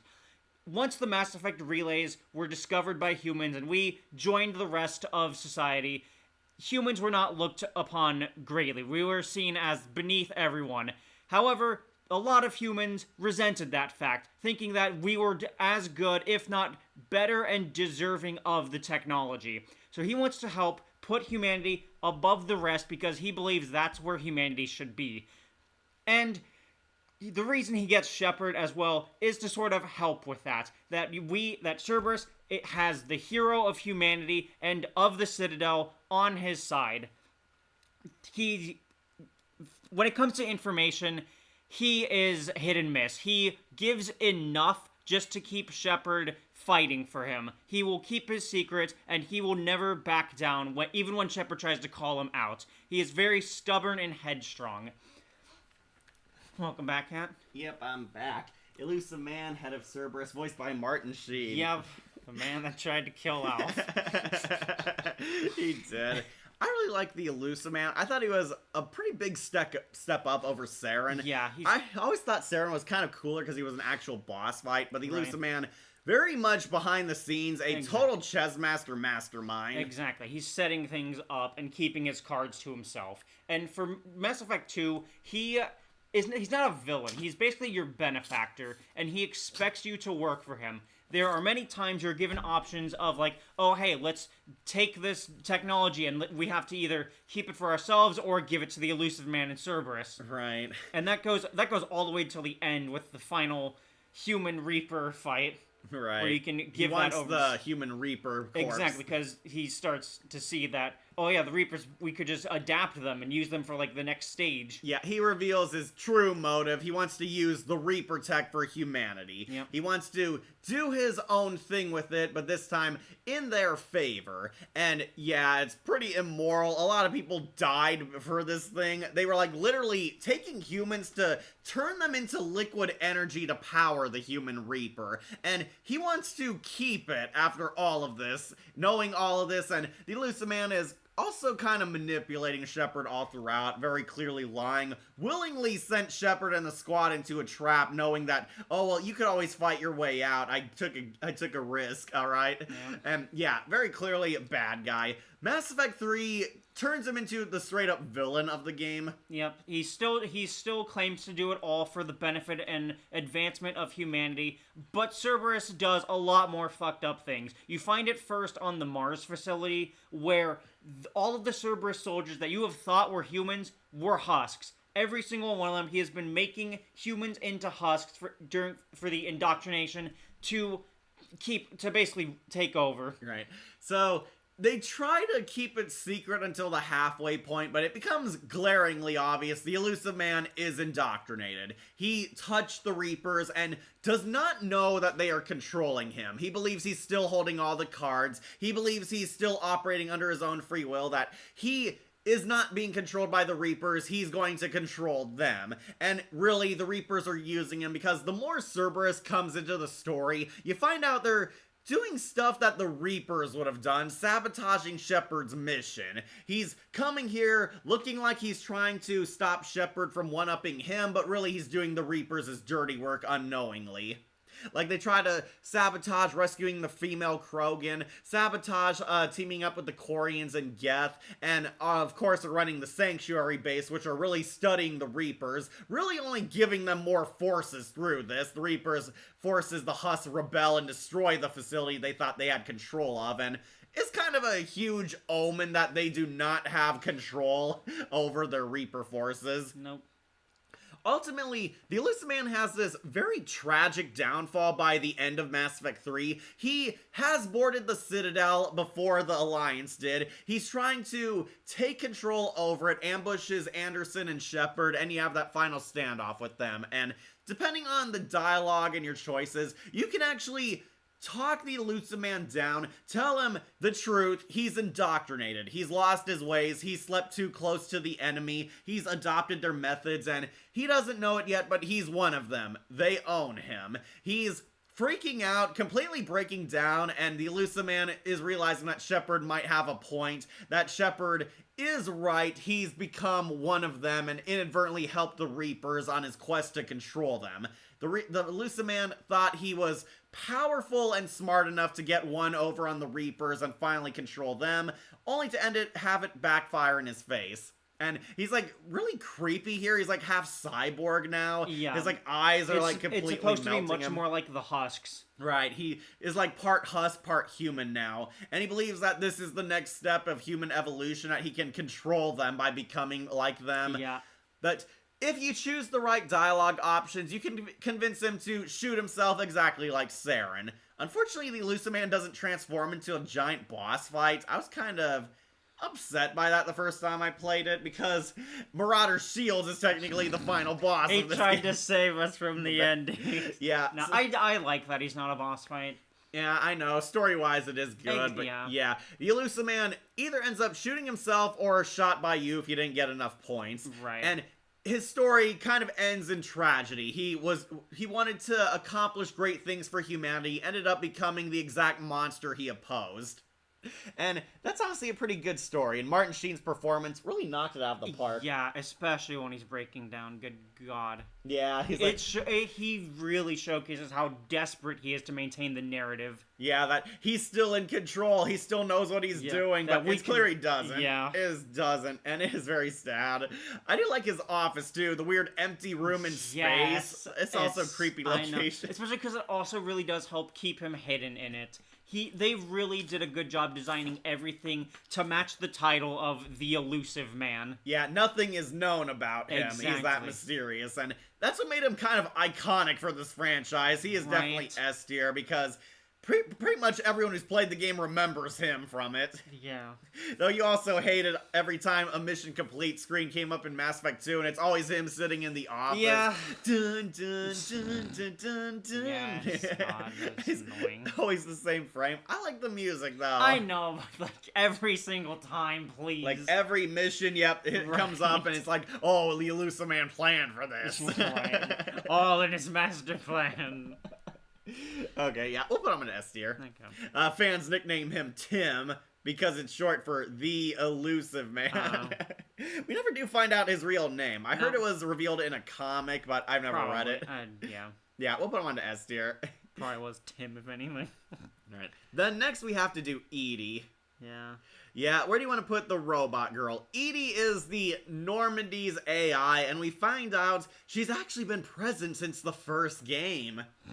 Edie was actually the AI on the moon base mission in Mass Effect 1. Yep. Yeah, the moon base AI annoying one. broke down, went on a rampage, and killed the entire people there, and we find out the AI was just trying to stop people from killing it. You have to deactivate the servers to take it offline, and this would have killed the AI, and that AI was Edie in, like, her first form. Apparently, at some point, Cerberus got their hands on the leftovers of the AI and reforged it into Edie. Edie doesn't have this body in Mass Effect 2. She's kind of a video game helper. She's there in the Normandy, giving you exposition and occasionally bantering with Joker. Yeah. Joker does not like Edie because this AI controls the entire ship, and that's his job. He's being replaced by a machine.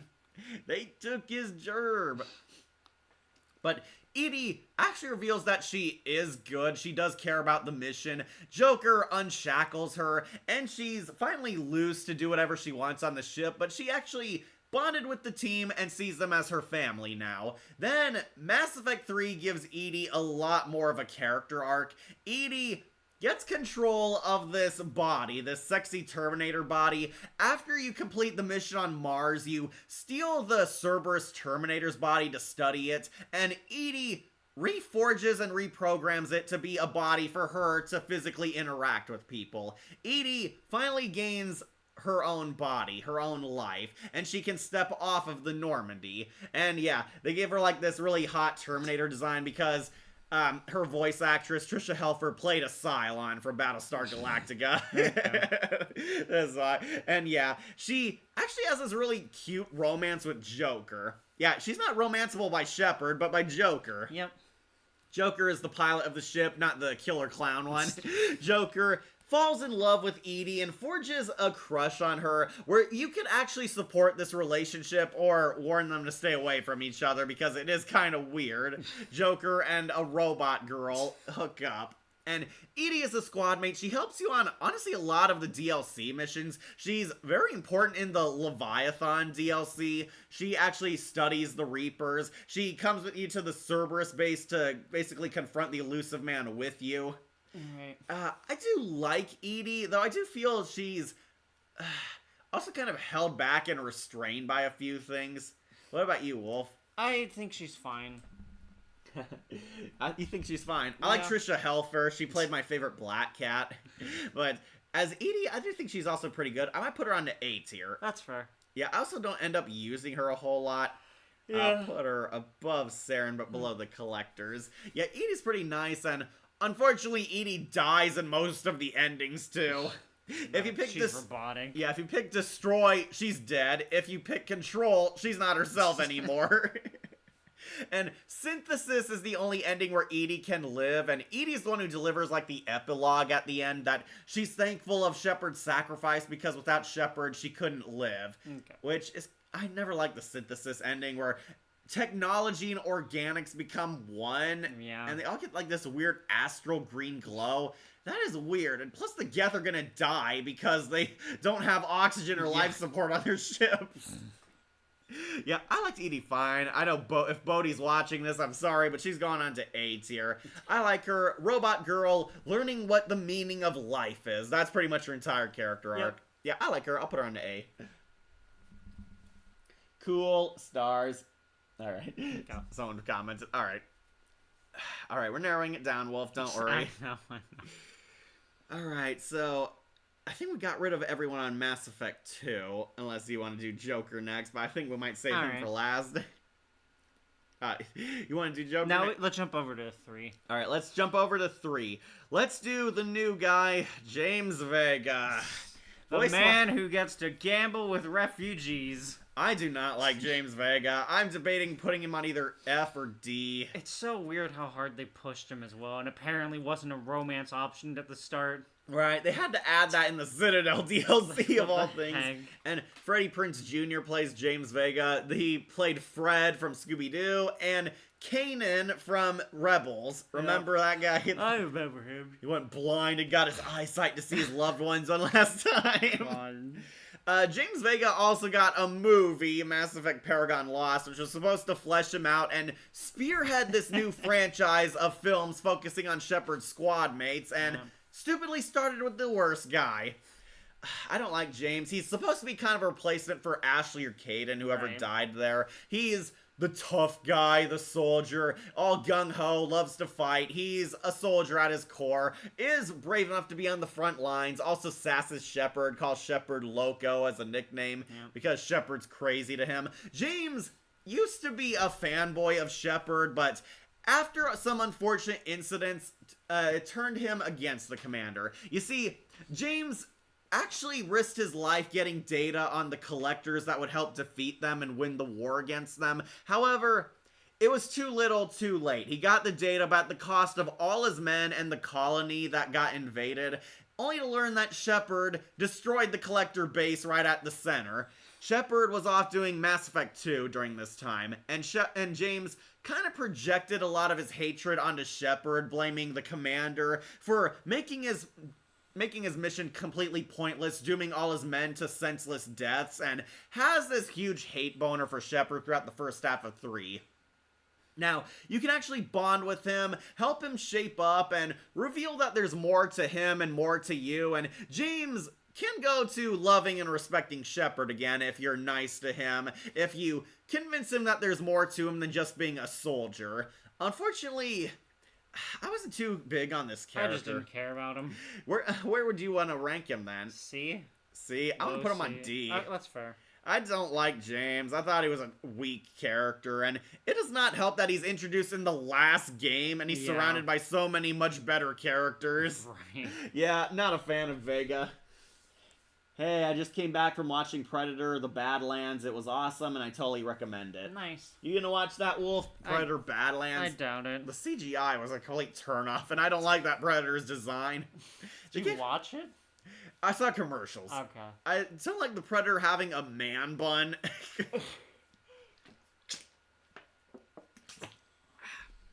Okay, so wrap up James. Dud. I don't like him. Alright, let's move on to some better characters. Let's knock off Engineer Adams. He was actually in Mass Effect 1. He's the chief engineer. He's not in Mass Effect 2, but then comes back in 3, making a surprise return, and we see him interact with Gabby and Ken. Engineer Adams, I thought, is B or C tier. I thought he was fine. I don't remember too much about him. Neither do I.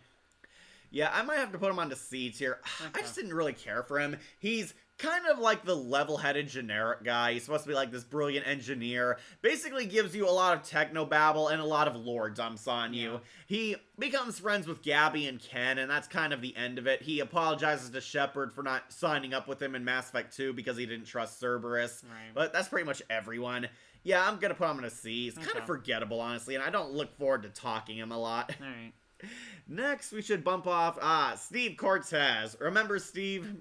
I know he's the gay guy. He's your... Wait, is he the pilot for, He's like, the pilot of the dropship? shuttlecrafts. Yeah. He's the second pilot on the Normandy, and he pilots all the shuttlecrafts. I actually kind of like Steve's storyline here. Steve is kind of suicidal. He's a death seeker. Steve lost his husband to the collectors, and he's been suffering guilt, grief, and a ton of PTSD from it. He's lost the will to live, and Shepard can hang out with Steve Cortez and reignite a sense of purpose and life in him. And I do kind of like this. He's kind of a shell-shocked soldier. He's always concentrating on work, always keeping to himself in the Normandy's garage area, always fixing the shuttle. He, at first, doesn't want to reach out to Shepard, but if you talk to him, a lot of people express their worries for him, and you help convince him to live again. Help Steve Cortez see that this world needs him, that he's needed on this mission. Help him get closure on his dead husband. He like goes to the memorial wall and leaves the husband's picture on there. Like, finally get some closure. He's a potential love interest for a male shepherd. He is the gay love interest, and honestly much better than Caden because Steve has a lot more personality. Steve actually lightens up, comes out of his shell, becomes friends. I usually keep him as friends because I like the ladies. I don't know about you, Wolf. Yeah, I keep him as friends, and I do like his arc because Steve very clearly becomes friends with Shepard over the course of this adventure, going from not wanting to talk to him to being a total friend, and Steve actually can survive in a scenario. If you make it to Earth, if you don't talk to Steve or help him get closure, he dies in a shuttle crash, but if you do, he actually survives the shuttle crash.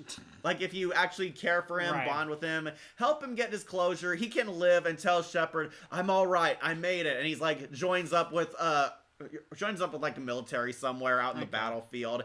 And he gives a final message to Shepard where you get to go to the hologram room and talk to everyone. Steve is one of the people you talk to, and he thanks Shepard for giving him purpose again, for making him want to fight, for making him want to live again. Because without Shepard, he thinks he would have ended it right then and there, or fallen easily. And yeah, I really like that. I might want to put him onto B tier. And he's also useful in the Leviathan DLC. He gets a lot more. Yeah, I like his character arc. I'll put him under your precious Ashley. You love Ashley. Alright, so just on comments, nothing new. Okay. Yeah, I'll put Steve Cortez onto B tier. Alright, next.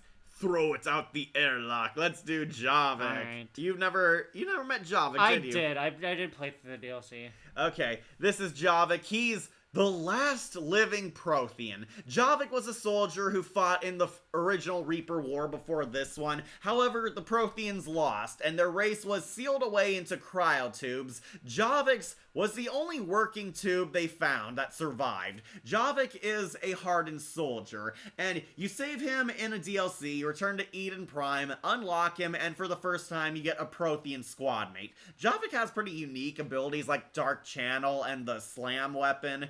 He can like infect enemies with like poison or something. Okay. Javik is recruited and he lives in like where Grunt used to live on the Normandy ship. Right. Javik is very cold, very icy, has grouchy old man kind of personality, very cynical and jaded. He is pissed off that the Protheans lost the war and is now reliving that in this war. Yeah, that definitely has to suck. Like, Liara pretty much idolizes him and has like this total fangirl persona around him. She wants to ask him everything about Protheans, wants to study them, is completely in awe by Javik, and Javik is kind of a broken pedestal to her. He lets her down, tells her kind of some harsh realities about Protheans. The Protheans were kind of fascist conquerors, total barbarians. They killed the weak, conquered other races, and most of the races were going to be slaves in the future to them. Reveals that they grew up very hardened. They were not really scholars like she looked up to. They advanced their technology for warfare purposes. And Javik has the catchphrase everyone repeats, throw it out the airlock.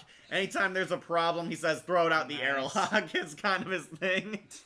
But over the course of the game, Javik kind of mellows out, starts becoming friends closer to Shepard and Liara. Actually, as I said earlier, apologizes to Liara for being racist towards her. And he has the potential to touch this mini Prothean beacon beam in his room. It has the last memories of his race, and you can convince him to look at it or to not look at it. If he does, it kind of gives him some trauma because he's hearing their voices one last time, but he actually thanks Shepard for it because it gave him more of a purpose here to complete where his race failed. That a Prothean can finally avenge the death of his species and defeat the Reapers once and for all. And it's a pretty nice arc, but Javik is also kind of a dick for most of the game. Yeah.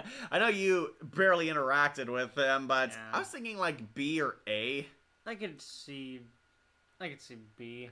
Yeah, okay. Doesn't he also hide the fact that he's like an engineer for a bit from Liara? Yeah, like, he it's does. It's the big reveal that he's the soldier that didn't know anything. Right. Yeah, he reveals that he was a soldier like much later in the game. Yeah. Yeah, Liara thinks he's a master scholar. And that the he can help with the Crucible. He reveals that he had no idea how it worked because they never finished it. Right. They were killed before they could finish it. Okay, no new comments. Okay. All right. Next, I want to do the reporter girl. Sure. Yeah, Diana. Yep. Diana Allers, yeah, that's her name. She's the IGN girl and easily the worst romance in the game. Yeah.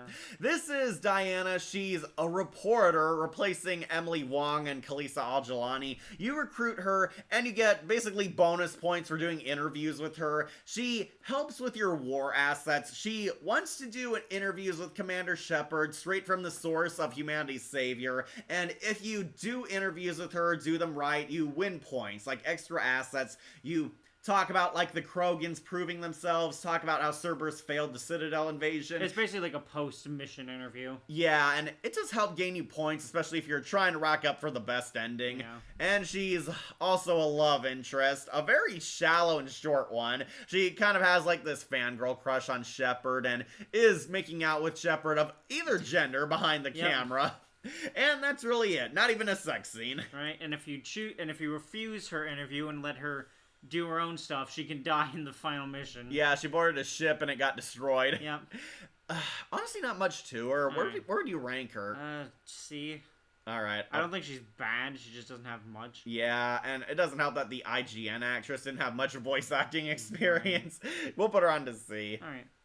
Alright, next let's bump off. Oh, we should bump off Conrad Werner. Remember him, the fanboy? Conrad is in each and every Mass Effect game. Wait, is that Conrad? Yeah, that's him. That's how he looked in Mass Effect 3. I thought he was younger.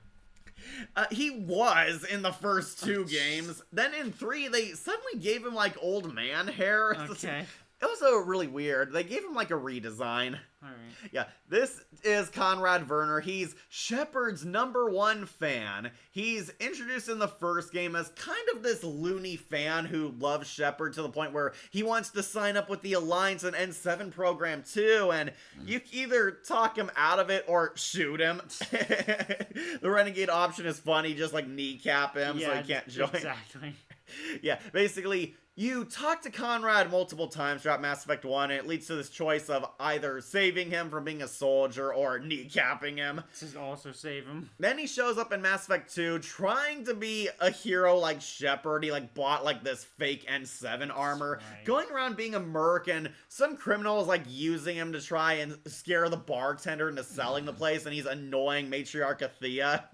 Yeah, he thinks he's doing good, but really he's a pawn being used by someone. If you play your words right, you can help save him and help him get a happy ending. Then he returns, surprisingly in 3, helping refugees. He can be a useful war asset, believe it or not, because he wrote a scholar paper on dark matter. Incredible.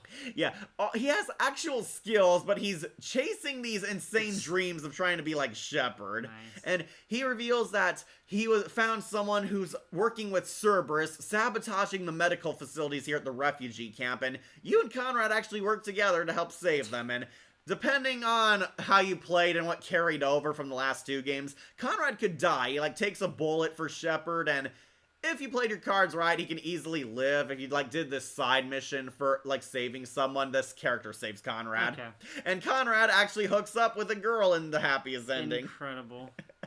Yeah, he's kind of funny. Where would you want to rank him? He's a really bit character, but he shows up in all of these.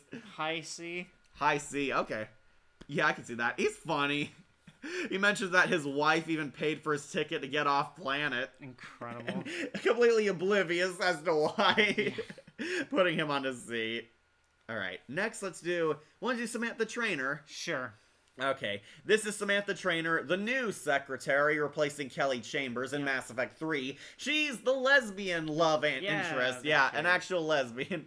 Samantha Trainer, very adorable. She's kind of a bubbly nerd girl. She was actually a civilian drafted here, and she's trying to grasp the ropes of being a soldier in the Alliance. She was drafted here and has zero combat experience or soldier experience whatsoever, and Shepard can form an odd friendship with her, or possible romance if you like lesbian romances.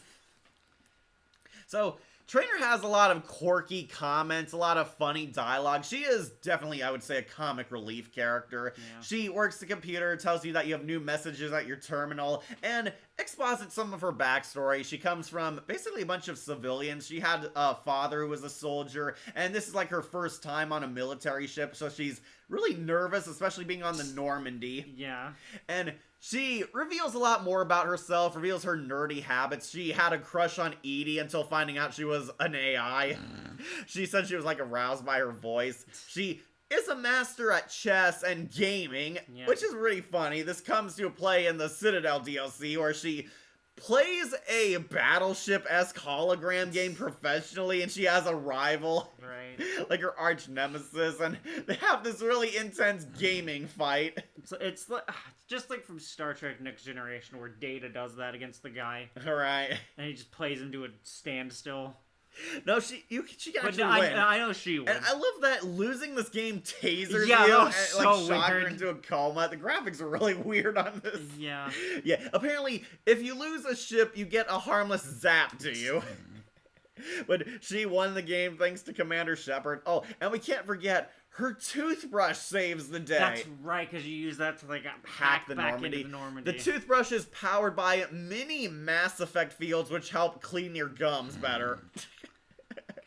She like spent $1,000 on this toothbrush. It's worth it at that point.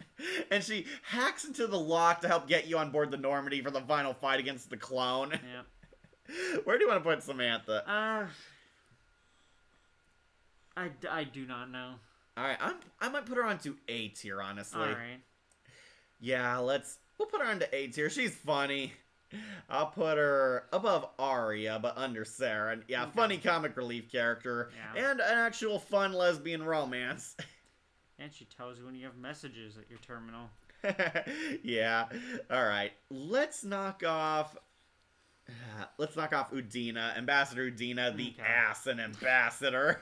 This is Udina, basically the douchey mean boss. He's Shepard's other supervisor. He's the representative of Earth on the Citadel, and he's pretty much no-nonsense, uptight, stick in the mud. Stick in the mud, yeah, basically. He pretty much contradicts mostly everything Shepard and Anderson argue for, tries to give humans good PR, and it's very clear he does not have any faith in Shepard or Anderson, is always at odds with them. It isn't until Mass Effect 3 where he actually starts coming around and liking them, but we find out he's actually a twist villain. He's working with Cerberus. Of course he is. Yeah, Udina sided with Cerberus and tried to help them conquer the Citadel in Mass Effect 3. He helped them infiltrate their defenses and wants to assassinate the Council because he believes it's the only way to save Earth. It's kind of kept vague if he's like indoctrinated or bribed or legit actually believes he's saving Earth. We never find out, and he gets gunned down either by Shepard or Ashley or Caden. Okay. That's right, because aren't they tasked to like protect him in that final? Yeah, they're like protecting him in the Council, and Udina's saying, "Oh, Shepard has no proof. You can't trust Shepard. Shepard might be working with Cerberus." Okay. And yeah, basically you gun him down. He tries to launch like an escape pod, and then he pulls a gun on the Council, and that's where you get the Renegade interrupt. Or you can let Ashley or Caden finally silence him. Yep. Yeah, Udina's put down as a complete traitor. Where do you want to put him? I might put him on C or D. I could see a C. Alright, I'll put him on a C. Definitely decent villain arc. I'll put him under Nihilus. Okay. Yeah. Alright, Udina could have been more, but ended up just being the douchey politician. Going on to C tier. Right. Next. Who do you want to do next, Wolf? You recognize any? I'm trying to recognize. I know that's the Leviathan. No, that's Harbinger. That's Harbinger? I thought that was the giant space squid, yeah. Yeah. Yeah, apparently he's not on here. He's DLC anyway. Oh, then we should have done Harbinger then. Yeah. Oh, you want to do him now? Yeah. Alright, let's do Harbinger. I'm assuming direct control. Yeah. Harbinger, the new leader of the Reapers after Sovereign died. Where do you want to put him? Probably an A, so. Ah, okay. I'll put him on high A. Because he's very closely tied with the Collectors. Yeah, Harbinger is more so the looming threat. You never actually get to fight him. Harbinger is the new leader of the Reapers. You fight Sovereign, but Sovereign doesn't get too much character beyond what was exposited. Right. Yeah, Sovereign is set up. He's supposed to be the vanguard of our destruction. Then he dies. He was killed in Mass Effect 1. So, Harbinger took over as the new leader, and Harbinger is basically the one speaking for the Collectors. We're tricked into believing the Collectors are their own race, doing this of their own free will, but no, they're being controlled by this Reaper. Harbinger is mind controlling the Collectors from across space, and has the iconic quotes and memes, assuming direct control. This hurts you. Preserve Shepard's body at all costs. And he has this cool ability where he takes over and like controls his soldiers as like an avatar. It is really cool, but they also get like double the health when he's controlling them. We are Harbinger, assuming direct control. Udina. Yeah, I never liked this guy, even when it seems he turned around 3, he betrays you. Yeah, that's why I hated him too. We're on Harbinger, who is pretty cool. Unfortunately, kind of a looming threat. He doesn't even talk in 3, and that was like my biggest problem. Yeah. He is all over Mass Effect 2, always talking, and you find out the twist, he's controlling the Collectors from far away. The Collector General is like released when he loses and gets burnt. He like ends up dying, but the General is okay with that because it's a mercy at this point. Yeah. Really dark twist, but yeah. Harbinger tried to create a human Reaper, ends up foiled by Shepard, then clarifies that, yeah, he'll be back next time for revenge, and finally pulls that revenge in Mass Effect 3. The Reapers are here, and they're invading the entire galaxy. Everywhere is dying, and we don't see Harbinger until the end of the game. Harbinger is the Reaper on Earth. You technically see him when he's protecting the portal up to the Citadel. You make a final charge to him, and Harbinger finally shoots down Shepard. Then stupidly assumes he died and flies away so you can make your way to the portal. Yeah. You have the final boss, Marauder Shields. Yeah. Alright, I want to know more about Harbinger, which is why he's not on S tier, but Mass Effect 2 definitely made him an interesting character. He's the speaker for the Reapers and the Collectors, and reveals that this has all been done before and all that such. You can actually confront him at the end of the Arrival DLC, where he finally like talks to Shepard face to face for the first time, because fans complained that we never actually met him. Here, if you complete Arrival, he communicates with Shepard one last time, telling him, you cannot prevent the harvest, this has all happened before, and you are insignificant. But Shepard can either yell at him, Paragon or Renegade style, calling him out. Yeah, I'll put him on the A tier, pretty cool. Alright. And especially love those quotes. Don't worry, Wolf, final round, we're almost there. Next, let's bump off Kai Lang. Yep, the assassin. I'm going to put him on to F tier. I do not like him. His fight in the elusive man area is as annoying as it is in the temple. Right. Kai Lang is the elusive man's new right-hand man. He's the evil Shepard, a dark enforcer, a dark super soldier, had a lot of enhancements placed into him, and he desires ending Shepard once and for all. He is basically Shepard's archenemy, sees him as the one who will kill the commander, finally end the legacy of the great Shepard.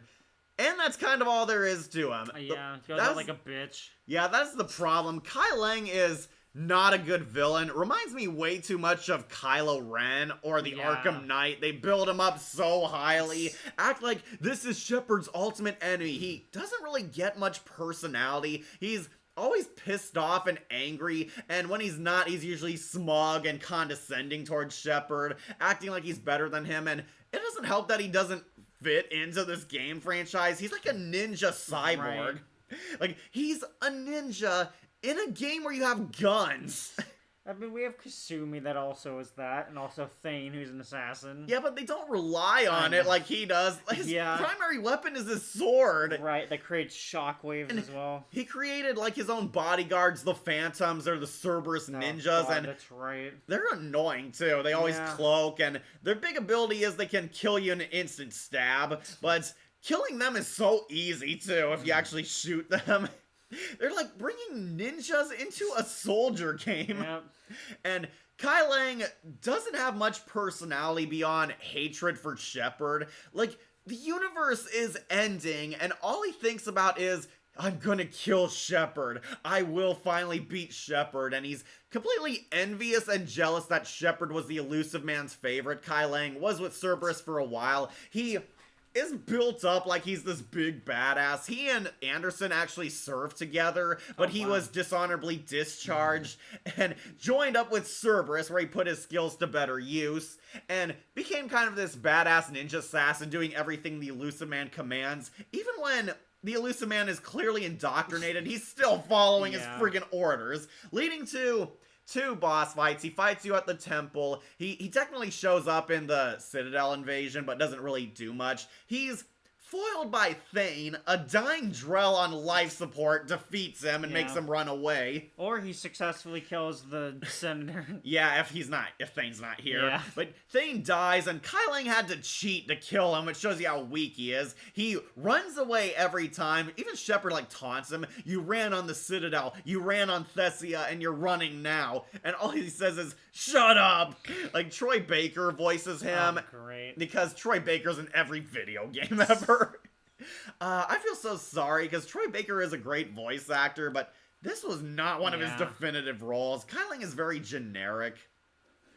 You fight him on the temple on Thessia, and it is a total cheap boss fight because you're supposed to lose here. Right. You fight him, he has his recharging shields and that stupid gunship that keeps defending him.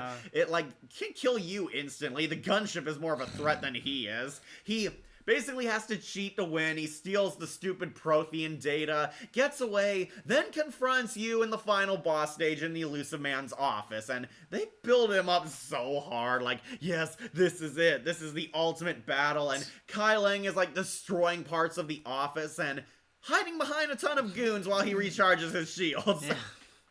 Never change. He's completely a coward, and that's why I don't like him. They build him up like he's a huge badass, and he's a wuss. This isn't the anti-Shepard. This is like Kylo Ren and the Arkham Knight combined. He's like a big baby crying that, I will beat you, Shepard. I'm not a loser. You are worthless compared to me. But Kai Lang's best scene is his death, where he tries to sneak up on Shepard and very clearly making noise here. Right. But yeah, and you get the best renegade interrupt of the game, where you break his stupid sword and stab him through the chest. Good Omniblade. That was for Thane, you son of a bitch. And Kai Lang goes out like the puss that he is. Yep. Really hate this character, and the fandom also equally hated him. Troy Baker voices Kai Lang, and yeah, not too much character to him. Very satisfying taking him down for what he did to Thane. Best part is his death, so yeah, he's going on F tier. Yep. Alright, next we should do, let's knock off Commander Bailey. You remember him? He's the new chief of CSEC. Yeah. You meet Bailey in the second game. He's not in the first one. His first boss actually died in the Geth invasion of the Citadel, so he was hired as a replacement in Mass Effect 2, and yeah, it's a big deal because he's a human leading the CSEC security, because humanity has won a lot of respect from the aliens at this point. Commander Bailey actually starts out as kind of morally gray in Mass Effect 2. He's corrupt, they're like beating suspects, using police brutality. He also is in the back pocket of one of the guys you're hunting on Thane's side mission. Bailey actually has a nice redemption arc in 2. He actually relates with Thane, and he reveals that he also has troubles with his own family, that you think he's the first father who messed up his relationship, hinting that he has some issues with his own kids. Bailey actually comes around to helping you. He has an odd friendship with Shepard and Thane and helps Garrus find out who he's hunting. He gets a lot more plot relevance in 3. In 3, he's still head of CSEC security and helps you on a lot of side quests. A lot of the Citadel side quests involve him, updating you, talking to him. He helps you get Arya T'Loak off the Citadel, and he helps you in the Citadel Invasion DLC, and actually is a useful ally here. He's like hacking doors for you and slowing down Kai Lang's elevator, making it stop on every floor. Yeah, I do kind of like him. He's actually useful. Unfortunately, kind of kind of disappears once the Citadel is taken by the Reapers, and a lot of fans are like afraid that he got killed off screen or something because he lives on the Citadel. I thought he did die during that. Yeah, I'm not sure. I thought we would like see his corpse or something, but we never do. Like, we never see, like, Bailey among the corpses on the Citadel, and no confirmation if he's alive or dead or MIA. It's kind of weird, but I did like Bailey. I thought he was, like, a cool old guy helping you out. Definitely. Very useful character, and he does completely turn around. I might put him on to B, if that's okay with you. Yeah, that's fair. Yeah, I'll put him under Bailey. Put him under Emily Wong, but above Java. Yeah, Bailey is nice. Give him a B for effort. Bailey is another guy who likes to help Shepard a lot. Always nice to have people like that. Yeah, he's actually a useful authority figure. Yep. And he does get a nice redemption arc going from kind of an underhanded cop into a more noble cop by 3. Yeah, I'll give him a B. Alright, final 5, Wolf. We're almost done. Yep. Let's do Maya Brooks. You probably don't remember Brooks, Wolf. She's the twist villain from the Citadel DLC. She's working with Shepard's clone. This is Maya Brooks. She's actually a former Cerberus worker. She worked on Project Lazarus. She helped bred a clone of Shepard. The clone was supposed to be used for spare parts, in case the real Shepard didn't come alive or needed something. And she turned her back on the elusive man because she wanted to help the clone conquer the galaxy. Yeah, the clone Shepard is everything like you, but better. She busted the clone out of the Cerberus med lab and is working with him. She's kind of like a dark reflection of Miranda Lawson. She thinks she knows everything. She's a Cerberus cheerleader. Yeah. She wants to bring Cerberus back to the Golden Age and brings the clone in. Kind of like the Excelid Gione to the clone's Wesker, basically. She hilariously poses as this doofus, nerdy Alliance cadet. She shows up at, like, the sushi place trying to warn Shepard that somebody's trying to kill you, and kind of pretends to be this dorky idiot. It reminded me, like, way too much of when Obito was Toby on Naruto. Yeah, it is exactly like that. She's kind of a dork and saying a lot of awkward phrases, like from Seinfeld or something. She pretends to help the real Shepard, but we find out, haha, in a twist, she's actually working with the clone and is the clone's lover. Incredible. Yeah, really. She turns on you and reveals that she's actually this badass femme fatale with an evil British voice. It's kind of hilarious. She's kind of like a mustache-twirling villain. She and the clone hijack the Normandy, and she actually kind of chickens out and ditches the clone when the clone is losing. Like, Shepard and the clone are, like, hanging on to, like, a door, like an airlock door for dear life, and she completely pusses out, runs away, and leaves the clone. And Shepard gets out. You have the option to either kill the clone or try to save it, but no matter what you do, the clone dies. Yeah, the clone decides that it has nothing left to live for because everyone abandoned him or her. Yeah. And basically the clone dies, falling to its death. Maya Brooks is arrested, and you have the option to either kill her, she tries to hack the handcuffs or run away, or convince her to surrender, like, don't make me kill you, and scare her into staying in prison. Yeah, I did find it kind of funny how insane this scheme was and how she pretends to be like this dorky loser but then acts like Catwoman halfway through. The Citadel DLC was absolutely great overall. Yeah, I love definitely. It. That was a great DLC. I might put Maya Brooks on A because she's kind of funny as this over-the-top villain. Alright.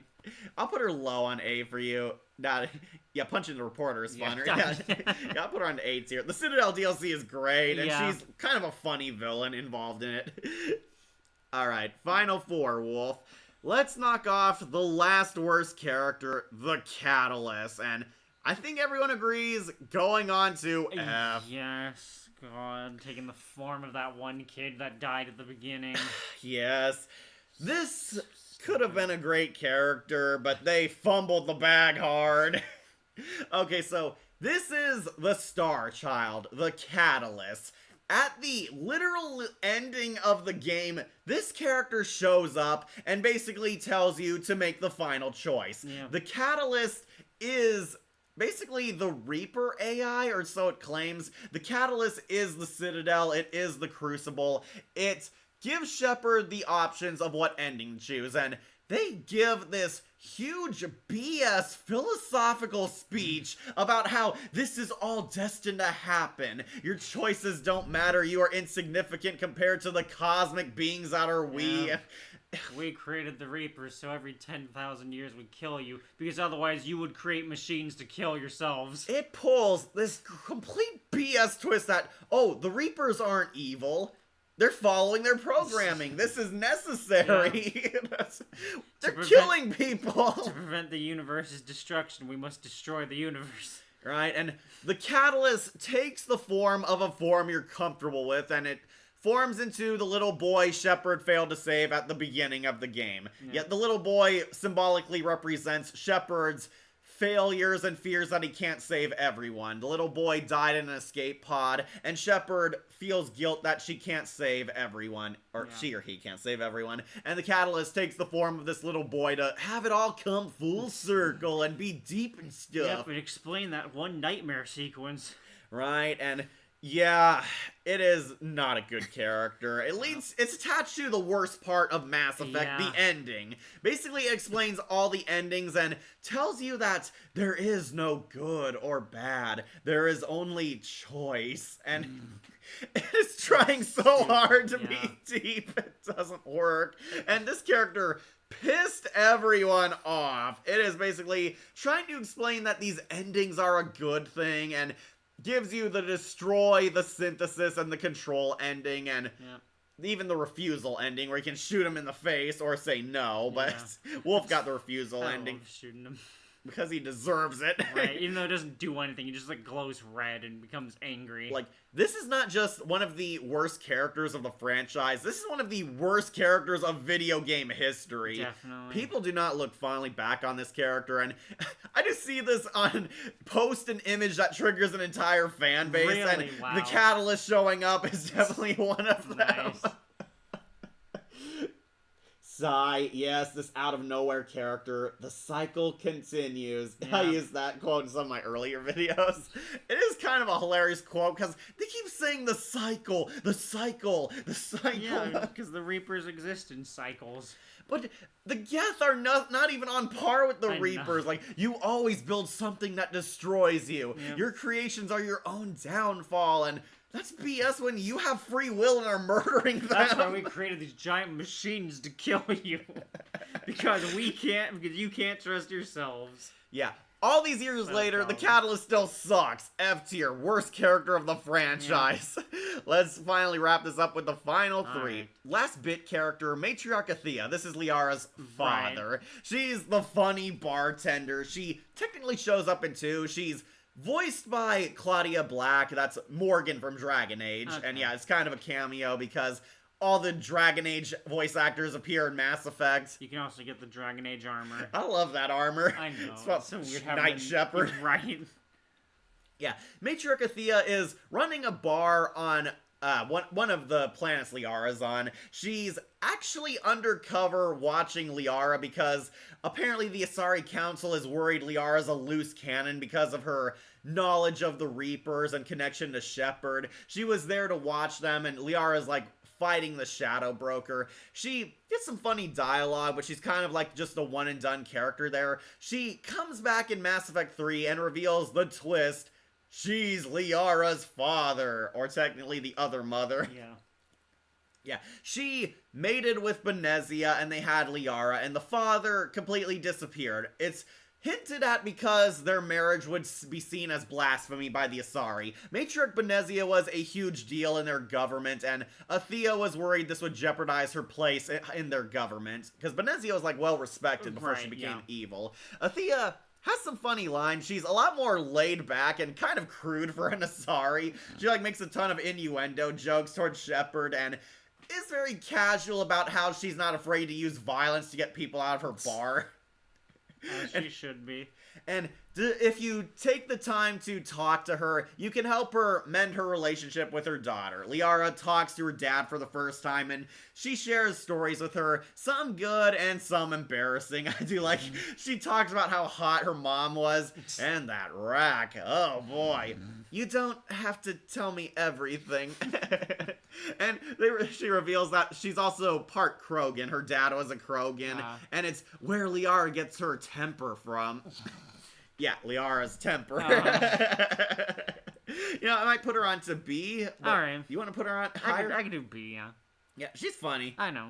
Put her under your precious Ashley. You keep saying that. You romanced Ashley. Yeah, I know that. The cycle continues. Yeah, Matriarch Athea, pretty much funny comic relief character, and gives Liara some heartwarming and funny moments when reuniting with her. Yep. Definitely good, and nice to see Morgan from Dragon Age cameoing. Alright, final two. Let's do Eve, the first female Krogan. Yep. Yeah, we're almost there, Wolf, almost done.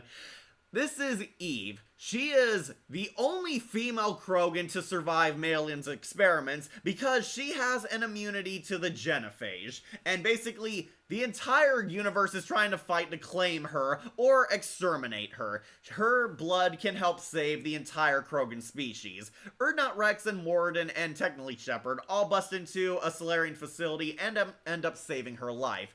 Eve is at first kind of mysterious, kind of aloof, but we see she's also badass. She can take care of herself. I love that she grabs Rex's shotgun and shoots the Cerberus goons that were trying to kill them. Like, shoots one in the groin, too. That was pretty funny. Eve is kind of a tsundere towards Rex. She doesn't like Rex at first, but does grow feelings for him as the game plays on.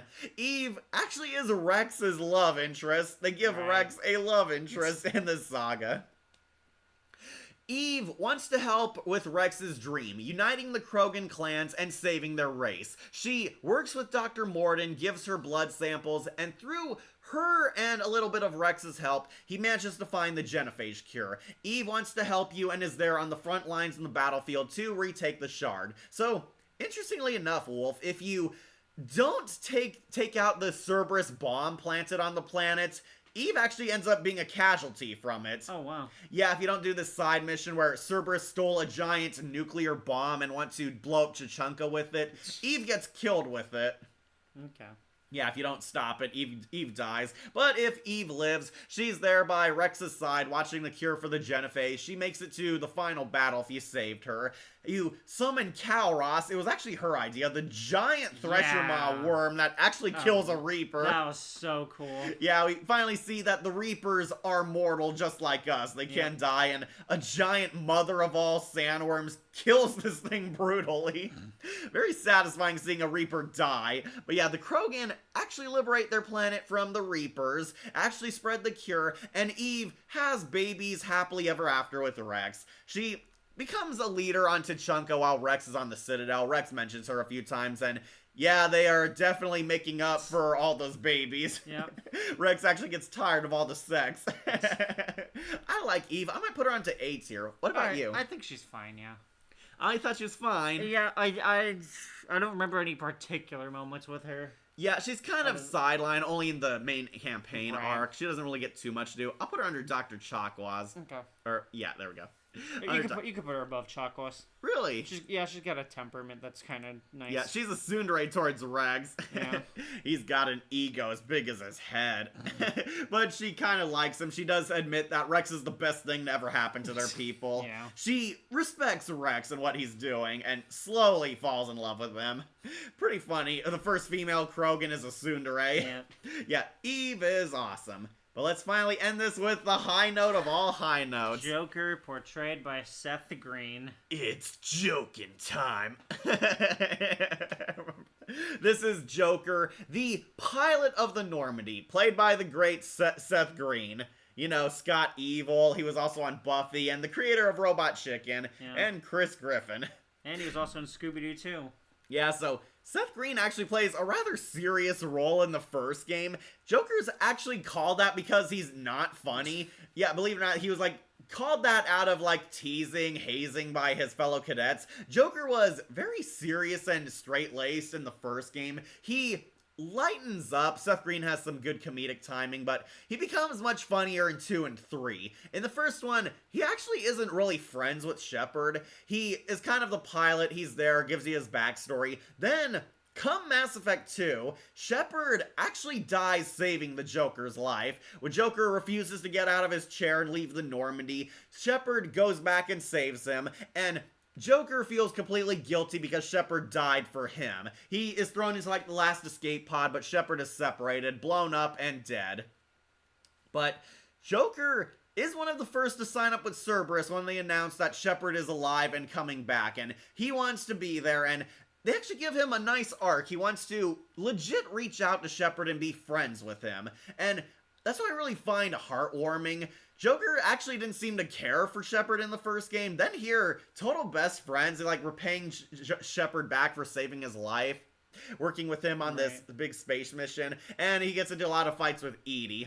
He actually becomes playable in Mass Effect 2. The Collectors attack the Normandy while Shepard and all the badasses are away, and it's pretty funny and really intense. Joker has no combat abilities. He suffers from brittle bone disease. His bones are like made of glass or break easily. He has the supports for him. Yeah, and help move around. He has to run. He can't do anything combat-wise or physically. He runs like from the Collectors and all the monsters swarming the base. It is a really intense level. I do have fun at this section. He unshackles EDI, who helps save them. She helps spaces all of them out the airlock and gets the Normandy to safety. But Joker and Shepard have a really nice relationship where they grow. Joker calls out Shepard for leaving him and causing him to lose the crew. Then Shepard shows up in the end, saving the day. He makes it through the portal, and hilariously, I love that when I love that you got pissed at this part where Shepard's trying to run to safety, and Joker comes out, but he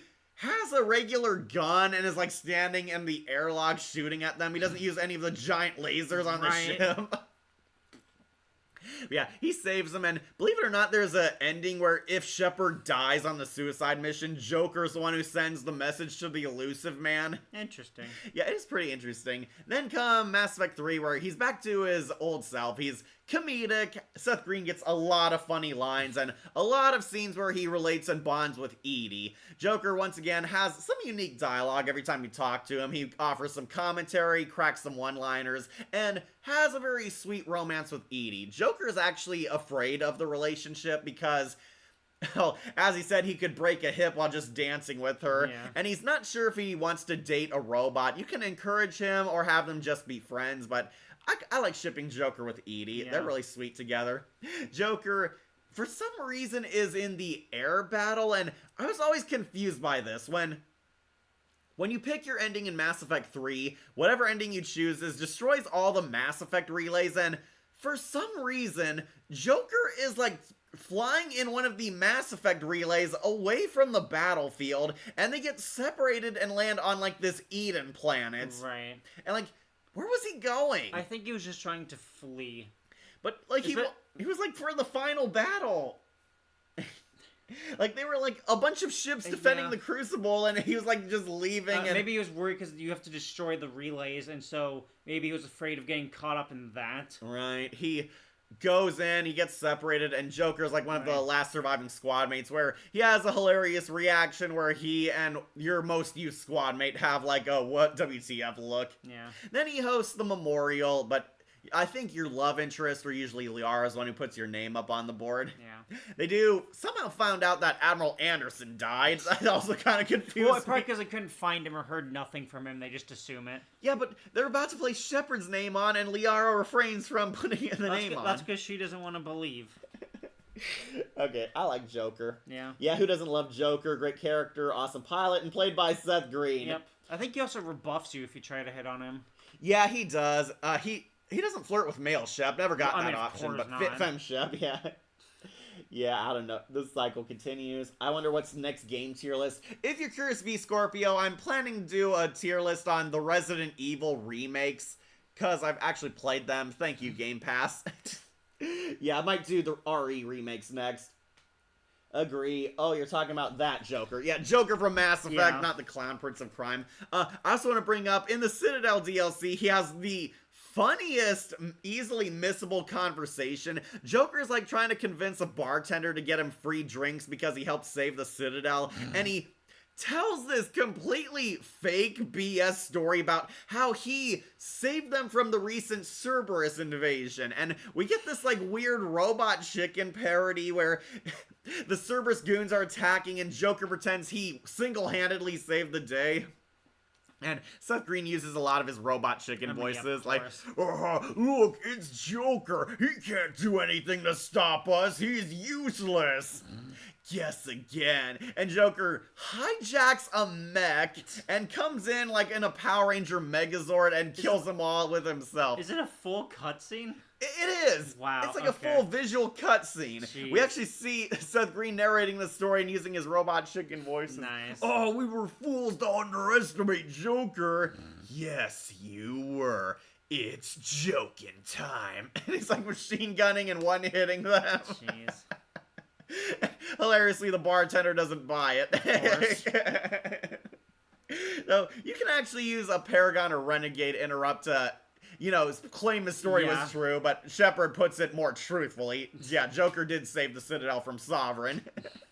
Yeah, it's a hilarious encounter. Joker has to go on S tier. Oh, yeah, definitely. Let's put him above your precious Liara. Okay. Put him under Shepard. Yeah, Joker's awesome. Super hilarious guy. And glad he was in every game. Yep. Seth Green must have really loved this role, too. Yeah, probably. He had, like, a lot of dialogue, too. And it actually kind of looked like him, too, how he looked back then.